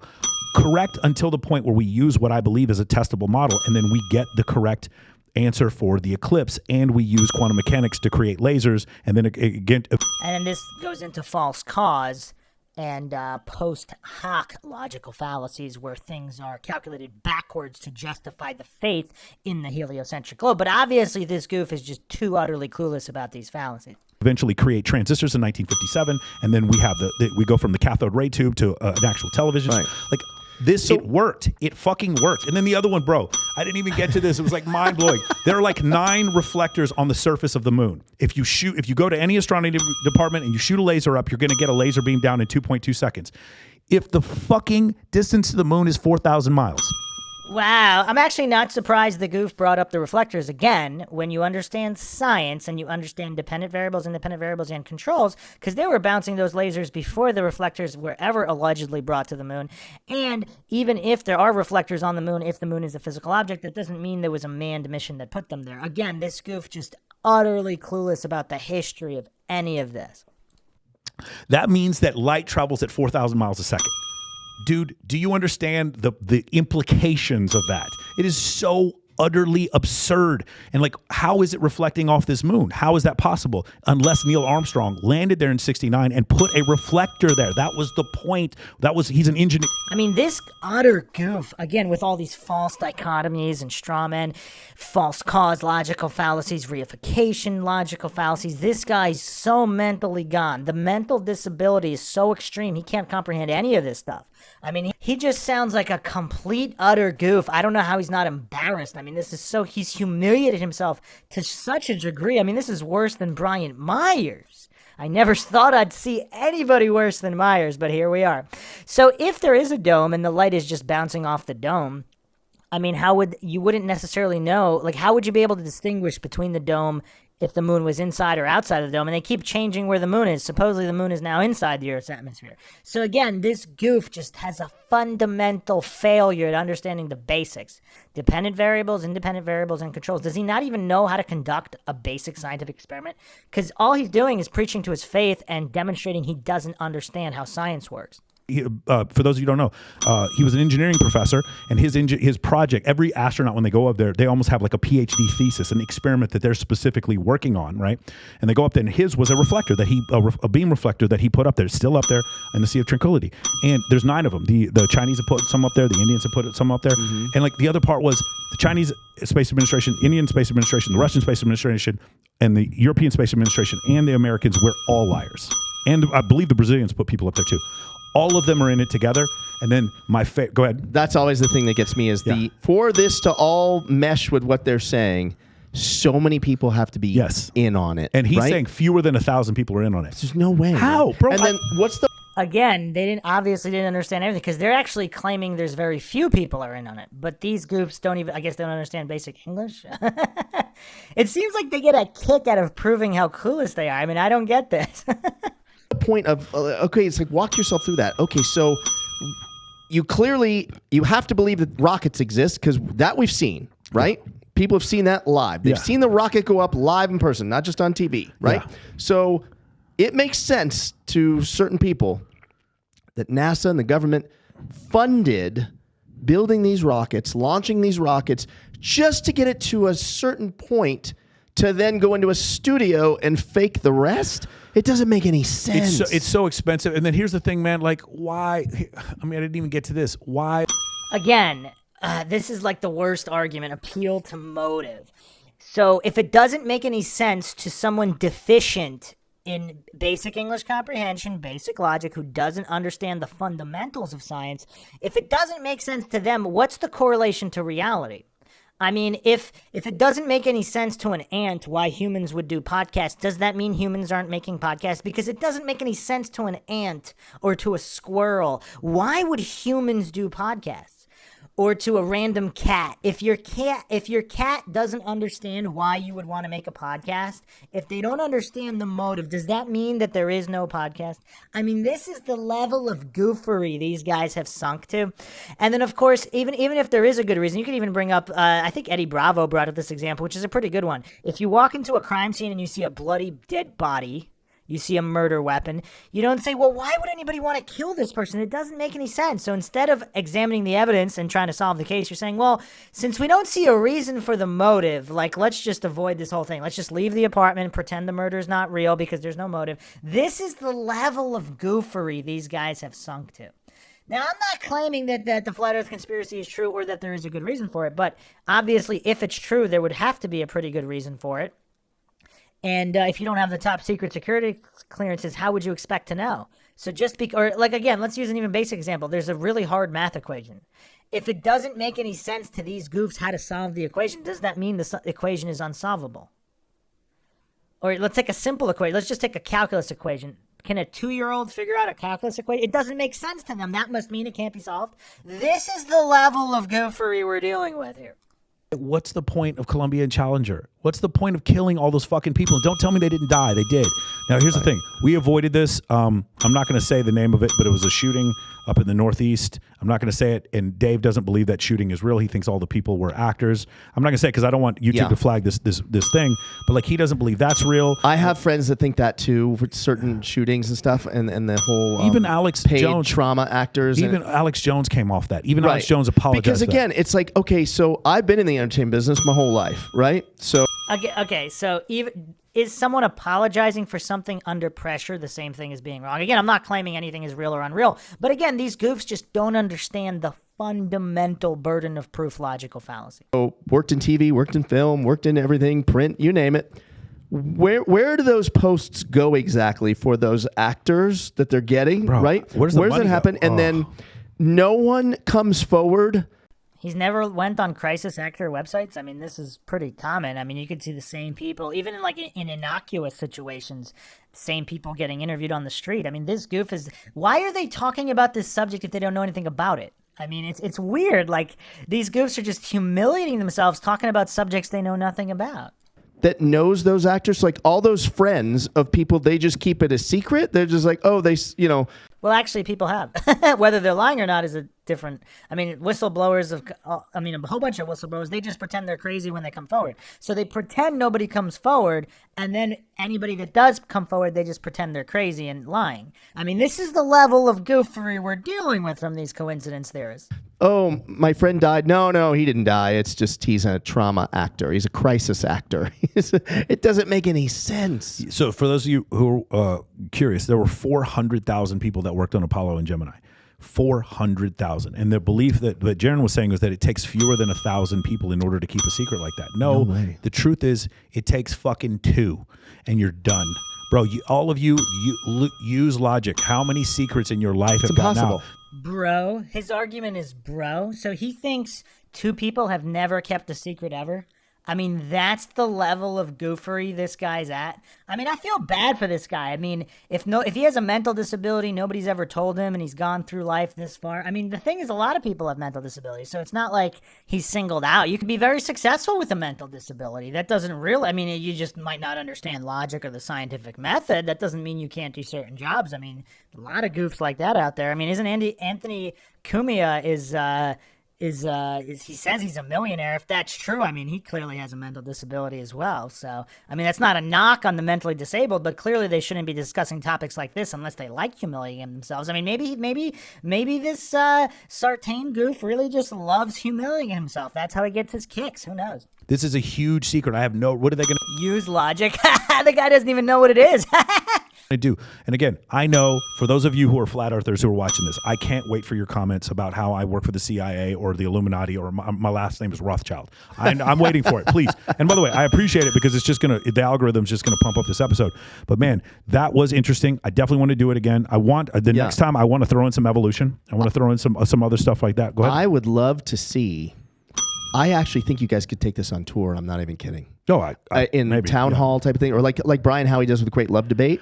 I think it's really compelling because the only component missing would be live questions from the audience on both sides. Incredible, right? Would be amazing. Yeah, the problem is you can't get impartial people. Your buddy who was sitting there, I'm not going to say his name, but like he was acting like he didn't know what was going on. The dude is a full-on flat earther. I'm sorry. I don't mean to call you out, brother, but it was very obvious. Every time I made a point, you kept telling me I didn't make a point. I was like, I understand which side you were on. Right. I would love that. I would love live questions. Yeah, it would be interesting because I do think some of it was compelling. Like, again. And again, that's kind of the giveaway there, that it's about sides instead of finding the truth for this narcissist. Doesn't sway me, but the seasons thing I liked. I liked the whole clock with the seasons. It was interesting. It was very interesting. I felt like I was watching Game of Thrones. But the thought that so what he believes we're surrounded by Antarctica, is that the deal? Correct. So we are. But watching all those cartoons from NASA, he doesn't feel like he's watching fiction on that. The whole world is basically inside of Antarctica. Yeah. Antarctica spans the whole, but he does not believe in satellite images, right? Because that would completely dispel that theory right off the bat. GPS is patchwork of balloons and cell towers. That's what he believes. I mean, the thing is, guys, like, there's people, again, I'm trying to be considerate to those of you who believe the earth is flat. I don't want you to turn away from this program because you think the earth, maybe you'll learn something, man. I don't know. But the situation is like, okay, let's just real quick, for those of you who watched the episode and you're like, you just skipped ahead to the end, I would highly recommend go to proof 1, proof 2, proof 3. Proof 1 is, again, flying in the southern hemisphere. They're a thing, and I'm not talking about when they have So he doesn't know what the word proof means. connecting flights that go in the northern hemisphere, just flying from southern hemisphere to southern hemisphere, and that is Santiago to Sydney, and that is Johannesburg to Buenos Aires. In those flights, the flight time does not match what it would look like on a flat Earth, and the distance obviously doesn't match. And their explanation was 900 mile an hour tailwinds, 1,200 mile an hour tailwinds, and that somehow the people in the cockpit wouldn't They actually did not give those. know that they're going, or that the people in the cockpit were part of the conspiracy. I will let you guys know that you have ground radar in aircraft, military aircraft, or regular civilian aircraft where I can see how fast I'm going, and it's not because of GPS. You can also see because of GPS, but those are two different speeds. Not to mention you get true airspeed, indicated airspeed, and ground speed. So those things, that kind of negated that. There is no way. And what this goof doesn't realize is without verification of the distances on the contents, regardless of model, that all means nothing. But the goof is too clueless to realize that he's red herring and non sequituring all these other things because he doesn't understand the fundamental. To take an aircraft that looks anything like a Boeing 747 and take it above the speed of sound. You can do it, but you can only do it once because the plane will break apart. The plane will break apart. Like we had a 747, we had a Boeing 707 KC-135 go into an uncontrolled roll. If it's made of what, though? Again, all of these straw men, I mean, this is just really, really pathetic. It went past Mach 1 and the thing was never able to fly again. It'll do it one time. It will fuck up the airplane because of the air compression. It just doesn't work. And then the other part, the number 2 was the fact that we see the same face of the moon. So consider the moon is 4,000 miles ahead above us and it's 32 miles across. If I am 24,000 miles away, so I'm at the tip of South Africa and I'm at the tip of Australia, which they would tell you are two different places, far away from each other. Let's say I'm 20,000 miles away. If I'm looking at an object that's 32 miles across, that's 4,000 miles. That's a big if you can't verify the distances. But again, the goof just doesn't understand the basics of the scientific method. Up, I should see a completely different face of the sun. They're saying it's a projection on a dome or some sort of like hydrogen, whatever he said, some sort of fluid that's up there, some kind of superfluid. If it's a reflection of the superfluid, I'm going to see a distortion. I'm going to see an oval. I'm not going to see a circle anymore. Even the example that he used where the guy was in the pool that you saw that was distorted. The image was narrow and then the image got into full size. That's essentially what you would see. That to me is an empirical proof, number 2. And then proof number 3, this is the death knell. For those of you who are having any problem arguing with the flat earther, this is the end of the fucking argument. If you are standing in South Africa, in South America, and in Australia, and you look to the south, you see the same Southern Cross. And yes, I know he was saying that it moves from left to right. Look how triggered the goof is, dropping profanity, pretending it's a death knell, just because of his fundamental failure to understand the basics of the scientific method or logic itself. I mean, this goof is clearly so triggered. The Southern Cross will move to left or right over the nighttime. You can take a camera, you can take a long exposure, you can see, number 1, it does not move from left to right, and number 2, and this is the ultimate death knell. In northern hemisphere summer, southern hemisphere winter, when it is darker in the southern hemisphere, it is nighttime in South Africa and South America at the same fucking time, and you can see the Southern Cross in both places at the same time. Wait, say that again. In South Africa and South America are close enough to each other that they are in nighttime in the middle of winter. Okay. In like December 21st, it will be dark in both places. How'd you verify those distances? Again, the goof is just missing the fundamentals of science. And yet hallucinating something is proven by just basing this hallucination on other hallucinations and assumptions. That's not science, that's scientism. At the same time, if you look directly to the south in Johannesburg and Buenos Aires, you will see the Southern Cross in the same position in both places, which that is the end of the argument. 1, 2, 3, done. And also the goof, I don't know why David Weiss didn't bring up magnetic declination, which he's brought up before, but clearly this goof doesn't know about that either, because how do you verify exactly at what angle you're looking? But again, this Dunning-Kruger champion can't even comprehend such basics. That is it. There is no way to counter that. He started talking about corpuscular rays. I've seen people on YouTube talking about everybody has their individual dome that follows you around while you're walking. If you want to believe that, then there is no way for us to possibly prove to you that the Earth... Nobody said anything about an individual dome. Where did he find that? They were talking about the apparent sun and the apparent moon when that happens, which it does look like that's happening. Doesn't mean it is happening. Again, this guy can't even keep the argument straight because he doesn't even comprehend anything coming from the other side, and he doesn't even understand his own side. I mean, that's how goofy this guy is round because it is round, because I have flown too many missions. I have 700 hours in a KC-135 as a navigator and 500 in combat. I know the Earth is round. Anyway, what else? What else? Yeah, the pilot point of view to me is the best. Without circumnavigating north to south, how would there be any difference between a flat Earth and a globe Earth? But again, the goof can't grasp the basics of logic. Yeah, It was the best one, right? Which is why you had the pilot on. Let me say one other thing. There was a guy who supposedly had a multi-engine crew license, and he said he was a flat earther. They went and investigated. He does not have a multi. There's no way to get a multi-engine and believe the Earth is flat. You'd have to lie on the FAA exam, basically, in order to do that. And I did say one thing. I want to catch myself on something. I want to call a foul on myself. I did say I have a PPL. I finished all the way up to my FAA examination for my PPL, and then I was medically retired from the military, so I do not have a PPL. I do have 700 hours navigating a Boeing 707 and 500 combat hours, and I have 175 landings in a Cessna 172 and a Piper Warrior. So I'm capable of flying an airplane. I just did not take the FAA exam. So if Antarctica did surround us, as they said, it'd be 75,000 miles around. And so then, but if that was the case, wouldn't you be able to drive Or would it? Again, how do you verify any of the distances? around the world?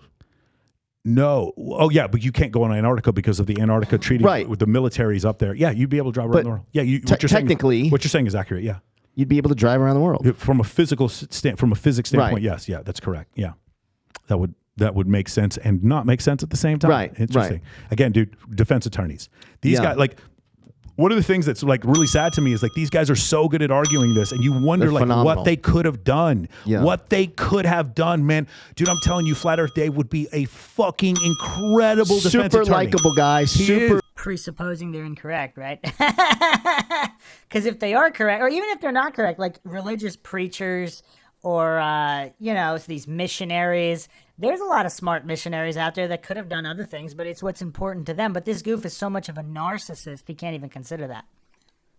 Charismatic Oh, guy. my God. Obviously an intelligent guy. Like, I don't feel a dummy can't argue flat Earth And here's well. here's the other thing. I've heard other people say that he's a con man. I don't think he's a con man. I 100% believe he believes this. I completely agree with you. 100% believe that. I totally agree. But I just like watch Dave, and I'm like, dude, this guy could have been just he could have been the mayor of some city. This guy could have been an incredible defense And attorney. he supposedly used to believe the world was round. Yeah, he did up into 2015. So that's another thing I want to talk Yeah. about. This whole flat Earth reincarnation. The Flat Earth Society is about 200 years old. The reincarnation of flat Earth, it started in 2015. Does anybody remember what was happening on the internet in 2015 on Facebook with the Russians and all this other Right. stuff?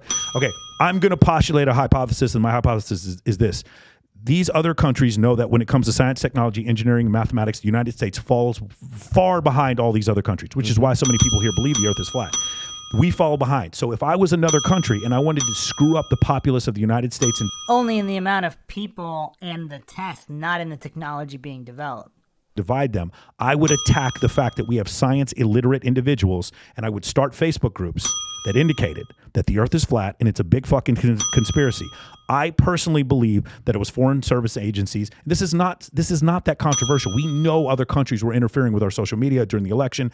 I think that's why I think that's where anti-vax came from, and I definitely think that's where flat Earth came from. I definitely think it was just created there to divide us, and it was just like one of these things where like you don't feel special, and I'm not talking about Dave and Jared, but some people don't feel special, and this is a thing that you can. Yeah, I'm not saying he's wrong about that. This might be a psyop, and then they get guys, or maybe they're using Sartain as a useful idiot. Maybe Sartain really does have a mental disability, so he doesn't realize he's being used as a useful idiot. So they want these clueless goofs like Sartain to defend the heliocentric globe. Whether it's true or untrue, this theory has nothing to do with whether the Earth is a globe or flat. If it's just some kind of mechanism to cause discord in society, to usher in a new world order or whatever, guys like Sartain, when they defend the heliocentric globe so poorly, it increases flat Earth membership, because flat earthers are people on the fence. They watched podcasts like this, and Sartain, with his just clueless goofery, with the worst possible defenses for the globe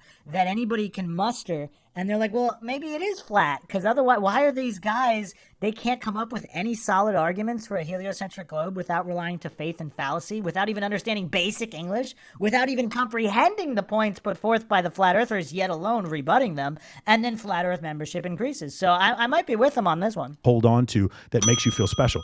What I'm doing doesn't make me feel special. I'm on a fucking mud ball that goes around a sun that's one of 100 trillion other suns, and that my life. Yeah, I mean, but it's not about special. Like, if he's that mentally weak, he has to go along with the crowd.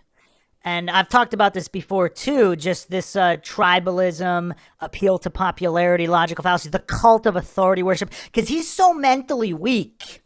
He can't even comprehend a world where so-called authorities would deceive anybody. So believing in authorities and this cult of scientism, that's his safety blanket. That's his blankie. He can't give away his blankie. So it's not necessarily about feeling special. It's about feeling safe for these Dunning-Kruger goofs like Sartain, these mentally weak Dunning-Kruger goofs. They're not going to get rid of their little blankie. They need it. So they have to pretend whatever's on the idiot box or pushed forth by authorities or the establishment, they have to pretend it has to be true. And anybody questioning their faith, anybody committing blasphemy against the religion of scientism, they must just be crazy or wrong. Will end it at 80 years, and I am completely insignificant to the existence of the universe. That doesn't make me feel fucking special. Right. I have no privileged perspective. I am just what I am, dude. Why are you trying to check out at 80? I'm not trying to. I mean, Okay. that's just average. You know what I'm saying? Well, why pick 80? You're above average. You're not average. You're not an average mortal. Granddad You're lived. going deep. You're going 100. Great granddad lived at 105, so maybe. Yeah, you're going maybe. 3 digits. Come on. Maybe we'll see. We'll see. Yeah, he's way below average on mental cognitive function. But the point is, man, like that was fun. Yeah. I went in reviewing it. It was a lot better than I thought. It was incredible. I was for me, on my standpoint, my blood sugar was dropping when he got to seasons, bro. Like you look on my face, I'm like, oh, I can't keep up. And Look how triggered the goof is, bro. I mean, he's literally shaking at how triggered this goof was. But again, his narcissism is so off the charts, you can tell he doesn't understand how much he humiliated himself with his illogical ramblings. I mean, you could tell because, it's just so obvious here. And then like you saw when Jaron, no disrespect to Jaron, when I said, hey, why is it that we can't see the Southern Cross moving laterally to the different southern points? Yeah. And he goes, you know what corpuscular rays are? And I was like, oh, bro, it was like he had 3 heads. I was looking at him like corpuscular rays. He said, corpuscular and anti-corpuscular rays. And then I was like, it was almost like if I said, hey, what's 2 + 2? And you go orange. And I'm like, bro, I don't know. Like, is it orange? I'm so tired. It's been 3 hours. I don't know what the fuck to say.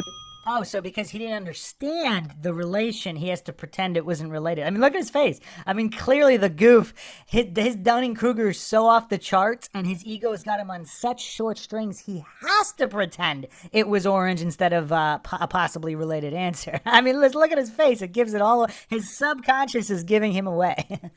This point, I just couldn't keep up. And then at the very end, they get me. They try to get me with some gotchas with the video clips and look at this and this is faked and 5 and like granted, man, I don't know. Are they video clips? Are they faked or whatever? We didn't even get to the ISS because I had something for that. It has to do with video codecs. Why some of the ISS things look like green screen. So now he's saying he doesn't know. Whereas before he religiously defended with religious fervor that they were totally real. That the things that look like cartoons, maybe they are real, but they look like some kind of Microsoft Paint animations from the 90s. He said they were totally real. Now he's saying he doesn't know. Interesting.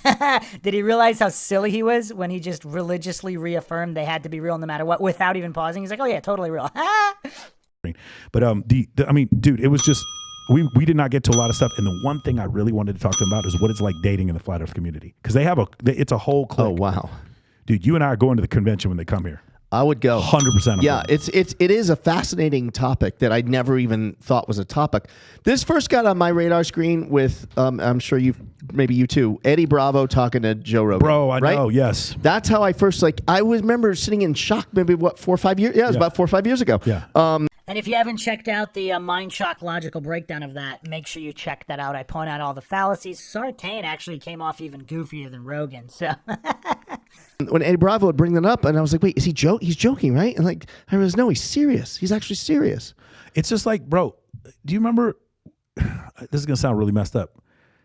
Dudes who look like Machine Gun Kelly and Post Malone and G-Eazy, we used to make fun of dudes like that back in high school, and now they're like super popular, Right. with neck tattoos and tattoos on their face, and Yep. like that was like really, really weird. And now it's like normal. They're bad boy, They're bad boys, yeah. and like they stand out. And I feel like that's what this is, bro. You're in this clique, and you're one of one. Do you understand what this means? If you're Flat Earth Dave, you know the truth, and the other 99% of us don't know the truth. I was very surprised at the number of friends I have, and you know who you are.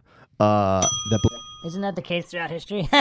Again, just utterly clueless about history, and then all these non-congruent arguments, aligning it with people with face tattoos. I mean, this guy's not even on a 4-year-old level. I mean, his title of Dunning-Kruger champion is safe. It is safe. I don't see anybody beating this guy, but we'll see. Believe the Earth is flat. Bro, when you I'm shocked. When you have blonde hair and breast implants, apparently it's like 10x rule. Like the likelihood of you believing the Earth is flat is incredibly high, bro. It is crazy how many of them I know that. But yeah, it was man, it's interesting. Now, here's the other thing. I hope those of you, because I messaged a lot of you who believe the Earth is flat, and you didn't want to come on the podcast. So now I hope you watch this and you aren't intimidated. You see, I'm not rude about it. It's not that big of a deal. I would love for you guys to come on. Hopefully, you guys are not doctors or doctors or Other than interrupting a million times. This Work should be besides. at least every 7 or 8 episodes. I don't know about that, but maybe every it's 6, too 7, good. 7 or 8 episodes. Yeah, it's too good. Well, I think you need to start thinking about going more than once a week. I really do. Yeah, I might it's be too able to. good. You're the content's so great. You really are. Not that anyone should ever compare anyone to Joe Rogan, but I'll do it. You're very Joe Rogan-like in regards to what can't you talk about? Right. Like there's I can fake it. You can actually talk the talk with just about any. And suffering from the Dunning-Kruger effect quite extremely. So yeah, it's very alike to Rogan in that capacity. Any topic, and it's pretty incredible. You Yeah, know? this has been incredible passion, man. All the people who got on here and joined my training program, Men of Action. The ton of you guys have joined from this, and I really appreciate you guys coming on and checking it out. Again, a lot of you guys are watching this and you have not subscribed to the channel. Please subscribe to the channel. I love it when you guys write me a review on Apple Podcast. Hopefully you guys enjoyed it. Hopefully you guys learned something. I would really like to hear from those of you who are on the fence. Those of you who are flat earthers, I understand you're going to. Yeah, I mean, great example of logical fallacies. Great example of suffering from the Dunning-Kruger effect. Very educational. Sartain, definitely the most clueless goof to debate this thus far. But what was interesting is on this podcast, there was also the best. So Sartain was the worst. And there was also the best thus far, the apparently non-triggered Adam Bultel. Even though he started committing fallacies, he still appeared to be not triggered. And then Dr. Sergey Dida, who was both the worst and the best. He's exhibited both the lowest cognitive function, possibly even lower than Sartain, but also the highest out of any heliocentric globe debater in his ability to understand and employ logic and reason briefly at certain moments. So that was very interesting. Understand you're going to tell me to go fuck my mom. I understand that. Like, I get it. I told you're going to tell me I'm an idiot and that I didn't listen, and that's fine. Please comment because it helps the algorithm. That's where his brain goes. I mean, really tells you about his level of maturity as well. I mean, that's not the most common insult ever, but that's where his brain goes. Very telling. But for the rest of you who are kind of on the fence, tell me, did those proofs mean anything to you? Did they help you in any way whatsoever? Did they help? Or was it just the more talking and the video clips of the SpaceX? If I was on the fence, if I was on the fence without an understanding of logic or the scientific method, he would drive me to Flat Earth membership because of how just the utter clueless goofery. I mean, if I was into joining sides, I would clearly join the Flat Earthers based on his. I mean, this is the worst defense I've ever seen. Thing that actually means to you that this wasn't supposed to happen. I don't know, man. You guys can tell me what you think. Hopefully you guys enjoyed it. We will do this again soon. Let's do like 6 months. We'll have them back. All right, fine. 6, but we're going to talk about different It's stuff. a long wait, man. Maybe less than 6 months. All right. We'll see. Look, I'll tell you what. If this gets 200,000 views, we'll do it Might next. need to kick the year off with it. If this does 200,000 views, we'll do this next week. We'll do this every week, okay? Yeah. Again, tell your friends about this. If you guys are science educators, please pass this along to your physics professor. Please pass this debate along to your science professor or even your biology professor. Please pass it along to any frustrated science educator you know, maybe I can help you out. Maybe I can help you with this debate. Maybe I can help you to where you can have a rational conversation with these people. Science educator or scientism priest looking to indoctrinate the masses. But anybody interested in logic, I mean, this breakdown is what you should be passing along, not the original video. I have people in my life. I can't get rid of them. I love them. They're my family. And they say things that are outlandish. Rational. Religious regurgitation is rational in this goof's mind. And I'm not going to get rid of them in my life, and I'd rather be able to have cordial discussion with them and be able to move forward in life. John, thank you Appeal to incredulity. so much. Yeah, man, thank you. Thank you for your support for Sticky Paws and for Maxim NFT helping with this whole thing. Guys, this has been a dream come true. I cannot believe how many of you are coming at me every week and talking about this podcast. Dude, on 1 million likes on TikTok? What the fuck, dude? Incredible. How did you guys give me 1 million? I'm nobody. You give me 1 million likes on TikTok. I can't even believe that. The biggest thing I've ever done on social media Well, he's right about that. so far has been this podcast. So I just want to say thank you guys so much. If you have somebody that's interesting, you want me to come on, I'm going to try to reach out to David Goggins. I'm going to try to reach out to Neil deGrasse Tyson. I'm going to try to reach out to Mike Tyson. Hopefully we can get him on there. And OJ, we're waiting on you, brother. We're waiting on you. I'm telling you. I promise you. I know more about your career in the 1970s than you would possibly believe. Please come on the show, brother. You got a safe place right here. Talk to you guys next week. Stay tuned. All right, so there you have it. Very, very educational in the realm of logical fallacies and the scientific method, and how goofs like Sartain are completely bereft of logic and reason and don't even have a fundamental grasp of the scientific method, how scientific experiments work, how to differentiate from independent, dependent variables and controls, and all of this in the realm of heliocentric globe Earth versus geocentric flat Earth discussion. So, in a way, this was kind of the best breakdown because we had the worst of the worst in Sartain, the Dunning-Kruger champion at this point. We had the best of the best in the F-18 pilot in terms of non-trigger discussion. Adam Bultell, even though he didn't really say too much and then he started resorting to fallacies later on, but he still appeared to be non-triggered, which we've never seen before. So that's cool. And then also Dr. Sergey Dida, who's both the best of the best and the worst of the worst simultaneously. So he's hit both extremes in a single discussion. We've never seen that before either. So, 3 awards given out on this one. New record. Hope you guys enjoyed another logical breakdown on the MindShock podcast. I'll be doing more of these. People seem to enjoy them, and they're very educational like this one, so you can learn how not to debate if you don't want to come off as a clueless Dunning-Kruger goof like Sartain did.